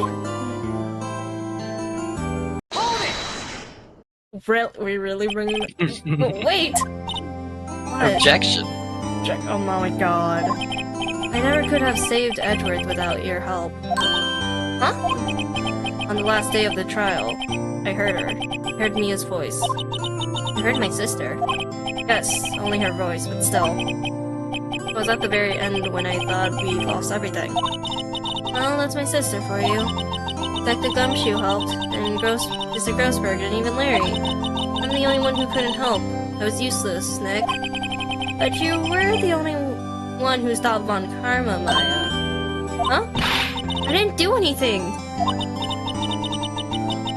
All I did was wander around in a daze. Sorry, but I have evidence that you helped.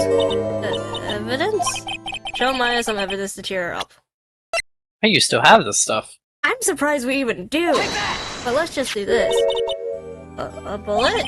Von Karma was convinced he had taken all the evidence pertaining to DL6. But you're the one who rescued the last piece of evidence we needed. This was the bullet that put an end to Von Karma, and you're the one who gave it to me. Thanks, Maya. I couldn't have done it without you. I'll be back soon. Huh? I'm going to complete my training and come back. Okay, I'll be waiting. Of course you will. You can't run that office by yourself. You're hopeless. Damn. I don't know about that. So, this is it. See you soon, Maya. See you soon, Maya. There she goes. Oh. Thanks, Nick. Oh. Good riddance. Oh, wow. And my story ends. Time to turn a new page and say goodbye to the novice defense attorney that I once knew. Now a new story begins. The same old crazy cast of characters.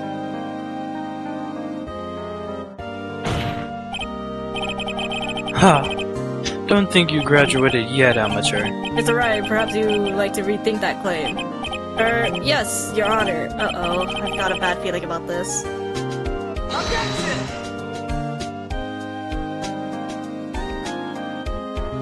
Woo! Wait, that's it? Why do you look at me? I don't know. Oh, I don't like this. Hey, pal! Miss Andrew came down to the precinct to wish me a Happy New Year. Talk about a pleasant surprise. Whoop! Detective Gumshoe! You ruined it. I'm sorry. You Then he took my hung his I was head so low. ready for that. The woo! It was too quick! Ooh, Detective Kind of like Gumshoe. he was embarrassed or something strange, huh? They ruined and stream. No, Maya, come back. I know, Debbie. Oh my god, here we go. Huh? Nick? No, I haven't seen him lately. Who, me? I've been working at a cheese factory shop. That's Missy. That Missy's a nice lady. Okay. Oh, she's in Hawaii right now. Yeah. Oh my god. Larry has a problem. Larry has a Why problem. couldn't it be me? Well, does he have a problem? He doesn't get with models. But he gets played. Ooh, Mr. Right. Yeah, I remember him. I don't know why. I heard he's been busy lately. And you know, not to ring my own bell, but I saw his heart of everything he knows. I'm sure he's grateful. I don't know why I gave him that laugh at the end.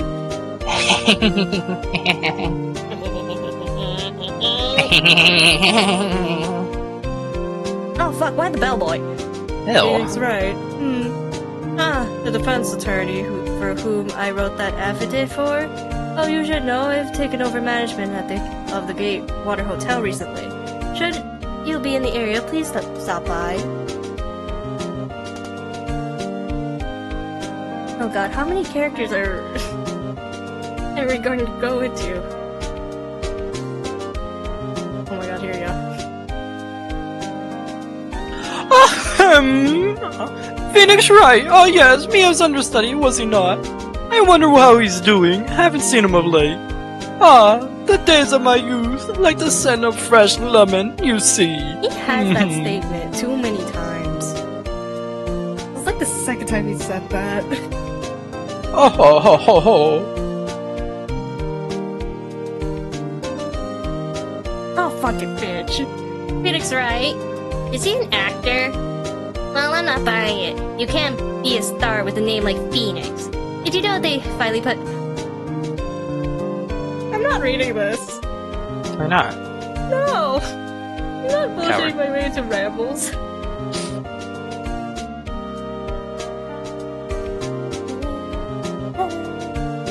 Oh, fuck. I'm pleased to announce the Pink Princess is a hit. I sure owe that Mr. Red a big deal. Oh, and I'm keeping my face out of the public until I did not finish that. I wouldn't want to ruin any kid's dreams, you know? Get out of here, you old hag. I call her a bitch bag. At this channel, we're calling her bitch bag. We call Will Powers the better Kitaro. And yeah. Oh, I got a letter from Maya the other day. It sounds like she caught a cold standing under a waterfall. I wanted to visit, but didn't have time, so I sent her some pink princess trading cards. She says you can't buy them where she is. What kind of place is she living at anyway? A mountain.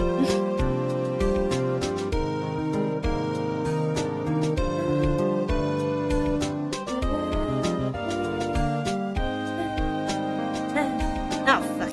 Hi, kid. Right? Who's that? You wanna talk? Let's talk Big Princess, alright? But, you know, I snuck into the studio the other day, and I saw her. The one inside the Pink Princess suit.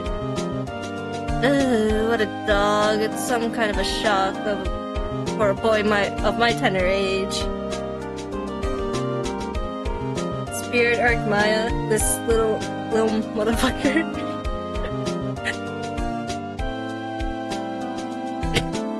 Yeah, I remember, right? That lawyer guy. Me? I'm in training to become a paranormal photographer.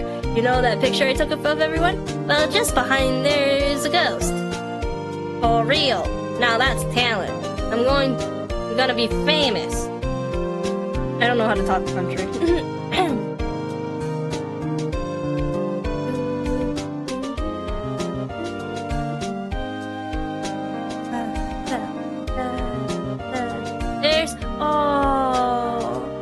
Oh, there is a ghost. Gumshoe actually has the confetti.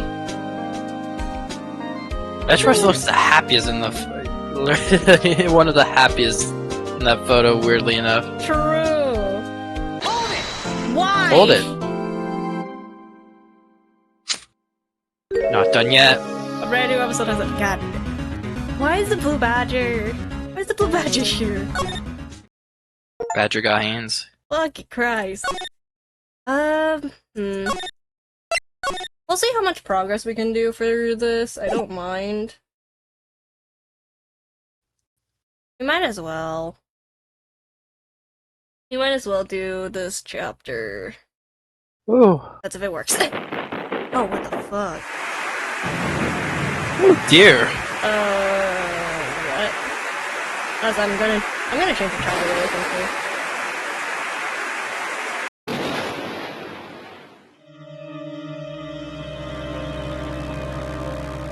It should have been me, not them.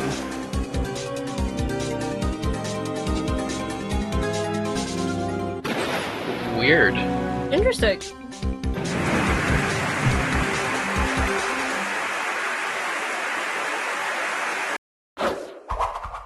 Oh! Oh my god. The badger did it. A woman? Oh, finally, a woman who can kill my type. 90 knife bitch.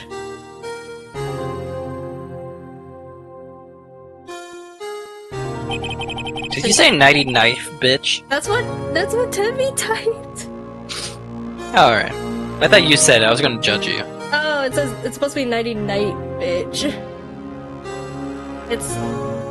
It's been 2 months since Maya left the office. 2 months without a single trial. I've had offers, but none I took. That is, until the day that girl showed up. Pretty lady! February 22nd, 10:02 a.m. Right in co-law offices. Why do I come here to the office every day? It's not like I want to work. Oh my god, that is basically my statement every single fucking time. There you are, finally! Where have you been? My sister's trial is tomorrow. Who are you? It doesn't matter who I am. It only matters who you are. The famous defense attorney, Mia Fey. Ooh. I'm not a female. Oh, you're not Mia Fey, are you? I'm sorry, but Miss Fey no longer works here. The Dollar Store Maya. So, you are the coffee boy? I'm Phoenix Wright, the defense attorney. Right.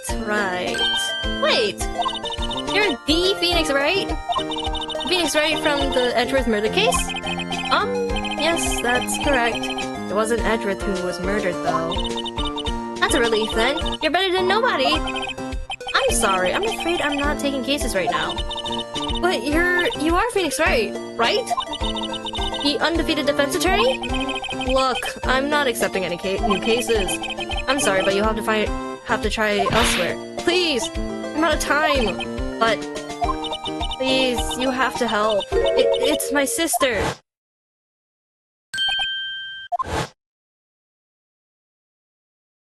Deja vu? Maya?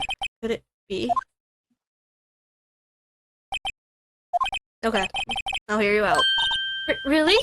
Thank you so much. My name's Emma Sky. I'm a scientific investigator. Scientific investigator? Emma, was it? So you're a scientific investigator. Yes, that's right. Is something wrong? No, it's just you seem kind of, jumpy, or maybe just young? Young? I'll be 16 years old this year. Oh my god. Huh? What? Wait, Tammy, Nick Depression arc? So Dollar Store Maya with science. I mean, she has the looks for it. I don't blame you for that. This year. Oh, I see. Wait, only 16? I'm set to be feeding? formally assigned to forensics in 3 more years. My work has becoming quite well known at my edge, no less. So what exactly is your current position then? Well, legally speaking, I guess you call me an 11th grader. The math's not mathing. The math do not be mathing. But I'm ready to do my job, at my age no less. Great, another future professional in training. So what about the case? You said the trial's tomorrow? She skipped a year, probably? No, she probably skipped 2 fucking years. The hell? My sister didn't do it. She wouldn't stab someone with a knife. She wouldn't! So, it's a murder case. I don't care if there's a witness who saw her do it. She didn't do it! I know she didn't do it. It's a scientific fact. And there's a witness? Just talk to her. You have to talk to her. I suppose I will. I promised her that I'd bring Mia Fey, but... that's interesting. How would you know about Mia? Mia's dead? So you want to be a scientific investigator when you grow up then? Excuse me? I'm not a child! I'll have you know... in our standards, she is a child. Still, it's good to have a goal. A very unusual one. I believe investigations should be done scientifically. Don't you? Yeah. Sure can't fault her for a lack of enthusiasm. It's you 16, therefore thou art child. Thou child. If this case is handled scientifically, I'm sure my sister's name will be cleared. Her sister. I've been doing research, you know. I'm developing a new scientific method of case investigation. I'll show you when I'm done. I'm looking forward to it. Guess I should get down to the detention center and talk to her sister. My sister asked for Mia specifically. This Mia Fey person was a few years below her in school. Oh, that makes sense. So they went to the same school, huh? She always told me to go to Mia if I ever need a defense attorney. And, well, I need one. Incidentally, Mia is a woman. Now that you mention it, I guess it is more of a woman's name than a man's. Maybe. Well, it's nice of you to help your sister out like this. You must be close. Well, actually, when she gets like she is now, I kind of hate her. Huh? But she's my only family. Your only family? What about your parents? They died in a car accident when I was little. Damn. Oh, I'm sorry. I'm not. Alright, let's go to the sports center. We might as well go to the detention center. I was wondering what's wrong. I wonder what's wrong with Emma. She got quiet all of a sudden as soon as we arrived. Guards, I thought I told you I didn't want visitors. So sorry, ma'am. It's just your sister. No excuses. Or did you not want a raise this year? Understood, ma'am. What was that all about?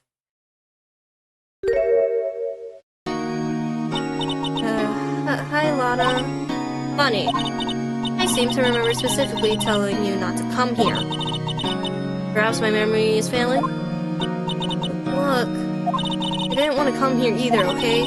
But your trial's tomorrow and you still don't have a defense attorney. I'll be the one in court tomorrow. This has nothing to do with you, Emma. What a bitch! Isn't that right, Mr. Wright? So she knows of us. Hey, how did you know me? How did you know me? Mia mentioned you. I've heard. Quite a bit. I'm sorry. What exactly is it that you do? My name is Lana. Lana Sky. I'm chief prosecutor for this district. Oh. Oh. You're a prosecutor? Two sisters. One a lawyer. Could this be a coincidence? Emma. Lana. I mean, they're just like... Is something wrong, Mr. Wright? There's something you should know from the start, which is... The suspect in this case has confessed to the crime. Huh? But wait, but the suspect is... me. I did it. Well, Mr. Wright? Well, why don't you begin by telling me exactly what happened? The crime took place yesterday, February 21st at 5:15 p.m. That's quite specific. Who does a chief prosecutor end up behind the bars? Good question. How? When they kill someone. Yeah, the same way of Edgeworth, because Edgeworth ended up being in the detention center as well. It was in the witness's deposition. I used English. The witness clearly saw me committing the crime. That was a bit of bad luck, wasn't it? The crime took place in the underground parking lot at the prosecutor's office. The body was found in the trunk of my subordinate's car. The prosecutor's office, huh? In your subordinate's car trunk. Classy. I was arrested on the spot, caught red-handed, as it were. Well, that's just great. So, who was the victim? An investigator with the police department. I suppose the correct term is detective. A detective. BRB. Okay, Demi, don't worry. Death was due to a loss of blood. He was stabbed once in the stomach. By you. Death wasn't immediate, but the wound was fatal. I see. Allow me to repeat myself, Mr. Wright. The victim was a detective. You know what that means, don't you? Uh-oh. Oh, Gumshoe's dead, unfortunate. What? Mr. Wright, what does that mean? What does it mean? All it means that the police department will consider it a matter of pride to find me guilty. They will use my any means at their disposal to do so. This case is getting worse and worse with everything I learned. So, you're the chief prosecutor. That is correct. I'm responsible for overseeing every trial handled by prosecutors in this district. I make sure that prosecutors have what they need to do their job and manage every aspect. Those are my responsibilities in a nutshell. That's an awfully large nutshell. Still, I'm a little surprised. I would think you recognize the district's chief prosecutor, Mr. Wright. Huh? In fact, it seems impossible. You wouldn't. Lana? What happened to your hand? Oh, this? I cut myself by accident. When I stabbed him, that is. Huh? I'm not very good at being a criminal, I suppose. No shit. How am I supposed to defend this? Time to change the subject. Wait, she was in the class ahead of Mia, wasn't she? You were in school with Mia, correct? A few years above her? Emma told you that too, did she? Well, why not? I did drag him all the way here from his office. Although it seems he has very little in common with me. Hey! It was in law school. I was in my 3rd year, and she was auditing the class. He was different than the other students. Different. He was strong. She'd do anything to become a defense attorney. Anything. That was probably why she was attracted to me. Excuse me? Intellectually attracted. Lana was top of her class in school. I was the best there. Oh. I'm doing pretty good in school, too, by the way. It sounds a bit different when Emma says it. Well, Mr. Wright. Excuse me? As you can plainly see, I am admitting my guilt. I think it's safe to say there's no way you could take this case. None.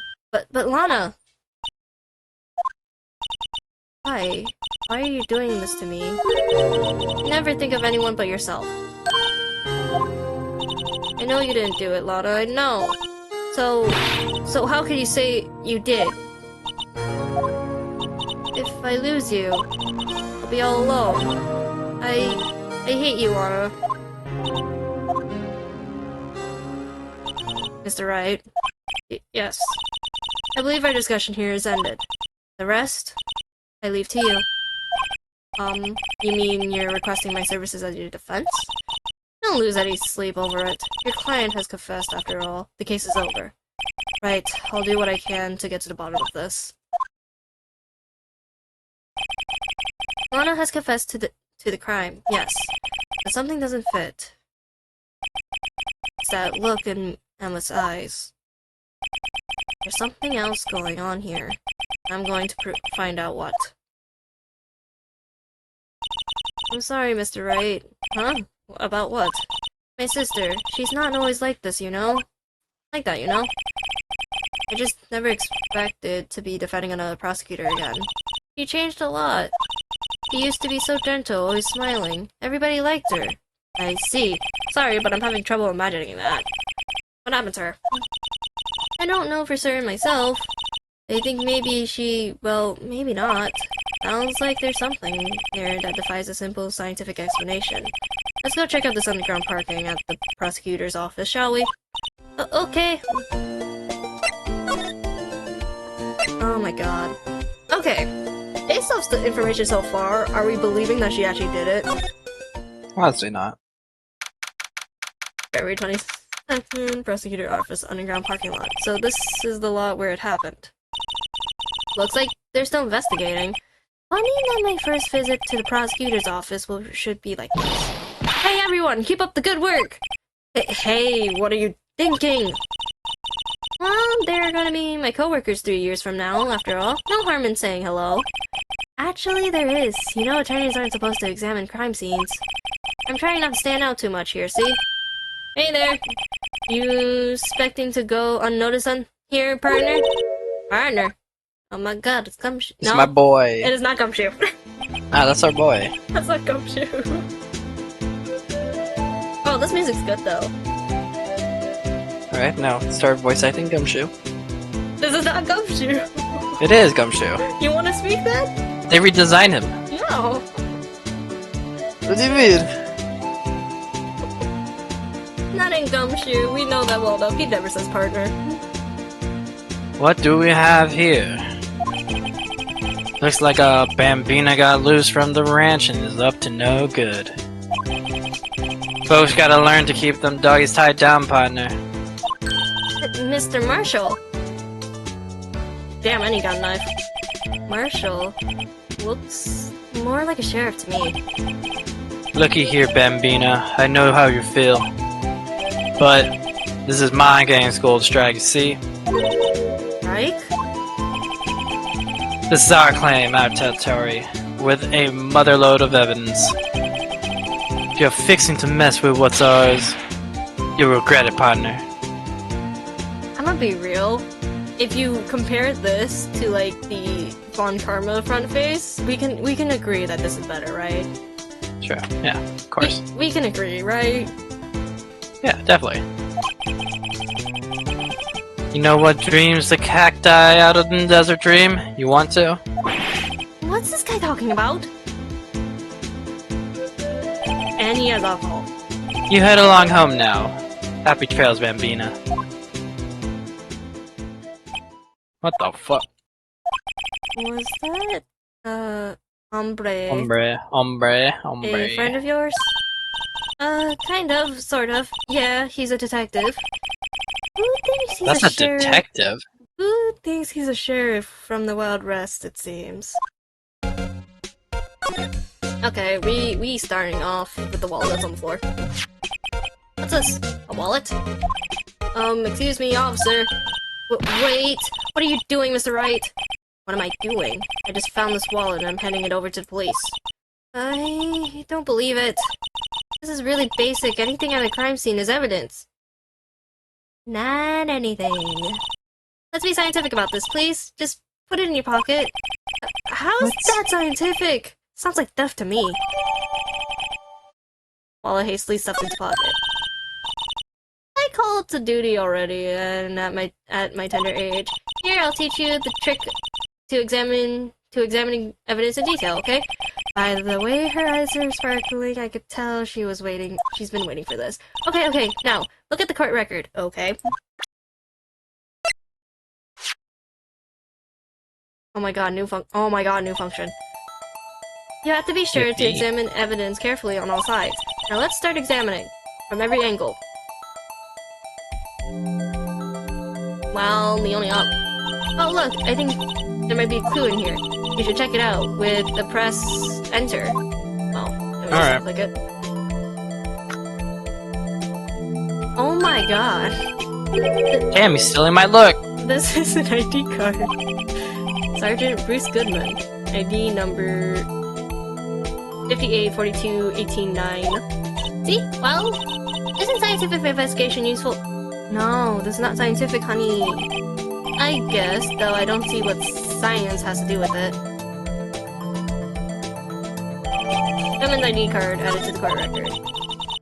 Let's be sure to examine every piece of evidence we find. I guess I've got to be on my toes from now on. Okay, was there anything? No, okay.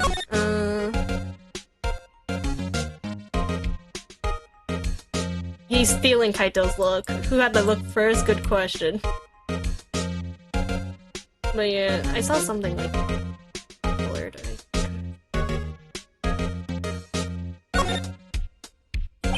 Name and ID just written here. I wonder why they use IDs. What would they use it for? Letters, silly.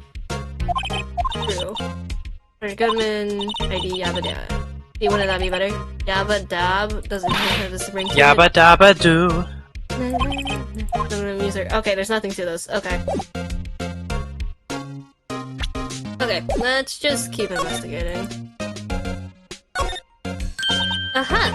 A ladder! That's a step ladder. What's the difference? In scientific terms, please. Step ladder. Scientific, huh? Look at the basic nature of things, Mr. Wright. This all seems so horribly familiar somehow. Phone.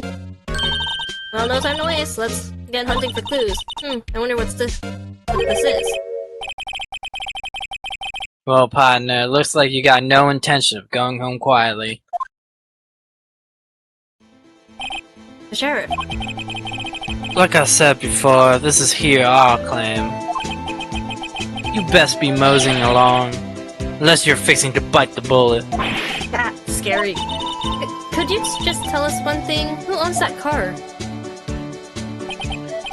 Well, the little fella's got a good nose on her. You want to know who rides the red Mustang with the body in her saddle, eh? Please. No problem, partner. About time for Diddles? vittles anyway. Okay. We both got confused. Get yourself to the saloon up on the 12th floor of the prosecutor's office. Might just find you a curvezza you like. Prosecutor's office. Where does this guy think he is? And when, for that matter? Not to self. Look up, fight, fiddles, saloon, Dervas. I only know saloon. I Yeah, don't know saloon what's is being obvious. said. Maybe we should check out room 1202, the High Prosecutor's office. Are we doing that now? In any case, stay away from the car. You can look around here all you like, just keep your paws off of our claim. Right. Great! And... Great, maybe there's some clues around here, Mr. Wright. Let's check it out. Excuse me? Are you two all set? Us? Yeah, I was right to voice. I was right to voice. Yes! This. Yes! Big What's tit this? bimbo! She Big tit couldn't bimbo! be... You're selling lunches? Here? Yeah, I had to seduce us with this voice. That's how this works. A crime scene? Aw. Oh my god. Hello, half and half, was it? Oh, thanks. And you, sir? Yes. Oh my god. Some crunchy goodness coming at you. Where's the seducing voice? Am I not? Bro, I'm trying, damn. Apparently that's not seductive Oh, for you? damn, that sucks. I'm sorry for your loss. Yeah, interesting way of doing business. This area is off limits to anyone without clearance, especially passerby. Or are you officers? Is that not seductive for you? Damn. No, it's not. I can't be more seductive. You're doing great. I can't do anything more seductive, so. No, but you don't exactly look like the type to have clearance. Oh my god, no.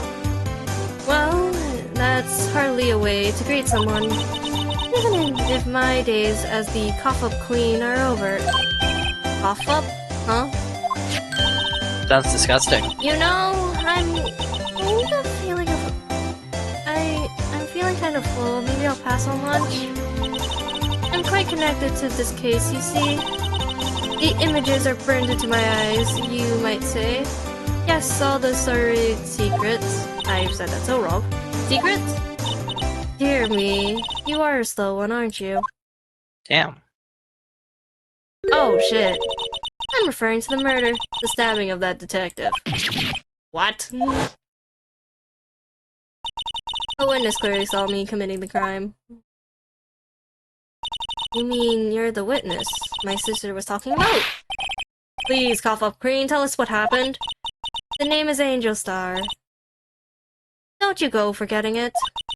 Or before you know it, I'll have you whimpering at my heels. We Mommy? know well enough so many people would want to. Yes, ma'am.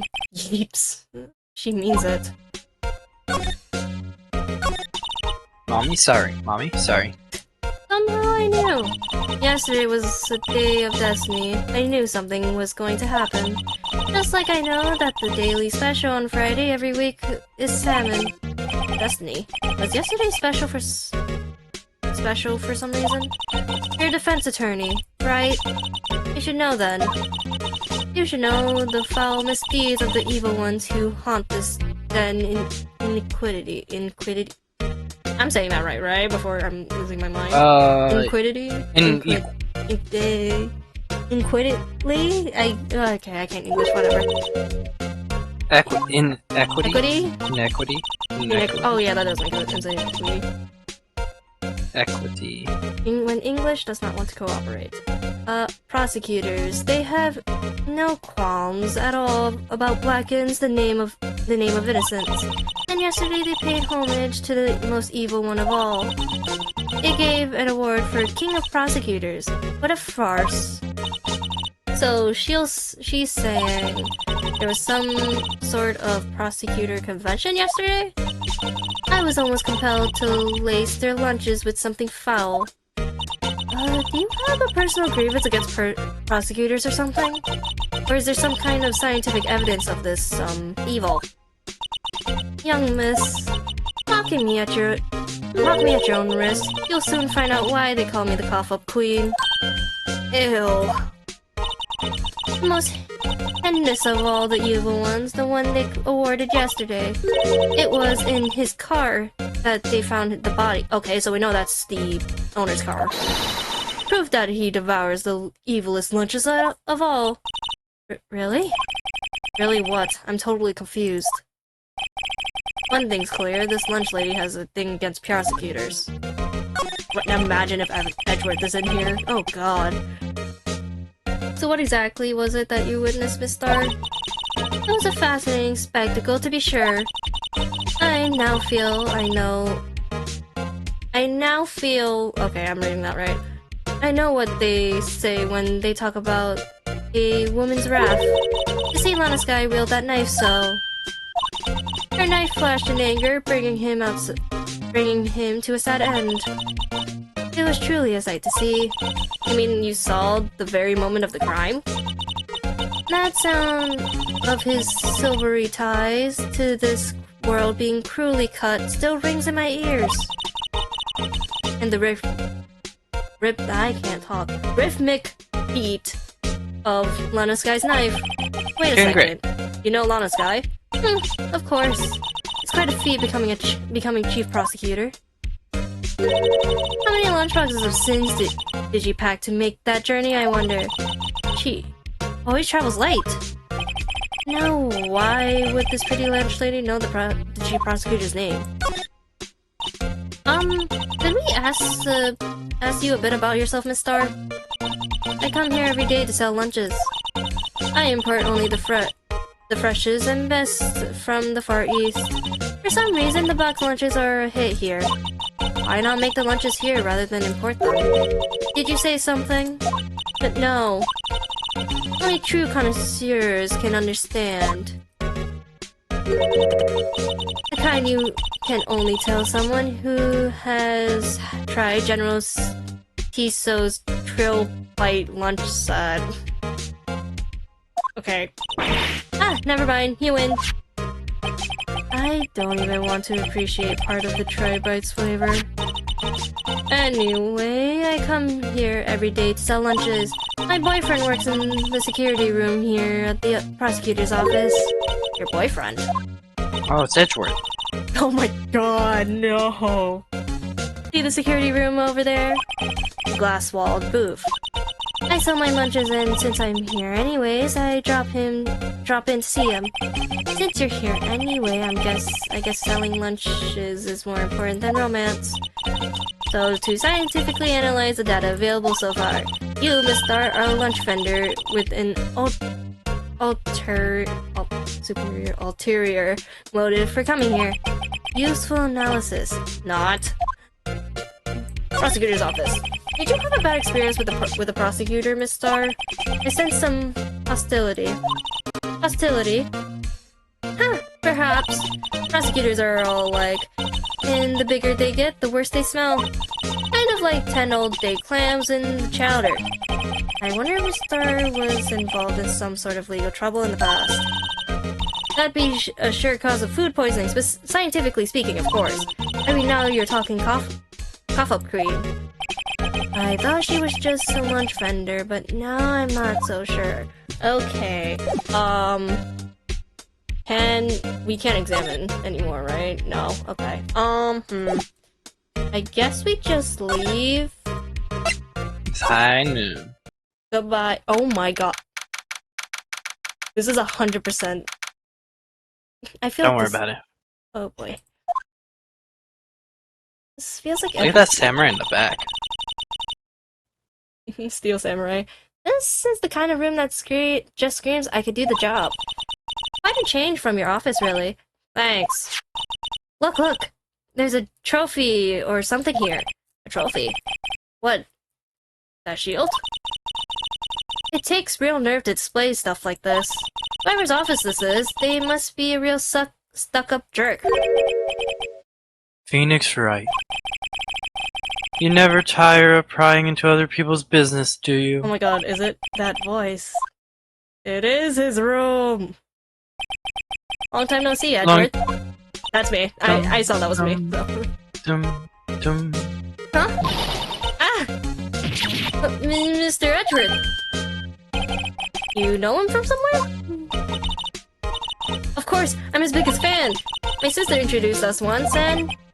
Right, her sister is the chief prosecutor after all. Well, what brings you here?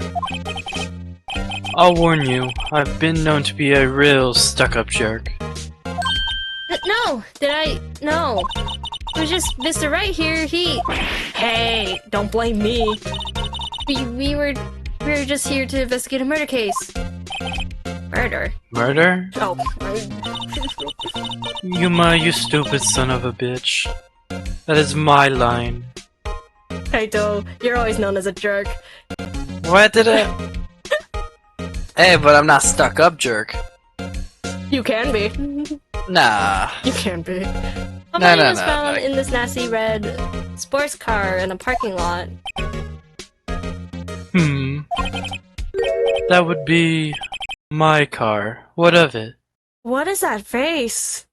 Oh god. What? Your car? I'll say one thing, she certainly can scream. Okay, I'm gonna be right back. I'm gonna grab dinner really quickly. Okay, I'll probably eat breakfast soon.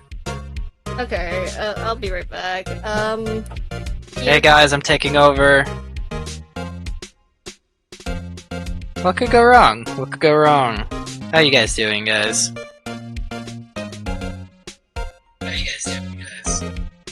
How you guys doing?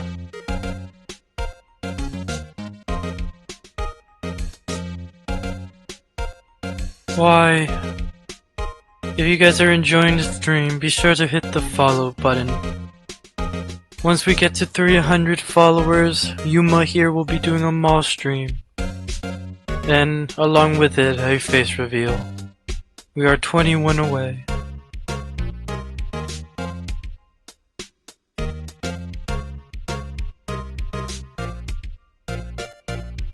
If I remember correctly, she also said we get to pick her food on that day. Let's make her get like Chipotle.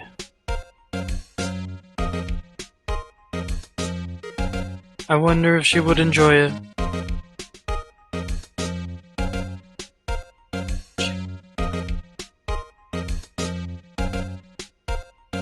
Oh yes.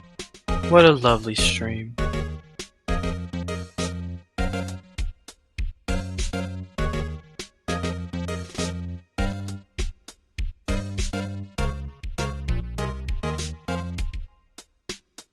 Guys, it's getting lonely. Someone say something.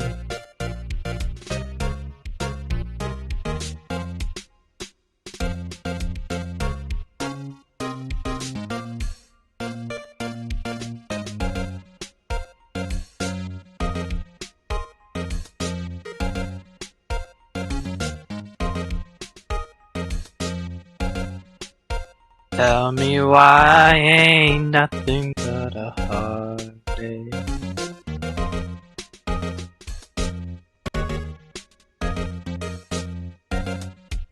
Tell me why ain't nothing but a mistake.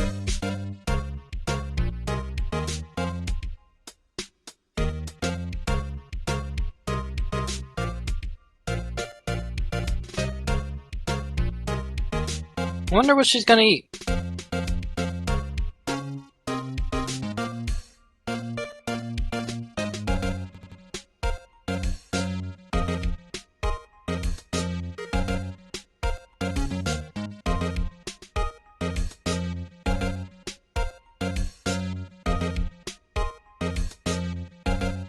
Any humorous in chat?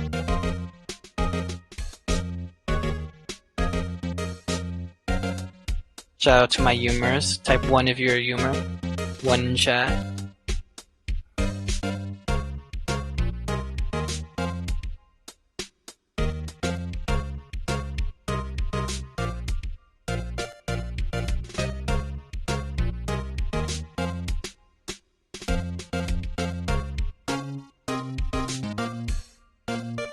This is fine.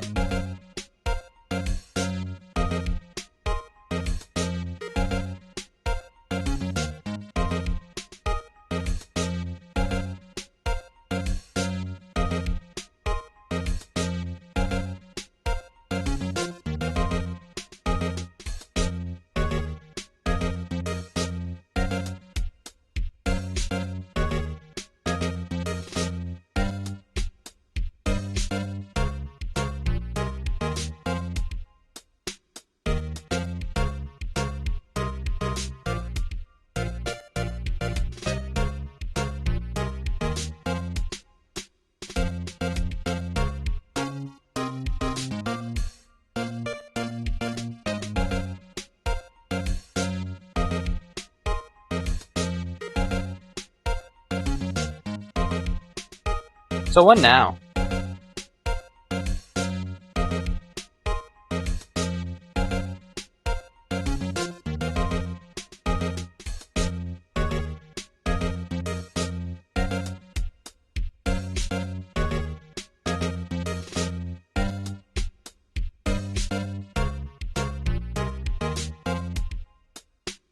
Alright, let's do this.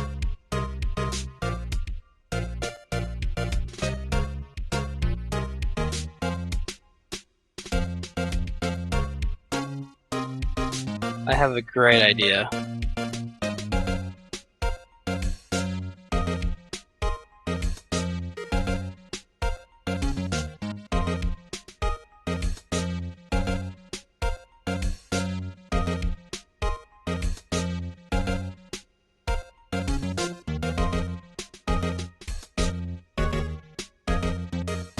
Ain't nothing.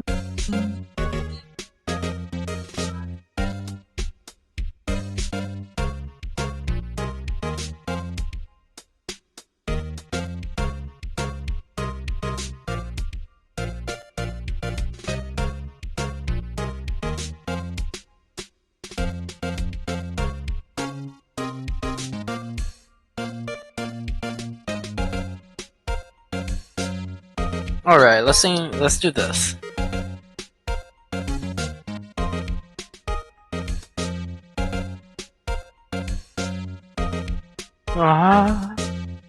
My fire, the one desire. When I say I want it that way, to work the part can reach to the heart. You say I want it that way. Me ain't nothing but a heartache. Ain't nothing but a mistake. Alright, I'm bored. Sheet back yet?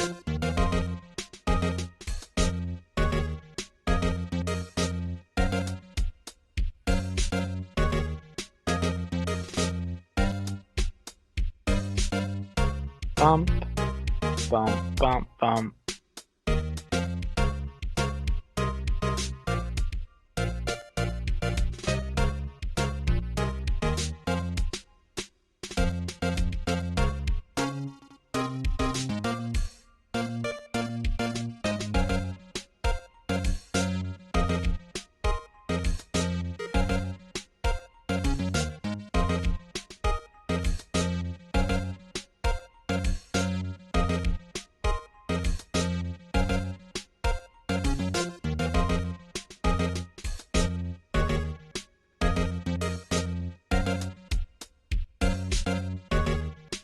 Hey guys, did you know that Cat Gaming Pad eats tempura, but she takes off the skin first and then she eats it?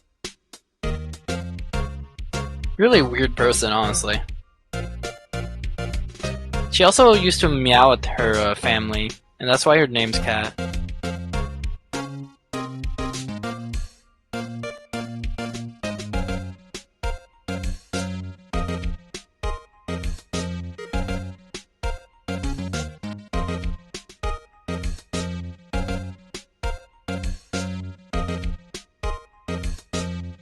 Did you guys know that Yuma is single and sad? She has no bitches. She needs some bitches.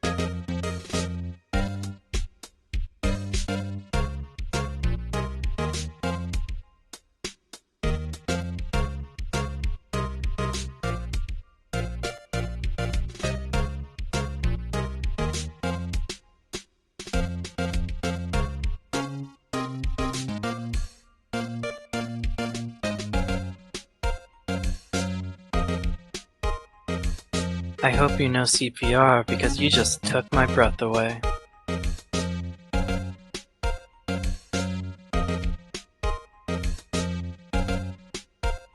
So aside from taking my breath away, what do you do for a living?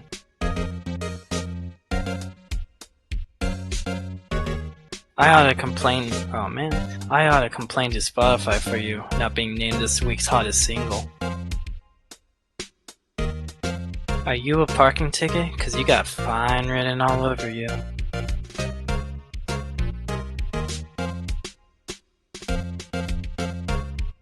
Your eyes are like the ocean. I could swim in them all day.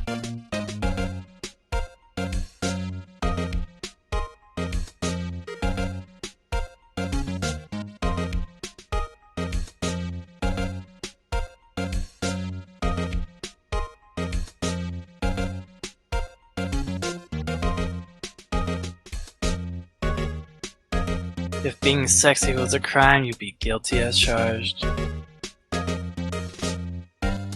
Oh, hi, Floop. When did you get your...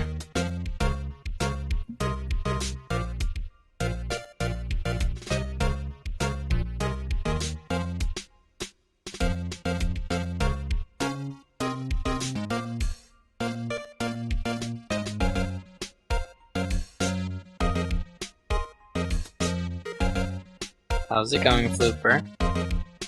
Oh, everyone say hi to Cole. Woo! Cole, woo!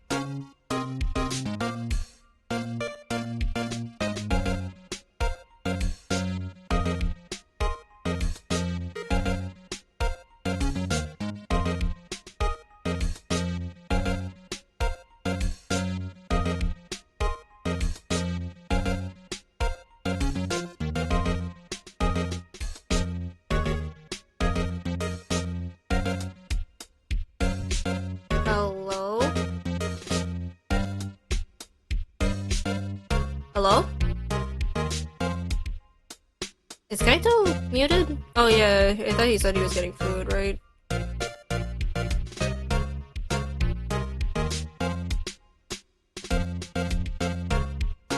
guess Kaito was actually getting food. Also, hi chat.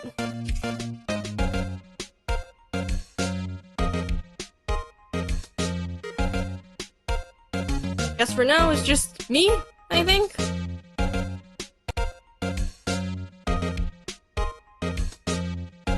I'm like trying to check really quickly. Ah. This Kaito isn't muted. Oh well. Alright, back to gaming. So the body was found in your car. Go ahead and say it right. Oh, what the fuck? I was like, I thought you were gone. No, I've been here the whole time. Oh. You think I did it, didn't you? What's happening? After you went through all the trouble to help me last year, no less. Alright, now I gotta go. I need to go do groceries.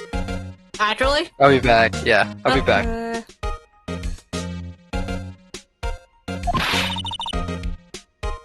No, we didn't think you did it. I mean, it was my sister who stabbed him. Wait, no, she didn't do that. I mean... Wait... You're the chief prosecutor's little sister, then? Yes, sir, I'm a Sky. It's, nice to meet you again. No, that didn't sound so forced at all. Ah, now I remember. You've really grown. I admit, it was surprising to me too. To think that my own car would become the scene of a murder. More surprisingly still, I'm being forced to prove my superior's guilty. I can understand. Wait, what did you say? Well, this guy is the chief prosecutor, the top prosecutor of the district. She can't prosecute herself, so I'll be the prosecutor at the trial tomorrow. You, Mr. Edgeworth. To be honest, it's a bit of a miracle I'm still here at all. What do you mean? Rumors. You've heard the rumors about me, haven't you? Miles Edgeworth. It's hard to remember at a time when there weren't rumors about this guy. Forging evidence, rearranging false testimonies, illegal searches, you name it. Thanks to you, my innocence was established in the trial at the end of last year. However, there are some who say I'm the one responsible for the current incident. But what? That's crazy. Some people need very little excuse to think ill of others. It's a fact of life, impossible to stop. But some of them even go so far as to present me with toys like this. I think it's funny. Toys? That bronze shield? There's got to be a story behind that one. Chief Prosecutor Sky. Yes, we've worked together on a case 2 years ago. It was my first big case. That's right, I remember. 2 years ago. I wasn't even a lawyer yet. Since then, I've always felt that she was looking out for me. It appears I was mistaken. Mistaken? Why? I mean, I know she's not the warmest person, but I'm sure she felt some responsibility for you. Then why? Why did she stab someone in the trunk of my car? Not only that, she stabbed him with my knife. You have a knife? Wait. Title's still a VC. Why? What? Okay. Okay, I guess. What? Mr. Edward, your knife was a murder weapon? To be specific, it was the knife I kept in the toolbox in the trunk of my car. Edward's this knife. Murder weapon usually found in Edward's toolbox. Traces of the victim's blood, no prints. Edward? What? Are you sure you didn't do it? Come on, can't you take a joke? You have a strange sense of humor, Mr. Wright.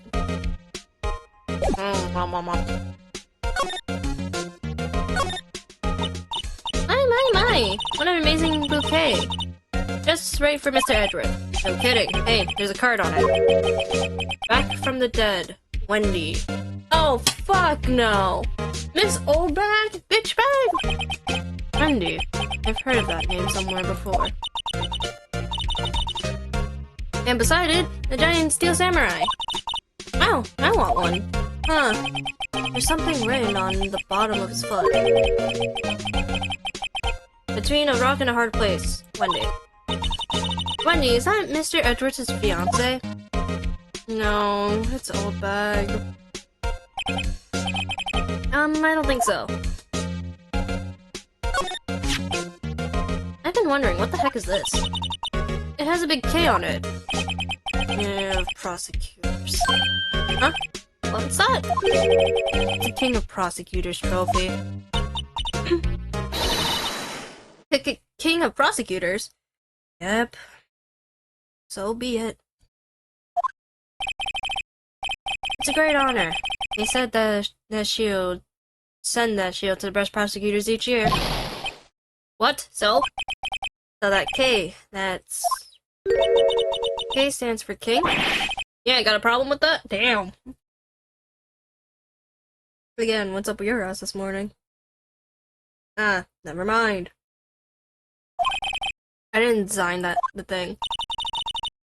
King of prosecutors. Kind of like employee of the month, only better.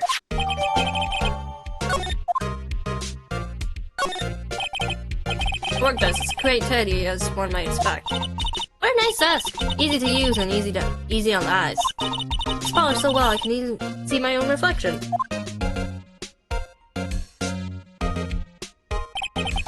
Strange. Why did I just picture Detective Gumshoe? Maybe I'll take that name plaque as a souvenir. Don't. They'll sue you. Mr. Edgeworth has such a comfy sofa. Sofas like this makes me want to curl up and take a nap. I bet he pours over his case files here until the wee hours of the morning. Then he takes off his jacket, rolls up his sleeves, and goes to sleep using his arms as a pillow. I don't believe it. She's actually daydreaming about Edgeworth's working. I bet in the morning he has soft hair and little creases in his face from his cheeks from the seams. He's so cool. Soft hair is cool. Wow, this jacket is even lacier than his usual one. This must be his lucky trial jacket. Lucky, right? I've never seen him wear it.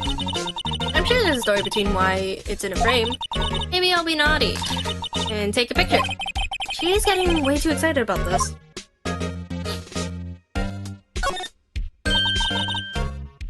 Hey, a chessboard! I'm not too up on my chess, but it looks like blue's in a tight spot. The red knights have surrounded the blue pawn. Huh? Those horses are mounted knights. Their swords have really sharp edges. It checks out that poor pawn. His head is kind of spiky, but kind of reminds me of you. Mr. Edward must be an avid chess player. What's wrong, Mr. Wright? Edges surrounding a pawn with spiky hair. Nah, it's nothing. Oh, these are all case files. They're stacked up like to the ceiling. There's even a ladder. Odd. I thought Edward wasn't good with heights. He must have someone get them for him. Oh my god, it's just Gumshoe. Strange. He must study these case reports so closely. He's so cool. You wouldn't say that if you saw him sweating bullets up on that ladder. Can we ask you about anything else? No, but can we present stuff to you? Nope. Can I present this to you just to see if there's anything? Say, Edgeworth, I was wondering about this. Mr. Wright! Huh? What? Are you sure you should be showing that to Mr. Edgeworth? Well, oh, he'll take it for sure, won't he? I wish I could be on the same side as Edgeworth. But then my sister would be found guilty. If she sighs any deeper, I'm going to start getting depressed.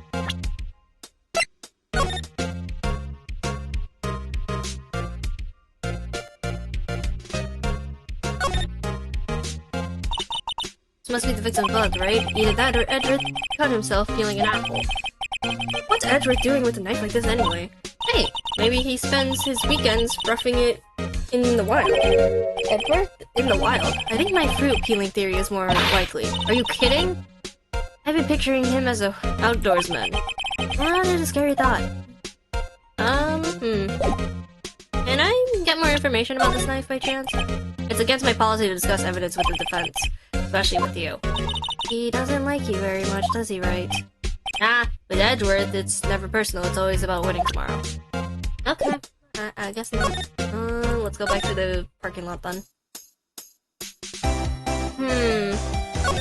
Can we present this to her? Can you take a look at this? You! Yes? You said you wanted some hot tea, right? No, but thanks, she didn't even look at me. You must have brewed the leaves a long time to get rich flavor like this. We pre-infuse the leaves with steam before brewing. I knew it, so that's the secret to their aroma. Exquisite. The one thing I'm smelling here is a waste of time. Okay. Angel, no prints are found. Is the other question. Let's go to the dungeon center. Let's see what she. Nope, she's not gonna talk to us, is she? Okay.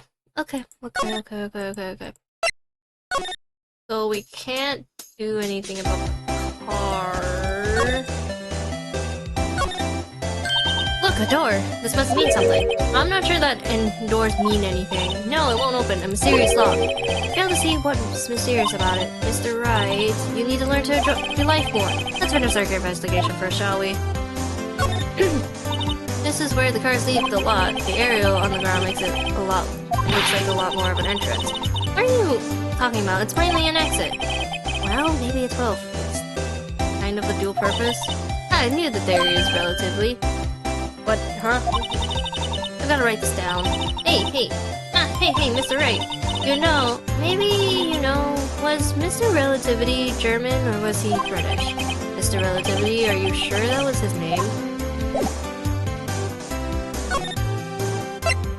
I guess we investigate all of it already, and he won't talk to us about anything else, so let's see what else I could do. Tea. Ooh, cute! What a pretty tea set. I go more for the instant tea bag myself. Amazing! The drawers below are filled with packets of tea leaves. They're all sorted by place of origin and flavor. Look at this royal blend! What an exquisite, splendid concoction. There's such a thing as taking a hobby too far. Whoa! What a view! It must be nice to have an office on the 12th floor. I guess you would feel important. Incidentally, for you to jump out this window, the time until impact with the ground would be... Got it! Approximately 3.23 seconds. That's handy to know. Do we have anything?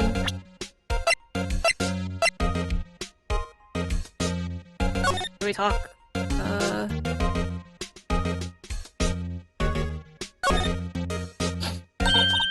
Hey, check it out! There's a metal plate here. Looks like it's the name of all the previous recipients are engraved on it. Oh, one guy's listed a bunch of times on Karma. I guess he must be a foreigner? Yeah, that's probably it. Oh, wherever he's from, he must be an amazing prosecutor. I'd like to meet this Mr. Von Karma sometime. When she says his name kinda does have a ring to it.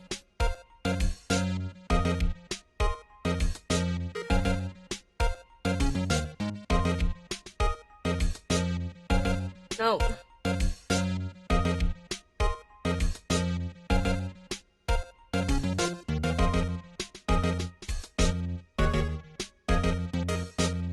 Oh god, this new feature's gonna kill me.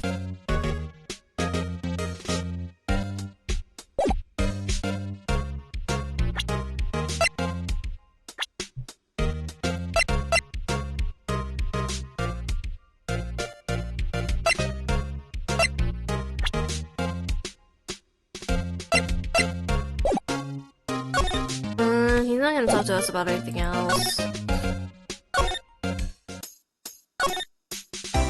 Might as well go back to the office then. Or not.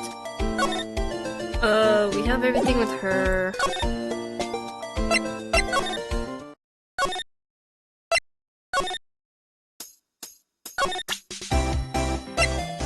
Do we present our badge? The defense attorney must be able to fight. How about you? Do you think you can win? How about tackling Lunchland's Pickle Supreme lunchbox? Wow, it's really crunchy. A box of pickles, kind of a sad lunch if you ask me.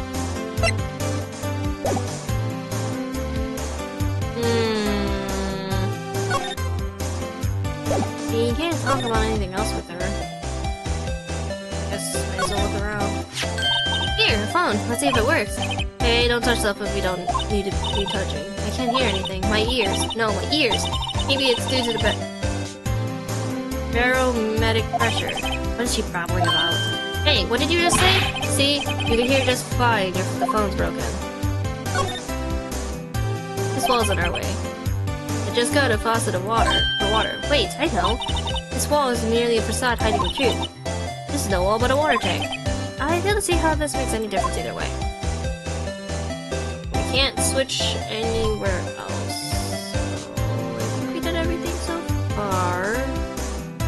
TM machine. No, I think we did everything in here.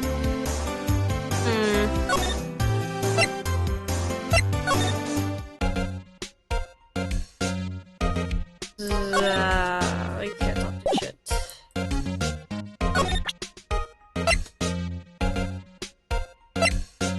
Can you tell us about this at least? So basically, this says you were the best of the best last year, huh? You could take that foolish grin elsewhere, right? I lost a day of work to receive that travesty. Huh. How's that? I had to go to the police department to receive that broken shield. The police department? Yes, right next to the police station downtown. You've been there, haven't you? Where Detective Gumshoe works? Yeah. I was wondering something about your shield. Why is it broken? Why does it matter? I've got more important things to worry about. Oh, right. He doesn't seem too concerned about his award, for better or for worse. Yesterday was a very busy day for the prosecutor's office. Maybe we should ask him more about yesterday. Okay. That's something, I thought. Could you tell me more about yesterday, the day of the murder? Yesterday was an annual cleaning day at the prosecutor's office. Cleaning day? Working with the police department, we sort of file all evidence for solved cases. We call it evidence transferal. Wipe your hands off old cases, in other words.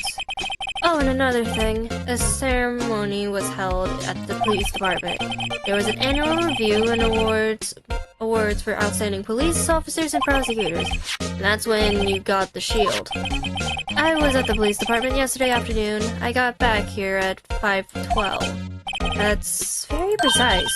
People like myself and Mr. Edgeworth pride ourselves on our precision, Mr. Wright. No, I place little faith in my memory. The only thing I trust is solid evidence. Well, thank you, Mr. Edgeworth, for that. This is the parking stub from the underground lot. The murder took place around 5:15. So the murder happened right after you got back.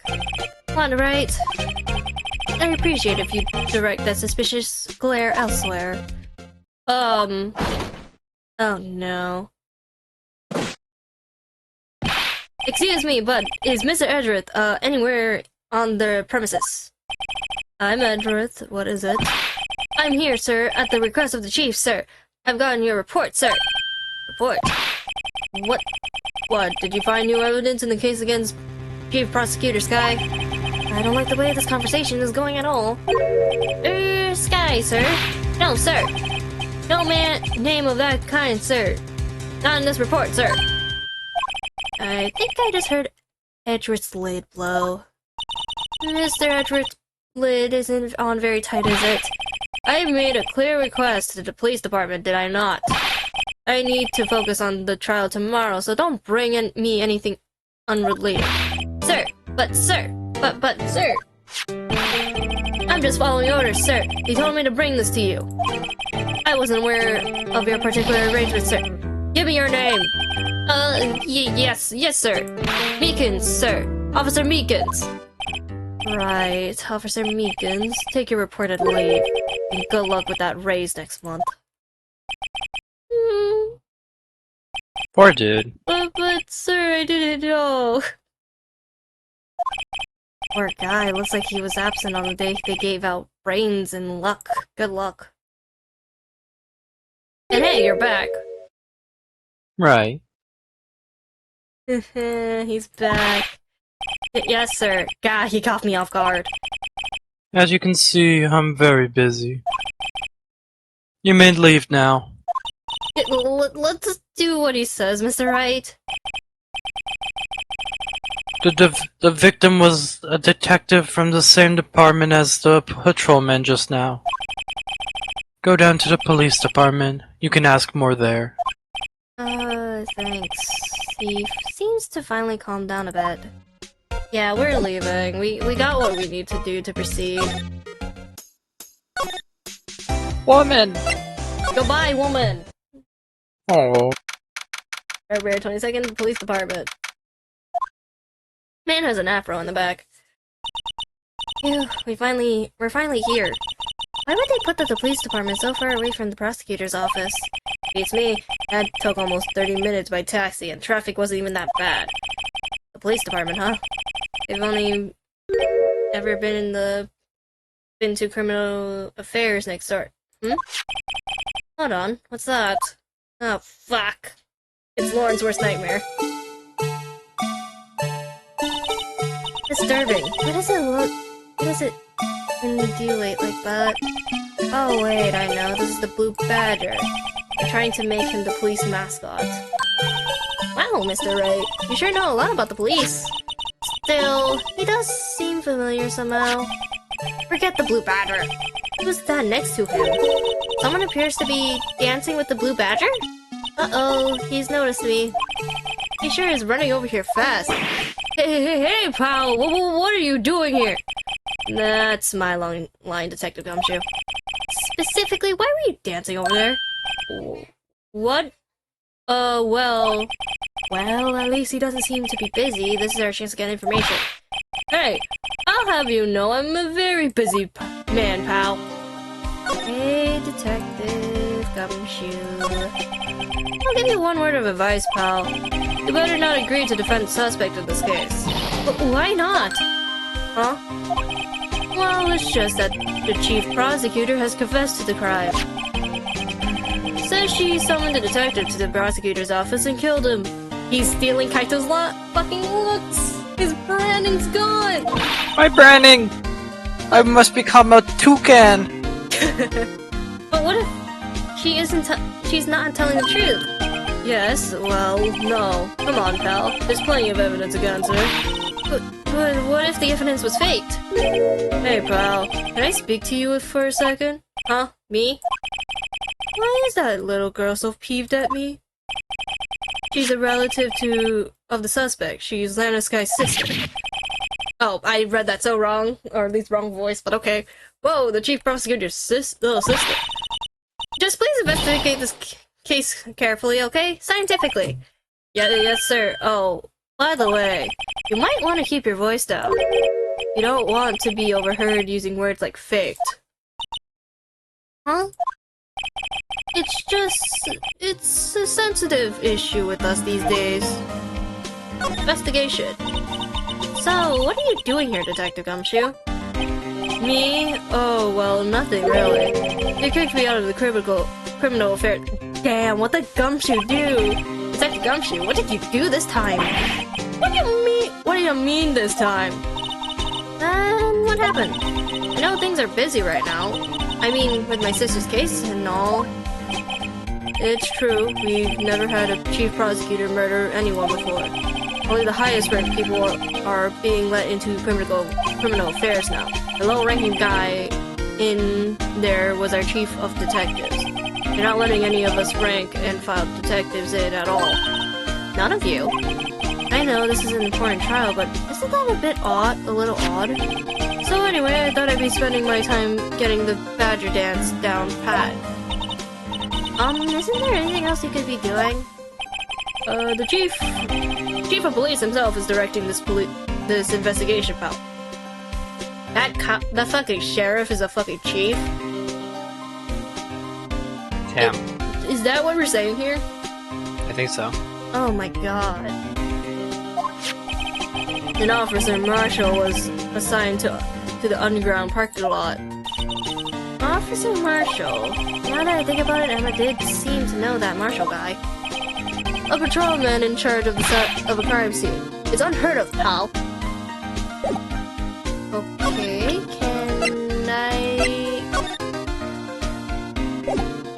I present this to you? Detective Gumshoe, can you tell me about this? Oh, hey pal, this is a detective's ID card. You can't just keep that, you have to turn it into the police. It's people like you that get me into so much trouble all the time. Meaning Detective Gumshoe must drop his drop his card a lot. Let me see. Bruce Goodman. Goodman. Sounds familiar. Nah, my mistake. Didn't you work together with him in criminal affairs? Whoa, now I remember. Rose Goodman. He's the victim. That's what I thought. Can you tell us more, Detective Gumshoe? Ay. Guess we present this. Hey, that's it. That's the King of Prosecutors award that Mr. Edgeworth got yesterday. Were you at the award ceremony, Detective Gumshoe? Of course, pal. I got an award for diligence myself. Ah, congratulations. I was wondering, why is the award a shield? And why is it broken? Ah, there's a reason for that. I'll tell you what it is later. Why later? Apparently, he's forgotten. Damn. But I was proud of Mr. Edgeworth for winning that award. Even with all the naysayers in the prosecutor's office. Naysayers? Must be because of the rumors. Okay, we can talk to you about Bruce Goodman now. So, this ID card belongs to the victim. He was a detective like myself. Detective Goodman. Bruce Goodman. Don't you think it's strange? I mean, why would the victim's ID card be lying on the ground where we found it? Well, Detective Goodman should have been at the police department yesterday. There was an evidence transferal for a case he handled 2 years ago. Evidence transferal. Mr. Edgeworth mentioned that too. But Detective Goodman was killed at the prosecutor's office. Well, that's the thing. It's hard to say this, but word is that the chief prosecutor Sky called him out there to the parking lot. And Lana's confessing as much. Okay, I think that's enough from Gumshoe. Unless I'm supposed to present more evidence, which I don't think I should be. Nope, nothing in here. Unless I'm supposed to be. That'd be interesting. What else am I supposed to present? A fucking knife? Records of the prosecution. Maybe? I guess? Actually, let's see if there's anything on this thing. We haven't looked into it. Miles Edwards, 1712. This is the date of the time. The day of the crime. The murder took place 3 minutes after Edward parked his car. Only he was held at a couple of extra red lights. Okay? Did something happen?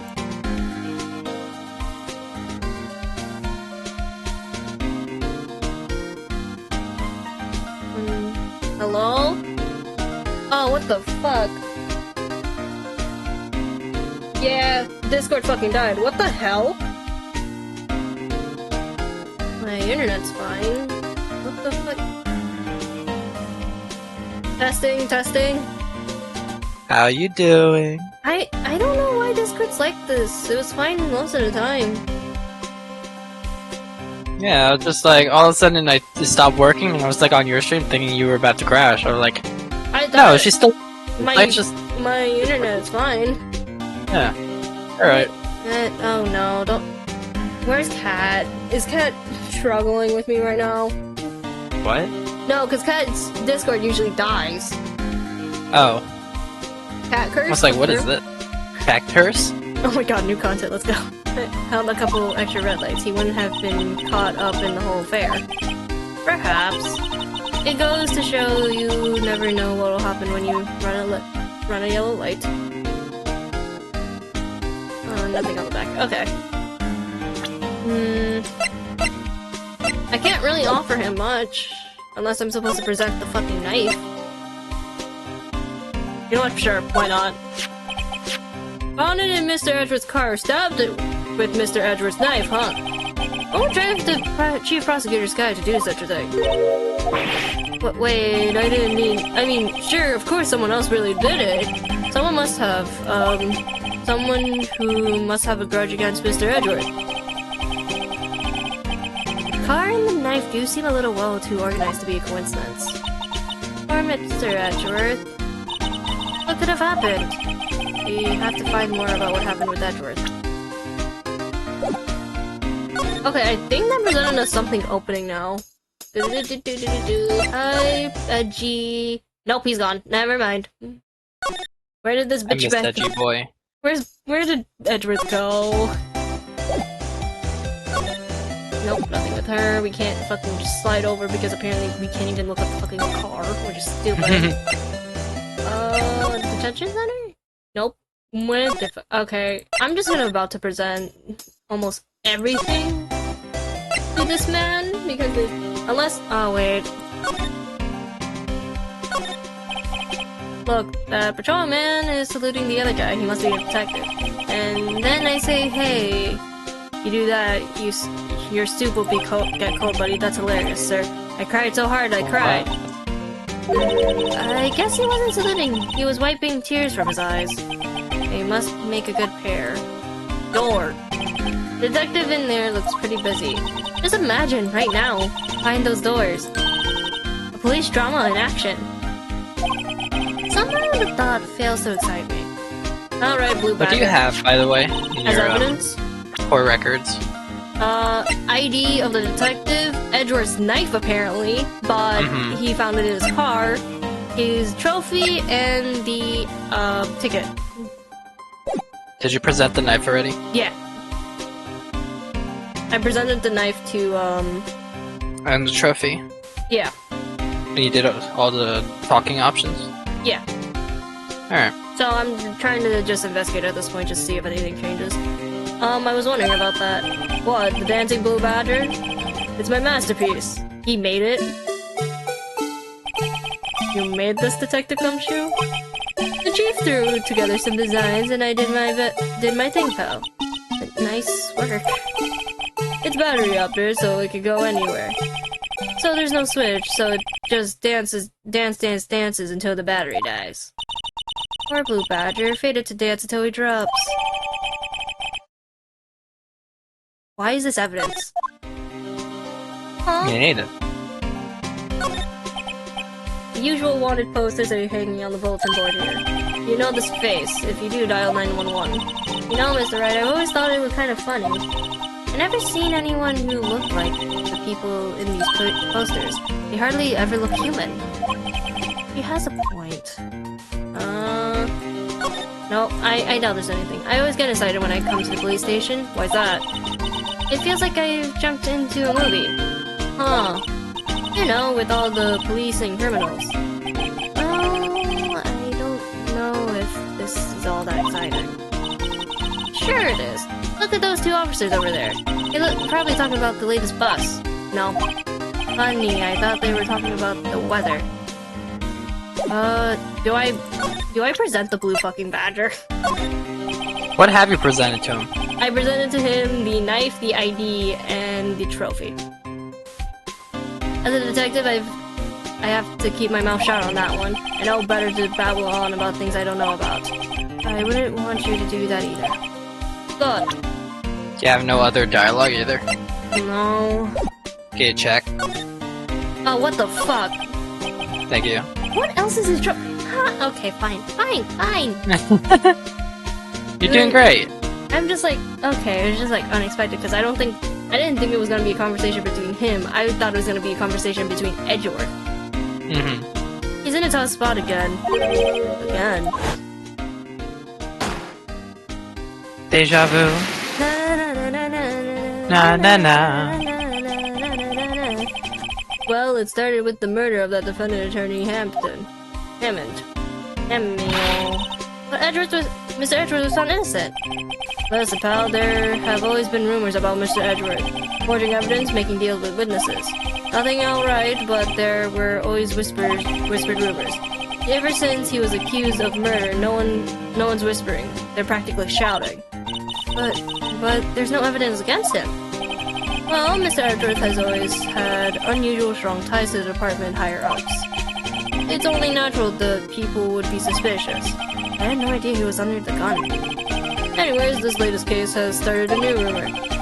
People say the only reason he took this case is because he's aiming for the chief prosecutor position himself. But what? But I know the truth, pal. Nobody wants to be the one who has to prosecute the chief prosecutor. Mr. Edgeworth is biting the bullet on this one. He's doing this all for us. For all of us. And that's all I know about that. I'm not officially on the case, you know. Thank you. why aren't you handling the case, Detective Gumshoe? We met the guy who is, what is his name? The guy in the parking lot? That'd be Officer Marshall. He was appointed directly by the Chief of Police. Officer Marshall, is he some kind of Wild West sheriff or something? No, Jack Marshall is just a regular officer from West LA. For a moment there, I wasn't sure. Look, pal, let me try to make things a little easier for you. Show them this, and they'll let you examine the crime scene. Maybe. Detective Gumshoe's letter of introduction added to the court record. I'll be surprised if this gets us anywhere. Just act like you're supposed to be there, and nobody will look at you twice, pal. So, now that, do we go back to this and present it to... Never mind. I thought we had to present it to her, but okay. Looks like the investigation is still going. I have to be getting back to shop. Sorry, looks like I'll be... Oh god, this is the dude, isn't it? Sorry, looks like I'll be stuck in this pit till the sun sleeps. I'll see you in my dreams tonight, then, baby. Oh god. It should have been me, not him. Oh, still here?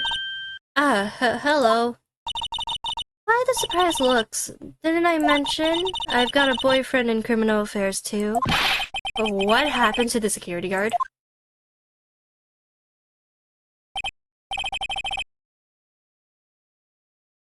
Oh.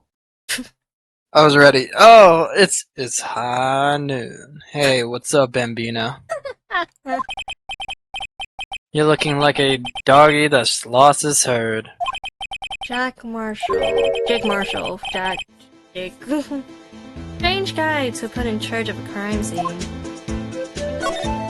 Let's talk with him first before she moves. There's something I wanted to ask you. The scene of the crime, a cold grave for men who lost their dreams.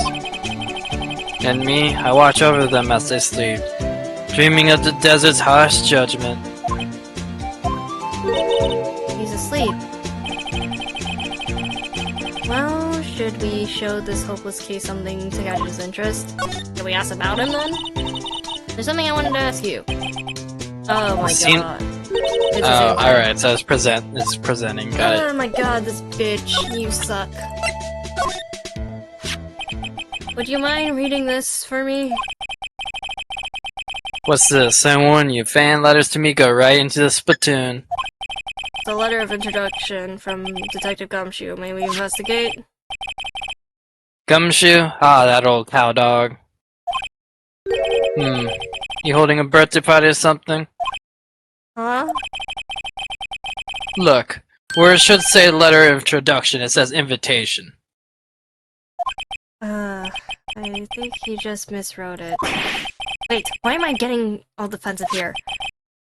No worries. This proves is from Detective Gumshoe. Better than a blood test. Guess I better let you in then. Thank you, Officer Marshall. Oh, that's right, he's a patrolman, not a detective. Which reminds me. Hey, wait a sec. Isn't a crime scene supposed to be handled by a detective or higher? Well, folks, the clues are calling. Welcome to our gold strike. What the fuck? This man seems high. Be like the settler, strike out the 4 lanes unknown. Manifest destiny, yeehaw. Let's have a hootenanny. Note to self, police investigations are like settling land. Well, Mr. Wright, what do you say? I say I won't be needing this anymore. Detective Gumshoe's letter of introduction crumpled and discarded. Now can we get the information? Officer Marshall, could you tell us blah blah? Good men always die young. Remember that, partner. Could you be a little more specific? Bruce Goodman, he was a detective, right? Well, aren't you a feisty doggy there now? Who is also stealing Kaito's main, branding. Well, that dude's dead, so it's fine. Detective Goodman was stabbed here at 5:15. The smiling Madonna told me at the tale. I think he needs to witness Miss Angel's star. One stab to the chest, a fine piece of work. This here's the autopsy report. Well, thank you. Wait, death due to blood to loss of blood. One knife wound, died within an hour and a half of 4 p.m.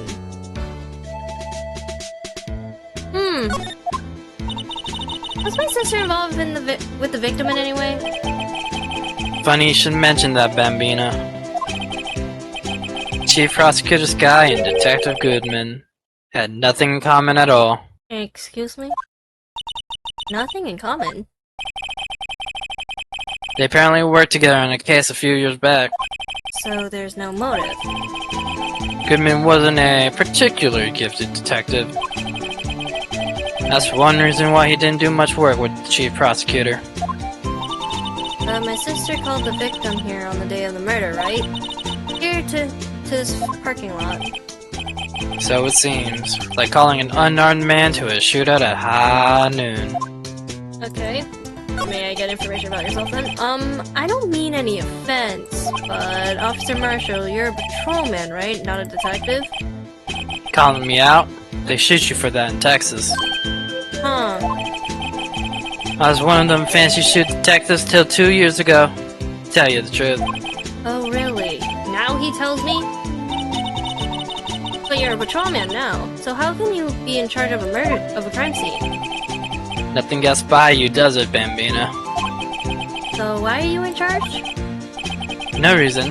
We're just short on the hands right now. I'm keeping an eye out in the meantime. Gumshoe exists. That's odd, though. Detective Gumshoe was saying he had nothing to do, nothing important at least. He's nothing but a sad old cow dog. I can't find his tail. Call 1-800 Gumshoe to prevent gumshoe abuse. Thank you. Maybe it's because he runs with the Edgeworth, eh? Edgeworth? That cow dog's been kicking out of this cattle run by order of the police, or the chief of police. Just you don't realize it yet. Detective Gumshoe kicked out of the investigation. Damn. Damn. Alright. Okay, can we at least investigate the car now? Because I see a phone at the bottom. This looks like a cell phone. Scientific analysis would suggest this belonged to the victim. I can't think of anyone else who it could belong to. What's so scientific about this? Should we check it out? Yeah, we might as well. Right, let's check it out. This is not me controlling it, by the way. I'm trying to, like, click it forcefully.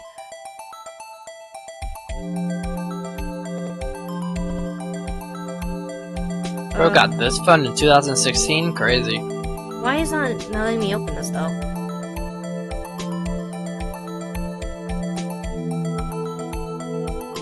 Don't tell me. Oh my god, I'm already hating this already. Examine the blue button.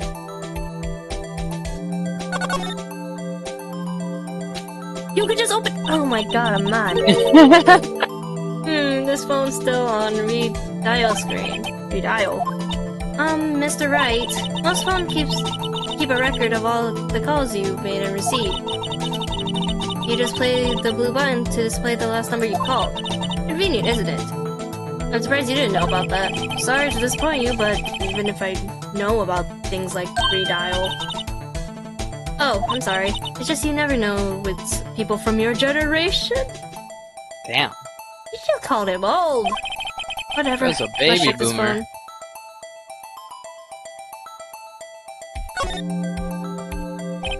Now to see who the owner of this phone called last.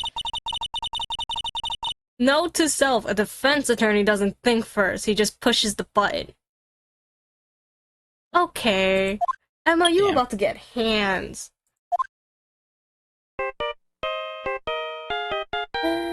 I love that, that's beautiful. Hey, the song. I know that.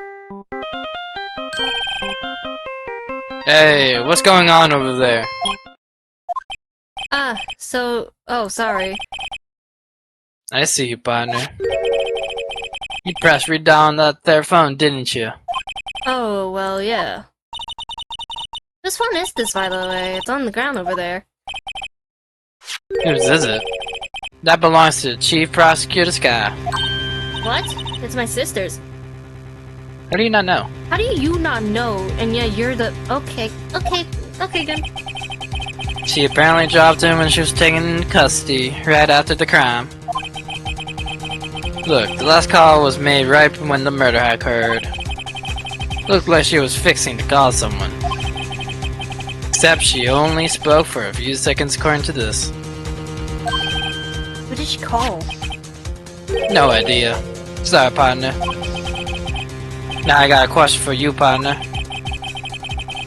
I heard a phone ring just now. One of those newfangled ringtones. Oh, that. Oh. I'm sorry, that was my phone. What? What? Your phone? Huh? I'm not the only one confused, right? Yeah, it's kind of strange, but someone called me right as we picked up the other phone. A wrong number. Does he know? He does not know. That phone called to us. I hope you're not lying. They shoot you for that in Texas, partner. That concerning. Uh-oh, I've incited the wrath of the Lone Star Patrolman. Does he not know? Are you stupid? You know what? I'm not fighting it. This rope, is it? Yep. They laid it on the outline of the victim's body. So wait, the victim must have died when the killer closed the trunk on him? You have got to be the only person I know that comes to that conclusion. Apparently this is Mr. Edward's car. Appears to be the car where the body was found. It looks like the lock on the trunk is busted. Edgeworth's driving a red Mustang. It's quite the sight. The crime took place in the underground parking lot at the prosecutor's office. The body was found in the trunk of my subordinate's car. Quite a luxury car. It just screams, I have money to burn. Yeah, prosecutors get the big bucks. Apparently you get big bucks anyway. Block B is through there, that's where visitors park. I can see the Lunchland car over there, far in the distance. Hey, you're right. I like the cute design on the door. I can see a cartoon cow munching on a juicy-looking steak. Cannibalism? Doesn't that strike you as a little creepy? Just don't think too deeply about it and you'll be fine. Huh. What happens? Can we... Okay, wait. Can we, by chance, just reopen the phone really quickly?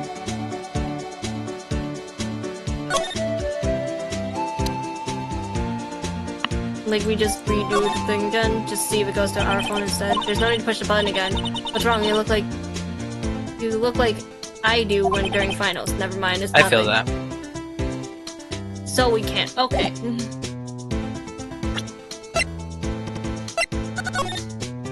We checked this already. Huh. Okay. Let's go back to you. Okay, there you go. So there's no connection between Detective Goodman and my sister? That's correct, but there's a gold mine of evidence against her. And the prosecutor tomorrow is none other than Edgeworth himself. I'm afraid your sister's fate is decided, Bambina. Many condolences. Officer Marshall. Yeah, Bambina? How can you say that? You and my sister, you were... Is there something between this cop and her sister that I don't know about? I apologize, Bambina. Something must have gotten to me. Maybe it was that dry wind that's been blowing through the prosecutor's office. Dry wind or ill will, someone's up to something here, but who? Suspicions about Mr. Edgeworth have been flying around for nearly 2 years now. Forged evidence and arranged testimonies he made. He was unbeatable because he did whatever it took to win. Unbeatable, that is, until you met you. But rumors are just rumors, aren't they? These are prosecutors we're talking about. Evidence is everything to them. You follow the rumors about Ezra to their source, you find one person. But they're off limits, untouchable, you might say.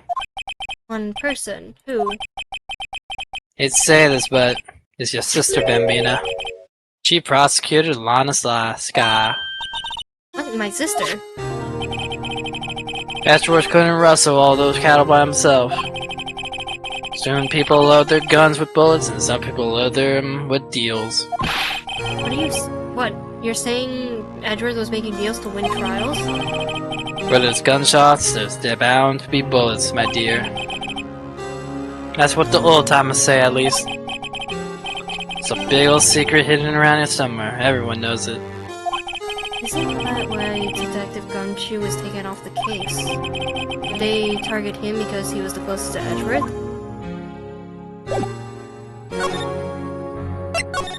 Dog. Go back. I just hear you say go back. Press dog. JK, lol. That's why I was like, what the fuck you on about? What are we missing? Okay, I think you need to examine some more, probably. Probably.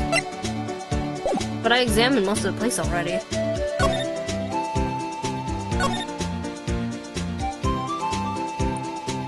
did that. About the screen, maybe? Did most of this room, including the shitty ladder, the wall, nothing about. Wait. Look, a stylish sky glass-walled room. Very nice. You can see the whole parking lot from in there. It says security. Perhaps it's a cafe? Huh? Cafe security. Yeah, that must be it. Let's check it out later. I hate to break it to you, but I think that's probably just a security guard office. You know, I scored a 97 on my science test the other day. Too bad they don't have a test for common sense. Did you try the phone yet? Presenting the phone or just trying the phone out? No, the phone on the wall. Yeah, it's broken. Okay. So what are you missing? Good question.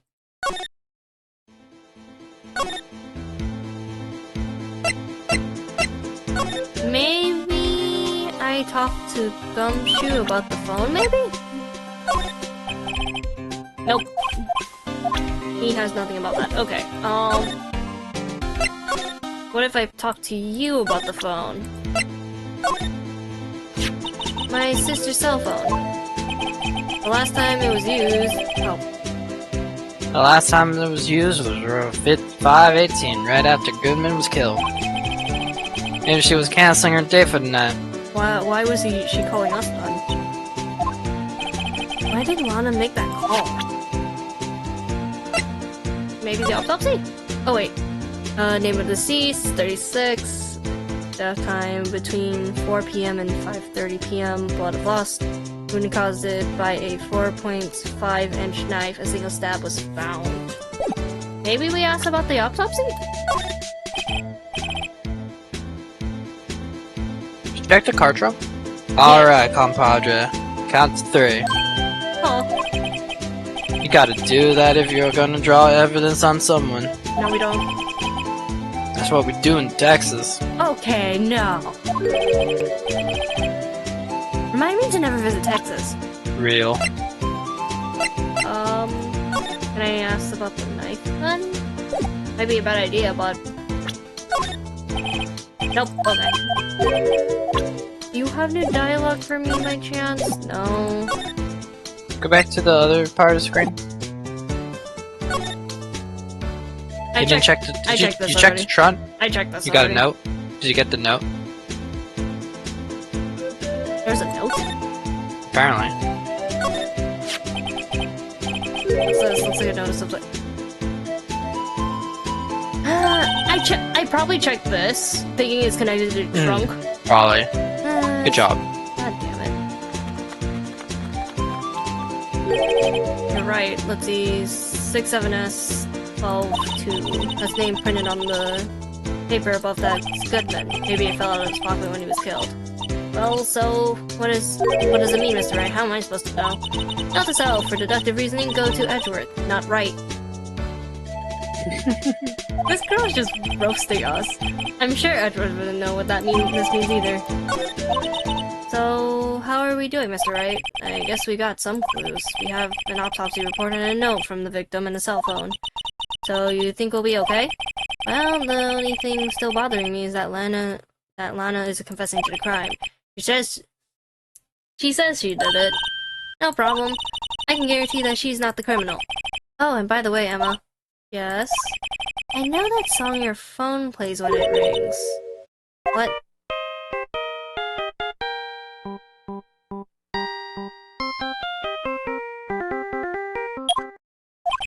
It's the Steel Samurai theme song, isn't it? Popular TV show for kids? That phone rang earlier wasn't mine. It was yours. At 5:18, just after the murder took place. Your sister called you, didn't she, Emma? I'm sorry. Can you tell me what you talked about? She hung up right away. I see.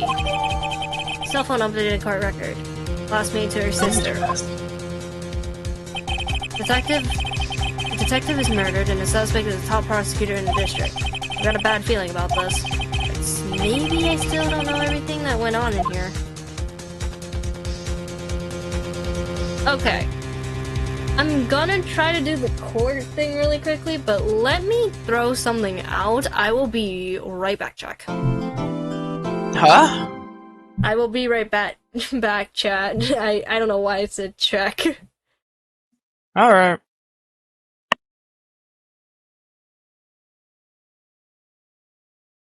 Just me, myself, and I.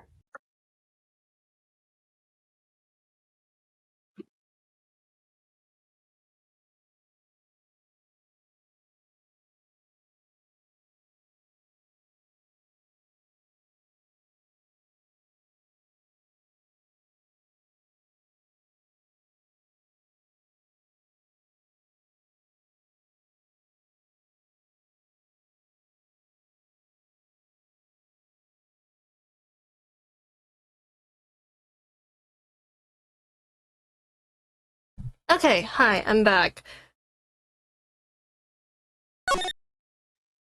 Oh god, don't tell me Discord died again. Hello? No, you're good. Okay, I was about to say. Okay, we're gonna do the court, or at least do the trial first, really quickly, see how that goes, and then we'll end stream after the trial. So that's plan of attack. 23rd. How did an investigation go yesterday, Mr. Wright? Frankly, there are still a lot of gray areas. Or rather, the whole thing is one big gray area. Don't worry about me, no matter what the outcome is. I'm ready to accept my fate. I believe in you, sis. Mr. Wright, let me offer you a word of advice. Yes? The defense attorney should not believe their client. The defendant is called to trial because they are suspected of wrongdoing. Never forget that. This guy, you remind me a lot of Mia. But there's one decisive difference between you and her. And that is... you're not a defense attorney. I believe it's almost time for the trial. Good luck, Mr. Wright. The first trial without a Faye helping me. No one's going to bail me out this time. Be alone in there, so I have to discover the truth all by myself. Let's do this! Do it, Mr. Wright! I'll be with you the whole way. Well, you might be more useless, but it's something. You're beating this whole game right now? Hmm? You gonna beat the whole game? No, not for this. Well, in various times, yes, but I'm not going to do this in one sitting. First down session for the trial of Miss Lana Sky. The defense is ready, Your Honor. Prosecution has been ready for a while, Your Honor. Edgeworth. Deja vu. It's been 2 months, but I haven't been in a courtroom since his trial. I hope that personal feelings will not be part of the proceeding today, Mr. Ray. I will choose the path that thinks right, regardless of what those around me might say. The judgment to be made here is in our hands, and not those of anyone else. Very well, Mr. Edgeworth, your opening statement, please. Chief Prosecutor Lon Sky has committed an unpardonable crime. Not only this, but she was rash enough to commit it in the prosecutor's office lot. Wow, he's much more forceful in person. I suddenly feel like confessing to everything. However, she will not pay for her rashness with her life. There was a witness to her crime. A professional witness. Well then, call your first witness, Mr. Edgeworth. The prosecution calls its first witness, Miss Angel Star, to the stand. The cough-up queen. Haven't I seen you somewhere? You ordered the caviar lunch, right? Oh, caviar! I haven't eaten caviar before. The judge is really wolfing it down.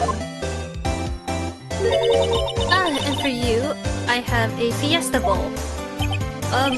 Thanks. Will the witness state her name and profession? And you, sir. Did you order the fingerprint lunchbox? That looks so sad. Bitch, why did you just give me rice? It is too early for lunch. Your name and profession, please. Well, Your Honor, how does it taste? So this is why everyone raves about caviar. It's so tasty it hurts. I always thought caviar would taste like pickled tapioca. What the heck does pickled tapioca taste like? Sour? Name, profession, now. Please, thank you. Me, the name is Angel Star. Don't go forgetting it. I find myself running Lunchland these days. Is that what you wanted me to say, Mr. Edgeworth? Very well, witness. Please describe the incident to us. The prosecution will wait. I'm not finished eating. Hurry it up! Very well, Mr. Edgeworth. As you know, we usually call on the police to provide a description of the crime. Your Honor, as Mr. Edgeworth has said to the court, I am a professional. What exactly does that mean? Until 2 years ago, Miss Angel Star was a special investigator with the police. She was a first-rate homicide detective. Well, damn. What? Miss Star was a detective. I know who you are. Puff up? Puff up Queen Angel Star, Your Honor. Long time no see. Very well, you may continue the description, Mrs. Star. Just who is this lady? If I may have the court's attention over here. Oh my god. The parking lot at the prosecutor's office is divided into 2 blocks. A block A for the prosecutor office. Okay, hold on. A block is for the prosecutor's office personnel. There you go. You will process brain. Go play. So proud of you. So cool. B block is for visitors and clients. A chain divider separates the 2 blocks. I suppose that's to keep visitors from taking up prosecutor spaces, yes? The crime took place by a car in the back of A block. In the car's trunk. Killer stabbed the victim with this knife and went to drive the body out. I don't know about driving the body out. That's not his car. That's not her car. Unfortunately for her, there was a witness and an arrest was made on the spot. And who was this vigilant witness? Why, it's me, Your Honor. Floor plans added to record. Witness, did you see the very moment of the crime? Of course, Your Honor. Immediately after that, I apprehended the chief prosecutor. It seems rather kind of dry, doesn't it? Well, Mr. Wright, I can't agree on principle, Your Honor. It seems that some poor losers are unwilling to accept the truth, Your Honor. Shall I proceed to crush what little hope they have remaining? Damn. If you can, then give them your worst, Miss Dart. Wait, are they talking about me? Yes. Yes, they are, Phoenix. Yes, they are. Witnesses account. Let's do this. Somehow, I always knew a day like this would come. Okay. I was on my way to deliver a lunchbox to my boyfriend. When I sensed something, perhaps it was my finely horned detective's intuition at work. Through the wired fence, I saw the chief prosecutor standing next to a gashed car. Gashed? I don't know what that word means, but I guess it's garsh. I don't know. Then, chief prosecutor was holding a knife in her right hand. Garish. Then she thrusted the pointy tip of the knife into Miss Detective Goodman's chest. Wasn't it at the stomach? Bringing a lunchbox to your boyfriend? How touching. As you can see, there is no room for doubt.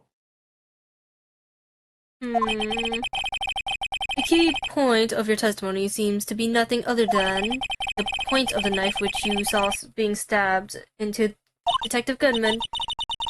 So, how does it feel to be utterly crushed? I'm still thinking about that. It's merely a flesh wound, Mr. Wright. Very well, Mr. Wright, you may begin your cross-examine the witness.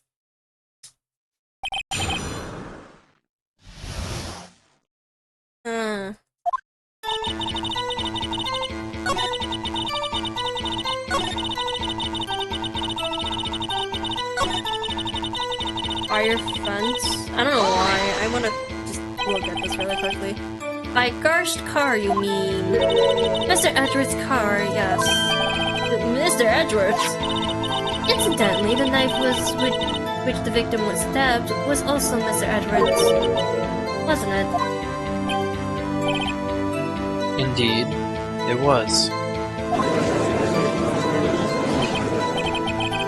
What an odd case this is. The person you saw, you are sure it was the defendant? I saw her from no further than 30 feet away. I am certain it was her. If she's telling the truth, we're doomed. Let's just do what we can. Even if we don't have proof, we can always nitpick. We're dealing with Edgeworth here. I need something more substantial than that. I give up. Can you tell us what the suspect was doing when you saw her?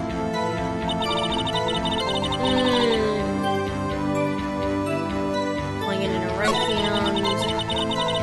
I'm just gonna press. I think most of it.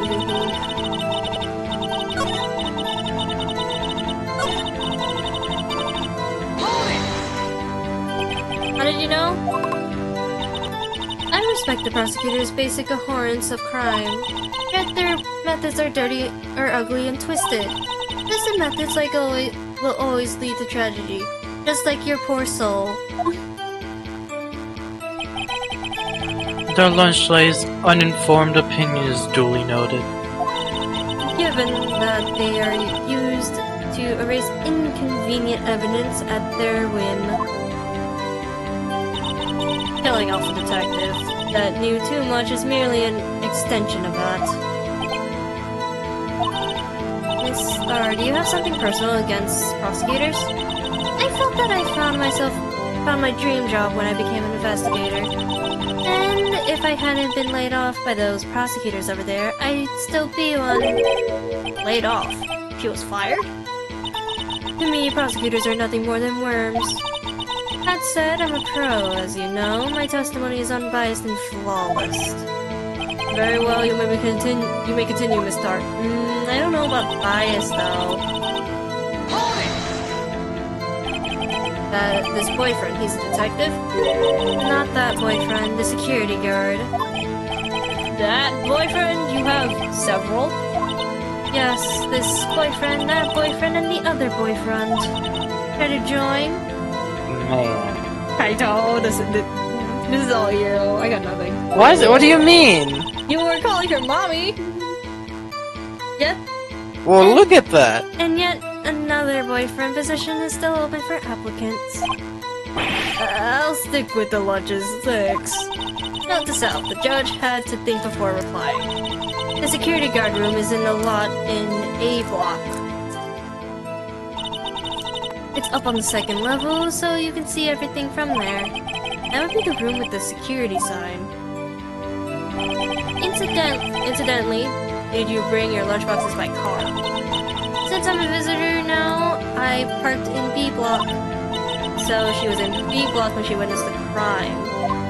That wouldn't make sense. Huh, what evidence do we have so far? Nothing. What else are we supposed to press here? I'm just gonna press on all of them, I think. Finally found detective.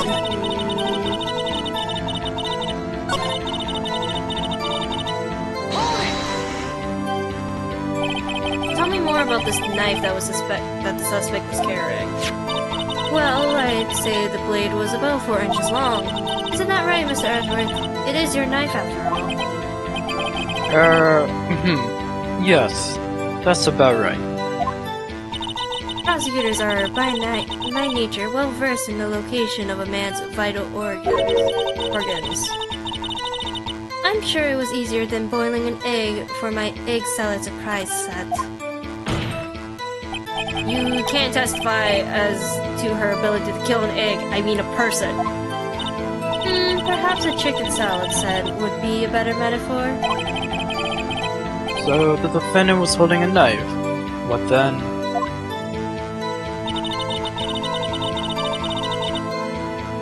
Then she pointed that tippy type is only a flesh room, we can make it. So, false to me, what do we do? Is my sister really guilty? For some reason, having your friend next to me makes me calmer. Don't smile like that. I think we're supposed to get something out of this. Okay, let's just question her at this point. You sensed something, so you're saying you had a premonition of the murder? It felt like, how would you say? Oh yes. It was like the feeling you get when you view a pumpkin chock full of seed. I don't even know what that is, but okay. I have no idea what that means. Thinking of detective intuition. Wasn't the victim Mr. Bruce Goodman also detective? Yes, well, he was like a young cheese. A young cheese? You must stupid. A pale white cheese, not yet tangy, with experience on the streets. A greenhorn, I can't talk. Then I must be a hard yellow done sharp as a tack. Yeah, let's with the odor, God fucking Christ, you motherfucking cock, of an old cheese to match. In any case, there in the lot, I felt something stirring in the back of my mind. I'm not saying anything. Crash car, you mean? I feel like I should have gotten something. Have you presented anything yet? No! Like, I feel like I should have gotten something from... Sure, here's the defendant. I saw her 30 feet away. I'm certain it's her. Witness, in your testimony, you clearly stated the following. Oh, I had to just do it in that order. Prosecutors are nothing but more than words. Like, go. You are a biased witness. Okay, I'm right. Okay. It was just wrong order? Is that what is happening? I don't know. Don't look at me. You might want to keep those silly opinions to yourself in the future, rookie. Huh? Rookie? Unless you're willing to risk the consequences of doubting me. I'll fry you like a fritter. Crispy on the outside, chewy on the inside. That was inspiring. I believe I heard that tagline somewhere. you could cry plagiarism? I may be regalian to the low post of lunch lady, but my instincts are honed. A photograph. You took this? The moment I witnessed the crime, my reflexes took over and snapped. I took a photo. I took a picture. In fact, one of my lunchboxes is rigged with the camera. I suppose that's more exciting than just hanging it around your neck. Wait, oh. Witness? Why am I only seeing this photo just now? You think I'd show it to you, a prosecutor? Think again. My boyfriend works in the photography division of criminal affairs. Well, this is most clearly the defendant. Criminal photo added. Uh-oh, that is unmistakably Lana Sky. So, what was the defendant doing at that time?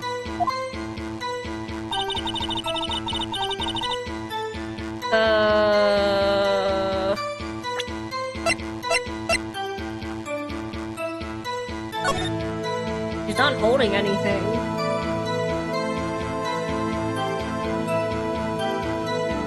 Yeah, she's not holding a knife. She's just putting probably the body in there, probably. I don't know. And you witnessed this? You saw Miss Sky stab the victim with the knife. As I've already said, yes, I swear my finest salmon swirl lunch. I'm sure that is a fine lunch. But, isn't that odd? Look at this photograph. This is the photograph you took of the very moment of the crime, is it not? Then why is Miss Sky not holding a knife? Mr. Edgeworth, your thoughts? Objection. That is the most calmest objection. That has to be the weakest objection ever, Mr. Edgeworth. Yet, it was still stronger than your ever feeble mind, Mr. Wright. What do you mean, Mr. Edgeworth? This photograph was not taken moments before the stabbing. This was taken the moment after the stabbing. Objection! And how can you tell that? Blood splatter. Huh? Yeah, I don't blame them for that. See the dark crimson stains on the chief prosecutor's coat? But it's a black and white photograph, but you can tell it kinda is, though. Phoenix, I know you're not— Oh, I'm sorry, wait. Nah. Phoenix, I know you're not stupid, never mind. Ah, yes, it's hard to tell, but this could be blood. Well, Mr. Wright, I see no problem here.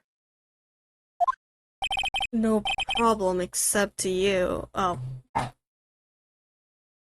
was No it. problem, except you. Mr. Wright, are you going to just sit there and take that kind of abuse? Ugh. You got a better idea? Yeah, objection. Wait, that contradicts what the witness said in her testimony. Namely, that she took the photo the moment she witnessed the crime. Well, it seems I was slightly unclear. My apologies.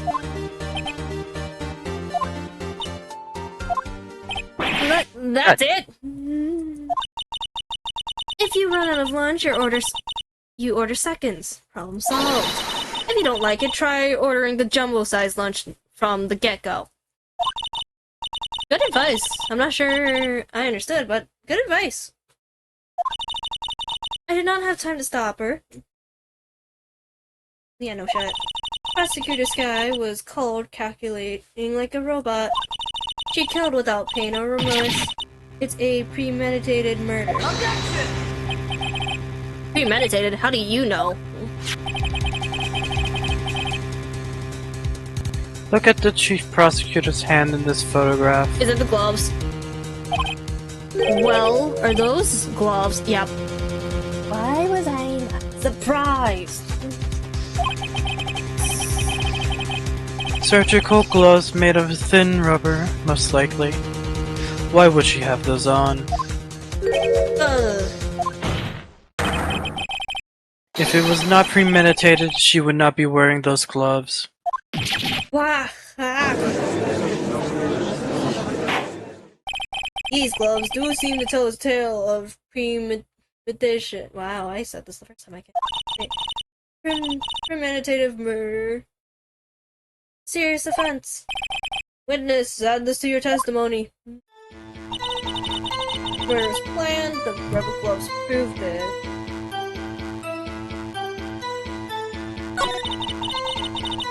Plenty of flesh, goddammit.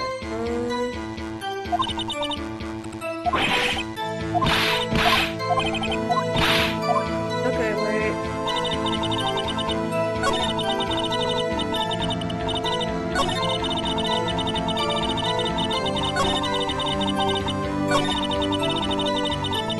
The murder was planned.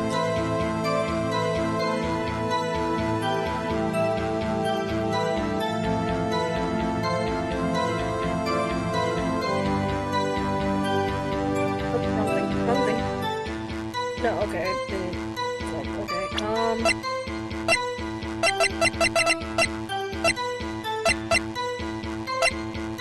No. Remember, we've been usually in Edward's toolbox, traces of victim's foot. It's not this. There's no point in this. One knife wound, an hour and a half later. Something in the car. Something about the phone. Parking lot.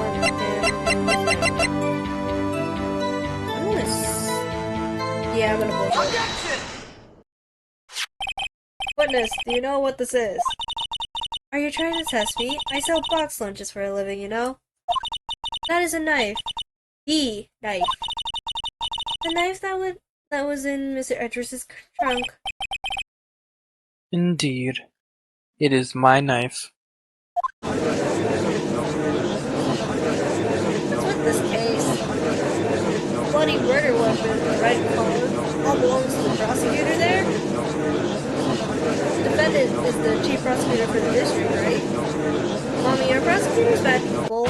Mommy? Sorry. Mommy? Sorry. The defense has a request. We ask that the witness prove an accurate testimony. What's that, Rookie? Your testimony. You stated that Lanaska planned this murder, and that's why she was wearing those special gloves.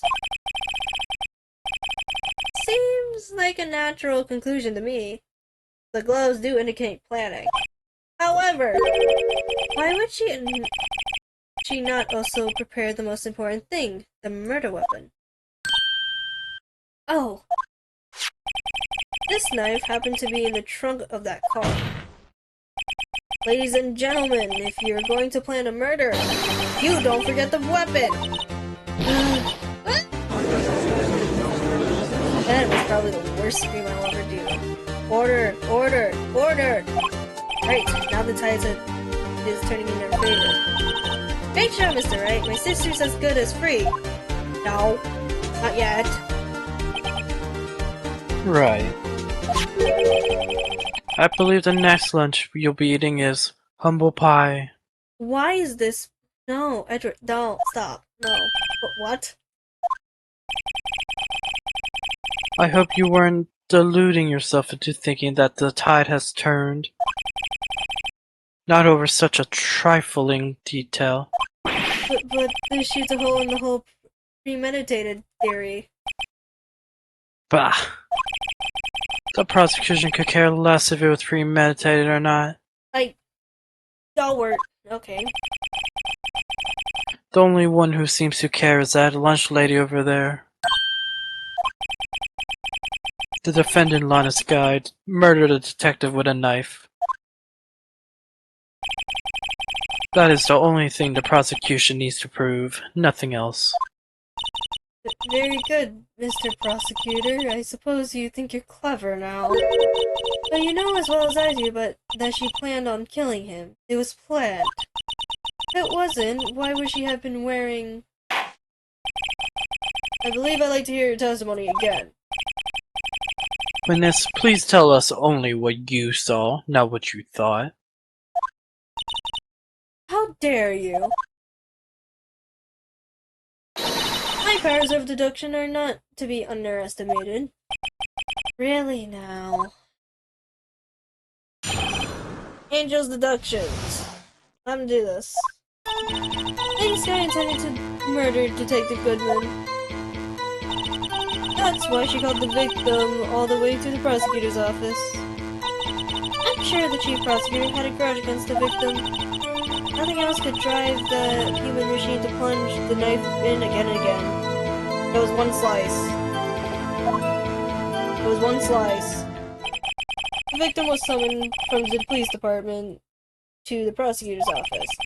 It does sound like a lot like premeditation, doesn't it? So if I ordered a pizza, does it mean I'm planning to kill the delivery boy? In any case, the defense may now cross-examine the witness.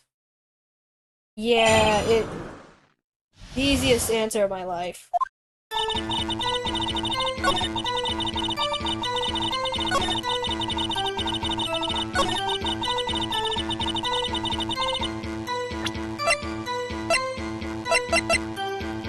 Objection! You say she stabbed him again and again, but you couldn't have witnessed that. Are you testing me? Then I'll test you. With my moss surprise. Is that just green rice? Good question.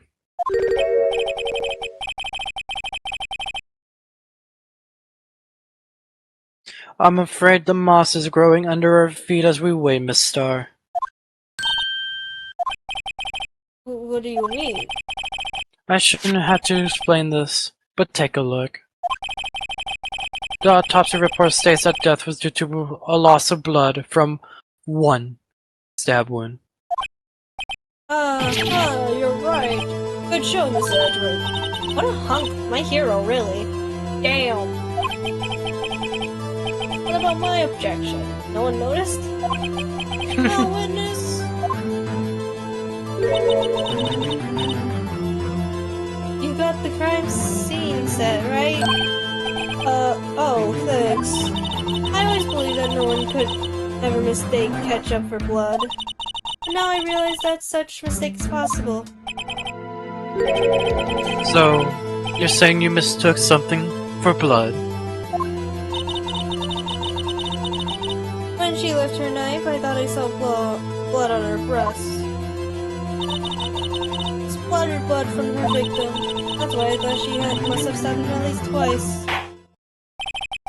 Then tell us what you saw that you thought was blood. Testify. Red muffler looked like blood to me. That's a whole ghastly scene.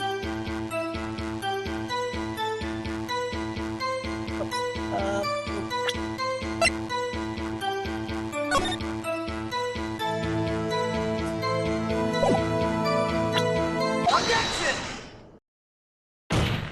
I'm just gonna get that over with. Hey, Star, I demand an explanation. Objection! Shut the fuck up. The witness is clearly not suited for detective work. What? The suspect was not wearing a scarf or muffler of any kind when she stabbed the victim. God fucking Christ, Edward, stop getting ahead of us! If you knew this, to tell your fucking bullshit witness for this bullshit.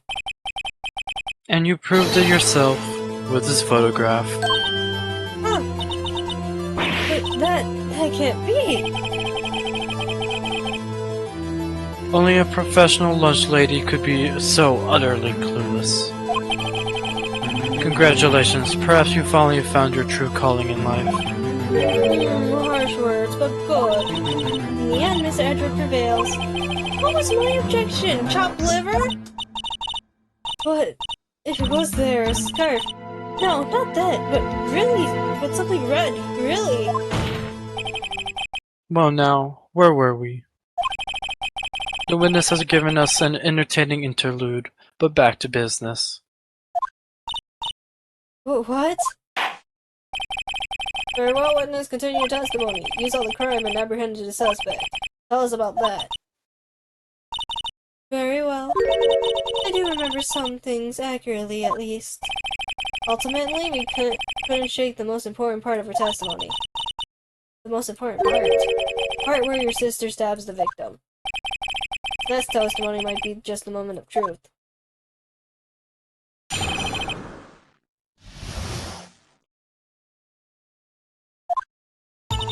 After the murder, the suspect attempted to run behind a Archian off to her side. I quickly caught her, explained her rights to her, and arrested her on the spot.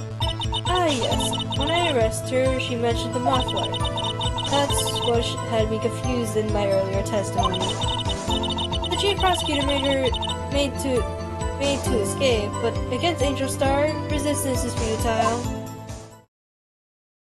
You are quite determined about the scarf, aren't you? I strike like a snake and bite like a cobra. That's me, Angel Star. That wasn't a very good metaphor. First of all, a cobra is a kind of snake. Don't bother me with details unless you want to get bitten.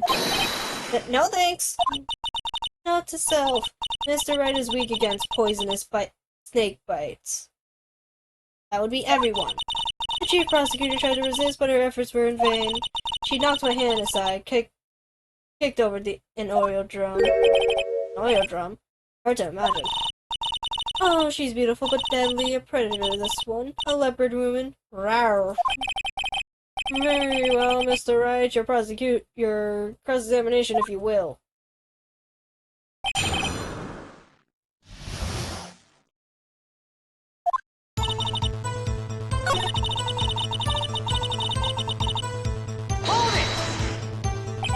You say it quickly. Were you close to the suspect? No, she said she was across from B.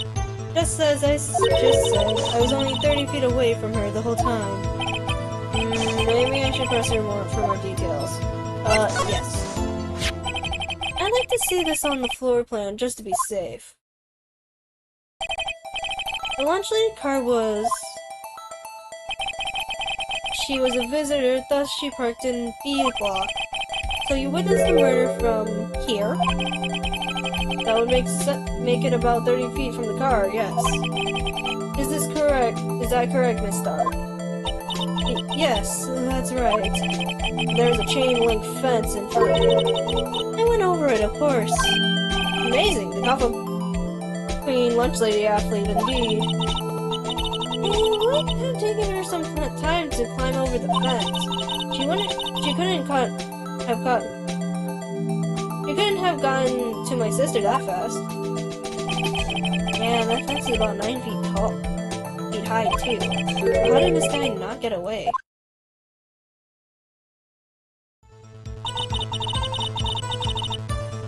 You mentioned the muffler? You mentioned a muffler, what did she say? If I remembered exactly, I would have told you in my testimony. Cheeky! Anyway, all I heard her say was the word muffler. Just that one word? So, what you heard wasn't the suspect talking to you, but to someone else? Yes, the chief prosecutor was talking on her phone. Her phone? He can't mean... Now further! By phone, do you mean this cell phone discovered at the scene of crime? Yes, ultimately. Ultimately? Ultimately? Oh wait. Fuck you. Shut up. My memory. It's like a salmon heading upstream, you see? But no, the courtroom doesn't say, Miss Starr. The chief prosecutor first attempted to use the phone hanging on the wall. On the wall. That's right. Near the car, there was an emergency phone on the wall. Apparently it was out of order, so she used her cell phone. Indeed. Go. Indeed. The emergency phone was out of order that day. Good witnessing, witness. Good witnessing? Whatever happened to good testifying? You should, of course, add this to your testimony. The things I do to please this rookie defense attorney. Okay, the phone is outdated. I'm sorry she tried to get the phone and so instead... on the wall.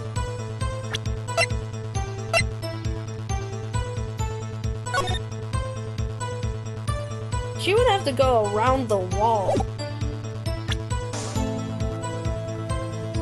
right? She would have to just go around that wall because there was the telephone was on the other side and the car was used on the opposite side. Miss Star, I have concluded that you have a personal grudge against Miss Lana Sky. Shut the fuck up, Edgeworth. The witness is a former detective. Her testimony is unmarred by personal bias. She already expressed that she does have personal bias towards prosecutors. Well, who would have thought you would be my knight in shining armor prosecutor? You, who, together with the chief prosecutor, picked me out 2 years ago. Well, Miss Starr, this is a fatal contradiction with your testimony. How do you explain this? I don't know what you're talking about. Mess with me, and I'll make you cough it all up. Ahem. Let's look at the floor plan. You said you witnessed crime from this point. However, if that's true, you couldn't have possibly seen this guy making that phone call. I believe you see what I'm getting at. The emergency phone was on the back side of this Parthenon. If indeed you were in Block B, you couldn't have seen it. Nice. Order, what's the meaning of this? It's simple, Your Honor.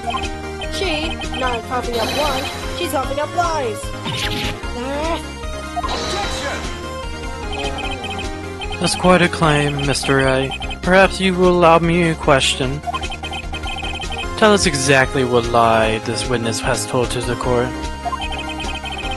Here's where the counterattack begins. I can't afford to get this wrong. The witness lied about what she saw, where she saw it, the order of events. No, I think the order is right. Where she saw it, what she saw. Technically, what she saw.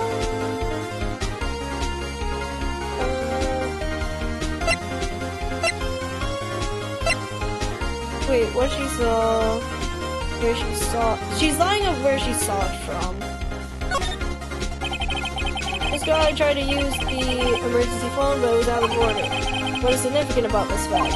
Nothing. Therefore, it would be pointless for Miss Starr to lie about it. Pointless to lie, I see. But say the witness did actually see this guy using the emergency phone. It would mean Miss Starr witnessed the crime from a different location. A different location? No, that's a pointless lie if I ever heard one. She mentioned seeing her boyfriend and using security. It's in a different lot. Objection! Before you call my life pointless, at least let me tell it. Let me ask a question to our clever wordsmith, Mr. Wright. Just where was the witness when she saw the crime? All the testimonies we have until this now points to one direction.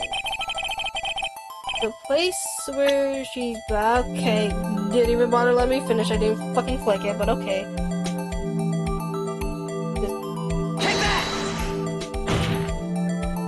This is the only place where she could have been.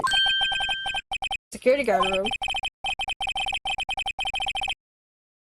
Indeed, the security room is in the underground parking lot. It is well positioned.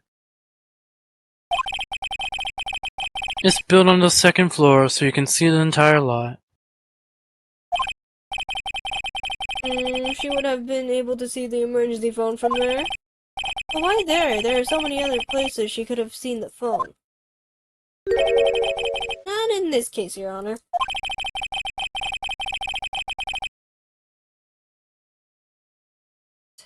The witness, not being part of the prosecutor's office, could not park in A block. The only place where she could have seen the crime and the back of the partition is here. I remember in testimony you said you brought a lunch to your boyfriend in the security guard room, right? Well, Miss Starr, how many years have I been getting the better of men? To think that the tables could be turned. Today's a man has got the better of Angel Star. Order, Order! Order! Witness! What have you done? You used to be a detective. You should know better. I'm not turning back. The guilty will be punished. And I'll do what I must to make sure justice prevails. Guilty? Is she talking about this guy? Mr. Wright, does this strike you as odd? Why does Miss Star lie? It doesn't make sense. Huh. She could have just said she saw the crime from the security guard station. It wouldn't change anything. Exactly. This photograph tells all. The photograph tells all. It was the defendant who stabbed the victim. The truth still stands. Objection! It still stands. I disagree, Mr. Edward. What? If the witness is found to be lying, they're guilty of perjury. She knows this. Perjury. Okay, yeah. It's okay. Oh my god. It's like 11:58 right now. Yeah, no, it's fine. She wouldn't risk that without a good reason. So tell us what's her reason was, Mr. Wright. Uh-huh. Me? Who else? Mr. Wright, let's review what we know. Miss Star witnessed the crime from the security guard station. But she lied and she saw it from B block. It makes a vital difference, but what? What would change? The angle view, the distance of the crime. But what? No! Distance of the crime? Because she says she was 30 feet. But instead, she was in the room instead. It changes the distance between her and the scene of the crime. Objection! Yes, it does. My condolences, Mr. Wright, but one look at the floor plan and is quite clear. The distance between the scene of the crime and the guard station is 30 feet. I don't see how that would change what she could see. Objection! What she saw is not in question here. What matters is the time it would take her to reach the scene of the crime. Miss Star, you witnessed the crime from the security guard station. Now how long did it take you to go from there to the scene of the crime where you arrested Miss Guy? Well, witness, you... Yes. You ordered the squid wheels, right? The quality of my lunches have gone from low to inedible. I was bringing a PB&J lunch with fresh boysenberry jam to my boyfriend. Boysenberry for the boyfriend. It wasn't in the station, so I waited. I witnessed the crime from the glass wall station.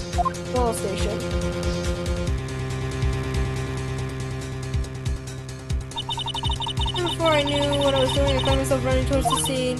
But the door was locked. I couldn't open it. So she went the long route.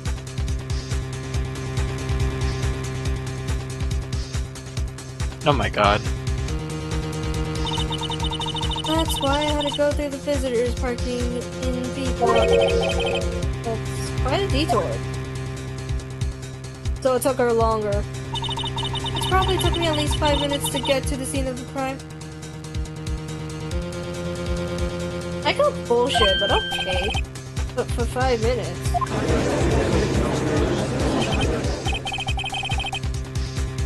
This changes things considerably. But it was that woman over there in the defendant's chair who stabbed him. I know it. I have photographic evidence. I swear it. I swear it on my finest plastic spork. You have a point, and the spork is a wonderful invention. Would you like another caviar lunch? Absolutely. Uh-oh. Mr. Wright, you have to do something. Do I have any evidence to stop this? Yes. Objection! 5 minutes between the witnessing of the murder and the arrest. Think about it. You could have make pasta in that amount of Uptime. If you like it al dente. What? I've got lunchboxes that tie pasta into knots, rookie. 5-minute blank. Isn't that strange? Strange. If you were a criminal, what would you do with 5 minutes, Your Honor? Well, I guess I'd flee the scene. Hey, but don't get the wrong idea, I didn't kill anyone. Not the point! But you have the instincts of a killer. You would run, but this time was different. Miss Guy I can't. At the scene of the crime, she even had her picture taken. No true criminal will act this way. It's inconceivable.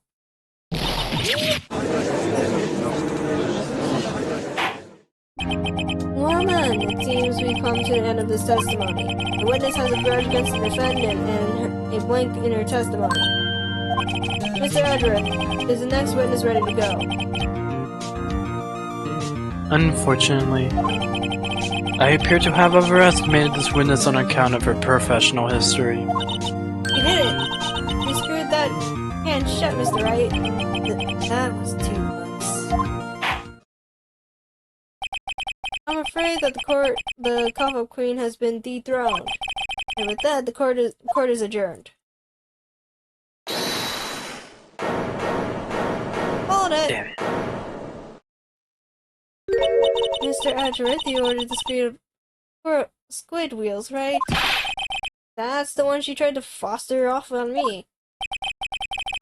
I prefer to not take the defense team's leftovers. Anything else to say? I might be able to save you. I have decisive evidence. Again? What's that? What's that? Is it another one of her trick lunchboxes? My apologies, but we have no further questions to ask of you, Miss Star. Ah. Is this your jumbo lunchbox? Woohoo! Tripper Decker! Out of deference to the witness determination, I'll allow one more testimony. Let's hear about this decisive evidence. Like the Lunchland motto says, you won't be disappointed. What? She's gonna pull out of her lunchbox this time.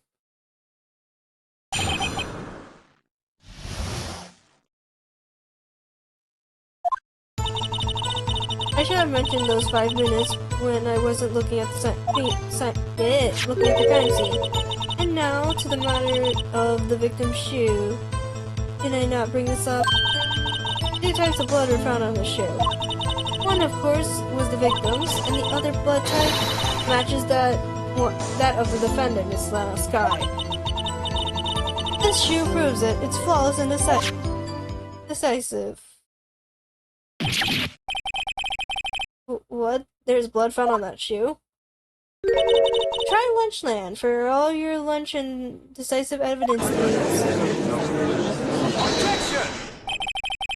Witness, what's the meaning of this? Why is this the first time I've heard of this evidence? Because she has a fucking bullshit thing to prosecutors. Simple, as I've already said. I don't trust you with evidence, Mr. Edgeworth. That's why I took the liberty of investigating this myself. And you had blood tests performed? Did I not mention? I have 3 boyfriends in forensics. In any case, Your Honor, I can't accept this as evidence. What?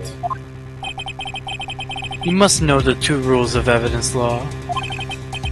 Rule 1, no evidence shall be shown without the approval of the police department. In other words, this shoe was illegal evidence, at least for the time being. Is that right, Mr. Wright? It seems so. Edgeworth sure is celebrating. Not so fast, Mr. Edgeworth. Not me. Don't forget, I used to be a detective. As I mentioned previously, this shoe has already been tested by a member of the forensics department.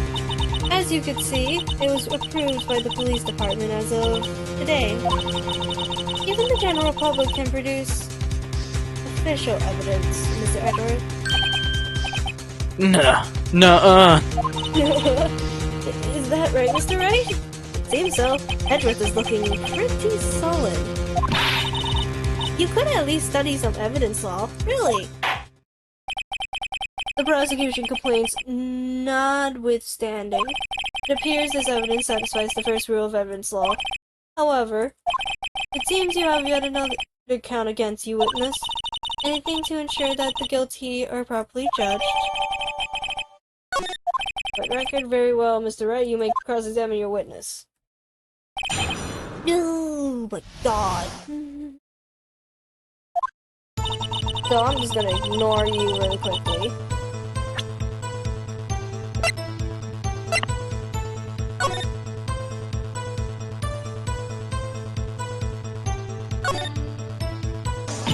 Oh, there's blood here too. On the sole of the shoe.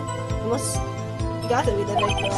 He must have stepped in his blood in a puddle of his own blood. All this blood, it's horrible. This blood might be an important clue.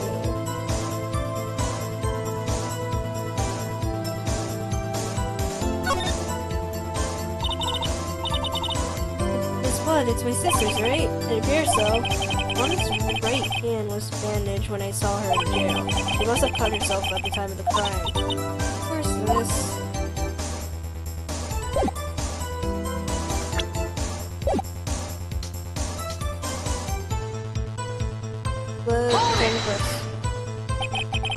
Why did you lie about those 5 minutes? I guess you could say I just wanted people to look at the results. The results? How many times do I have to say this? I saw the chief prosecutor stab the victim before my very eyes. Compared to that, a 5-minute blank means nothing. Then why didn't you just tell the truth? Don't make me laugh. We dealt with the most untrustworthy of the vile lots known as prosecutors. Falsified evidence, arranged testimonies, erasing and manipulating evidence. When you fight monsters, you need to use every trick in the book. This when the suspect is admitting she did it. But false testimony is the most despicable crime of all to start. Let's just get this over with. We're gonna bring this up. And you found the suit at the scene of the crime. I detained the chief prosecutor and notified the police department. I wanted to make myself useful while I was waiting for the police to arrive. So like an ill-trained pooch, you snuck off with a shoe. I was afraid someone would erase the chief prosecutor's crime. This shoe was my secret weapon if that should happen. See the fashionable basket I have here? It carries more than lunchboxes, gentlemen. I'm happy for you and your lunchbox bag, really. In case you remove valuable evidence from the scene of the crime, now tell me what you did next. Got 2 types of blood. 1 being victims. So you brought it to the forensics department. If you're going to submit something as evidence in court, you need to prove. To do that, evidence must be analyzed by a forensic expert. But she got away with her little poop because she used to be a detective. She does appear to have bloodstains on it. Well, the man was dead after all. And that blood belongs to the victim, Detective Goodwin. As I said, there's 2 types of blood found on the shoe. The other blood was the detective's.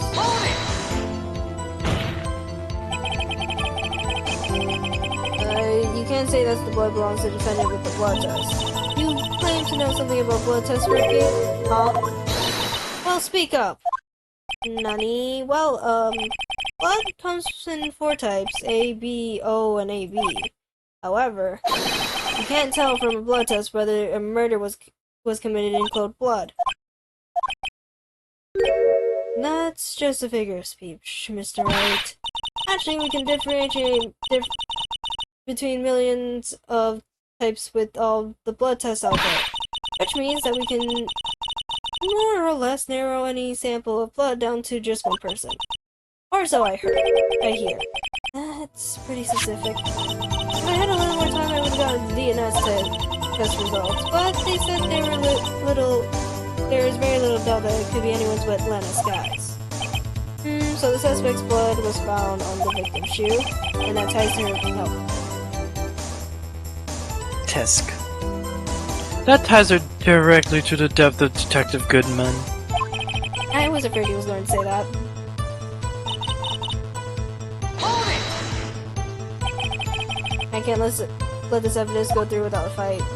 You ordered the peppered fish guts, right? Oh god. Something like it hot. Some like it hot, Mr. Wright. Some like your client. She's in enough hot water to make a whole vat of soup. Mr. Wright, do you or do you not see a problem with this shoe? Problem? Like, this is critical. Is there a problem with the victim's shoe? Yeah.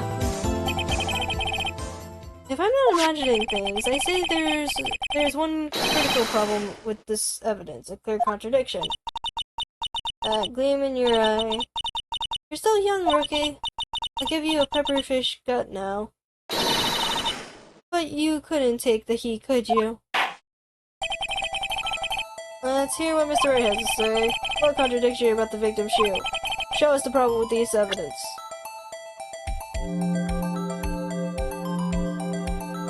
Take that! I wonder if you noticed. There's blood on the bottom of this shoe. Don't mess with me, rookie. Or it will be your blood on the bottom of my shoe. Indeed, there's quite a bit of blood on the bottom of the shoe. It makes sense. The victim was stabbed with a knife. What could possibly be contradictory about blood on the bottom of the shoe? Yeah, okay.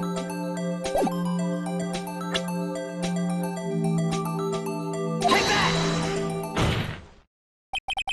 The problem lies in the footprint.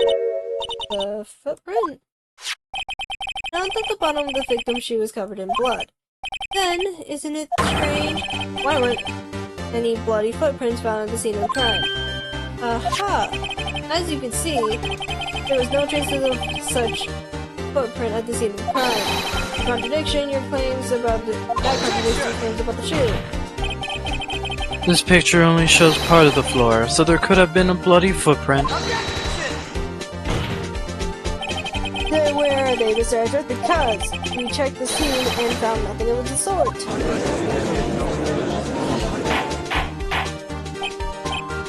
Order, well, witness. What? Huh? There you go, Mr. Wright, but it's true that there's the lack of footprints is a contradiction, but we have to ask, why weren't there a footprint? That's true, there has to be a reason there was no footprint. Think, right? Think. Hey, I don't know why it's not there. I'm just good at finding contradictions. What?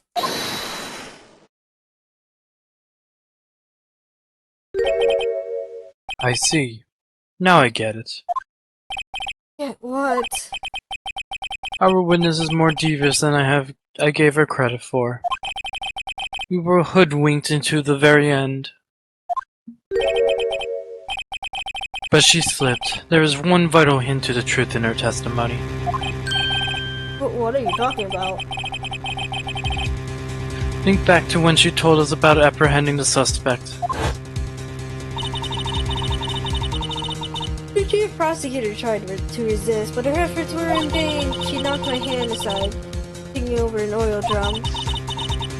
Oh, she's beautiful, but deadly. A predator, this one, a leopard woman. Rawr. I thought that was a strange thing for a normally cool-headed chief to do. No kidding. Now, witness, allow me to ask a very simple question. This oil drum, was it empty?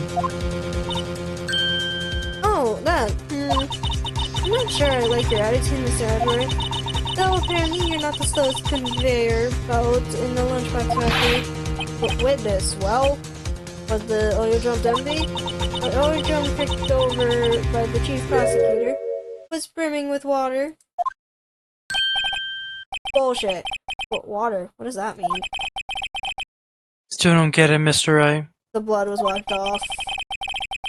Do you want to know the reason she knocked it over? The real reason. You don't mean... Yes, the suspect knocked over the oil drum for one reason and one reason alone. To erase the bloodstains that would become evidence against her. What? That ties things quite nicely. Bloodstain left on the victim shoe ties her quite clearly to this murder. Then, after the deed was done, she knocked over the oil drum to erase the telltale signs. Why, that is a prosecutor's specialty, erasing evidence. That reminds me, Miss Guy's right hand was hurt. Didn't she say she cut herself by stabbing him? So that's when my sister got blood on the shoe? Well, I see no reason to prolong this trial. Mr. Wright, do something, please. What? What can I do? Your sister has confessed to the crime and she's tried to conceal it. But... Enough. There is no need for further debate. The verdict, Your Honor. Very well. But Angel Star is on the prosecution side. She could have been lying about the water. This court finds the defendant, Miss Donna Sky. Hold it. Nah? Little girl, what did you just say? Huh? Me? Did you say that I, Angel Star, was on the prosecution side? Well, yeah, you are. You're saying my sister hid evidence by erasing the bloody footprints. Well, I thought I had your fill, but here you are, demanding a second helping. On a lunchbox called evidence? Oh, wait, witness, don't tell me you have something else. The time for deliberations is past. Any further comments and you will be held in contempt of court. Your threats don't scare the cop up, please. Look at this. A photograph? I had it just in case anyone had the gall to suggest that the white shoe didn't belong to the victim. I was not even gonna say that, because technically we don't even know what the victim's shoe looks like. It's more the fact that we know Lana Sky's was black. I see no room for error in this evidence. Mr. Wright, wait! Look at the asphalt in that photo. Hey! Asphalt. Nah, shut up. It's clearly wet. Did I do? No, I'm not saying anything. Erasing the last trace of doubt from the court's mind, immediately after the murder, the crime scene was washed with water.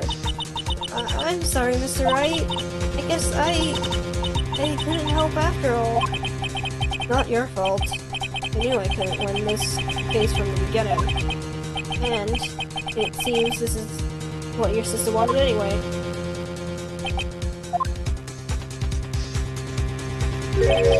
I'm sorry, Mia.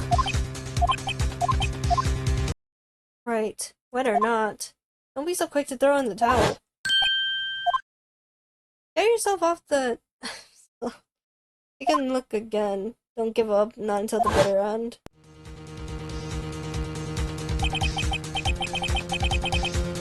This is the last piece of evidence. Very well, this time I would like to carry the verdict for good.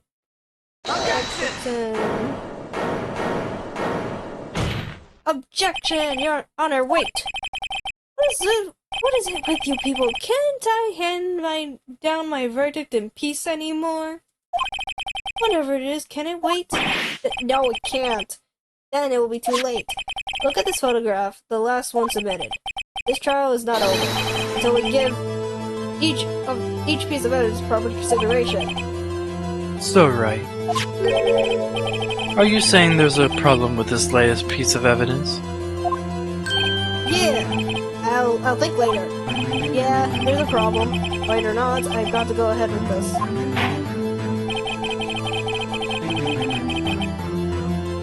I suppose since we come this far, we should give each claim a fair shake. Very well, Mr. Wright. Show the court the problem with this photograph.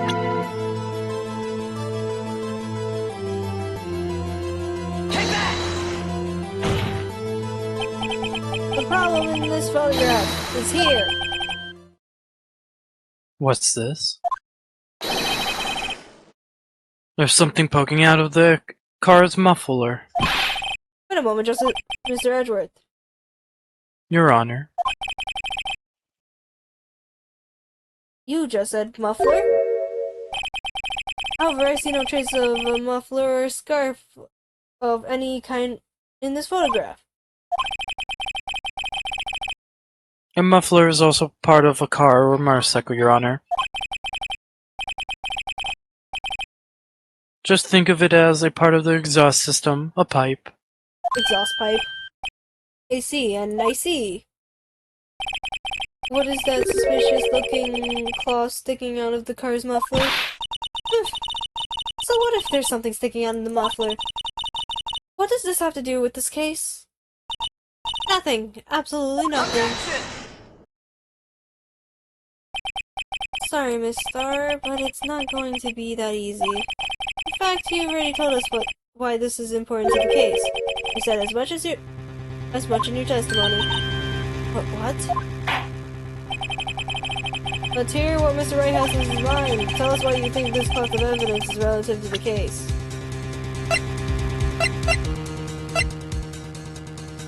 Take that!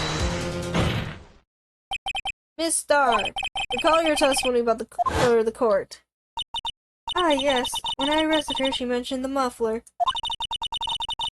That's what had me confused in my earlier testimony. Muffler. Ugh. Yeah. Could it be the muffler you heard mentioned? Was actually this exhaust pipe? If so, this means this piece of cloth is vital evidence. What?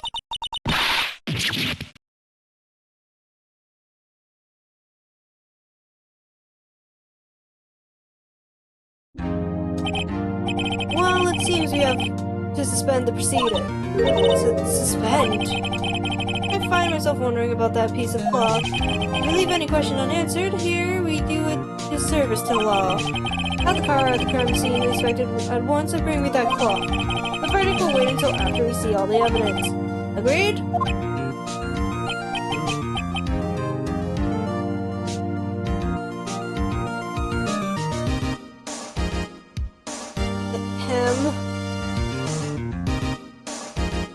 Did this guard die again? Or is this man muted? This man is muted! I suppose so. Yeah. That was close. But, we made it, at least for now. This court will be adjourned for a 30-minute recess. It's lunchtime after all. He's still hungry? To be continued!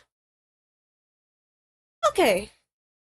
This is where we're going to end the stream. I will most likely be streaming this tomorrow. Because I am fucking tired. Okay, you can shut up for like 2 seconds. Hi, Ashi! Oh, stop. Ha! Hi, Yakuza. Okay. Thank you, Ashley, for the hydrate. As I am going to end stream, I think I'm good calling it here for now. We made good progress.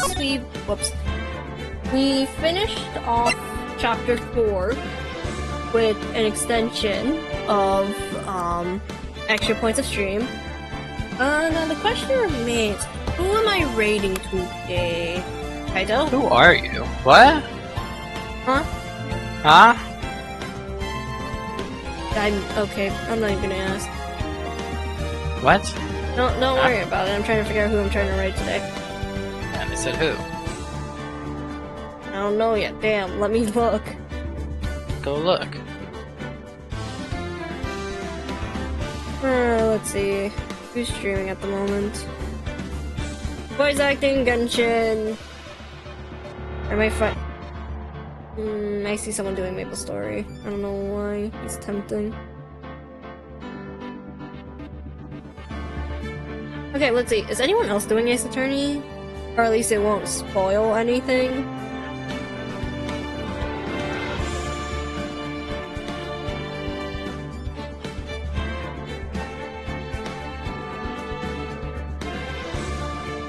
Let's see.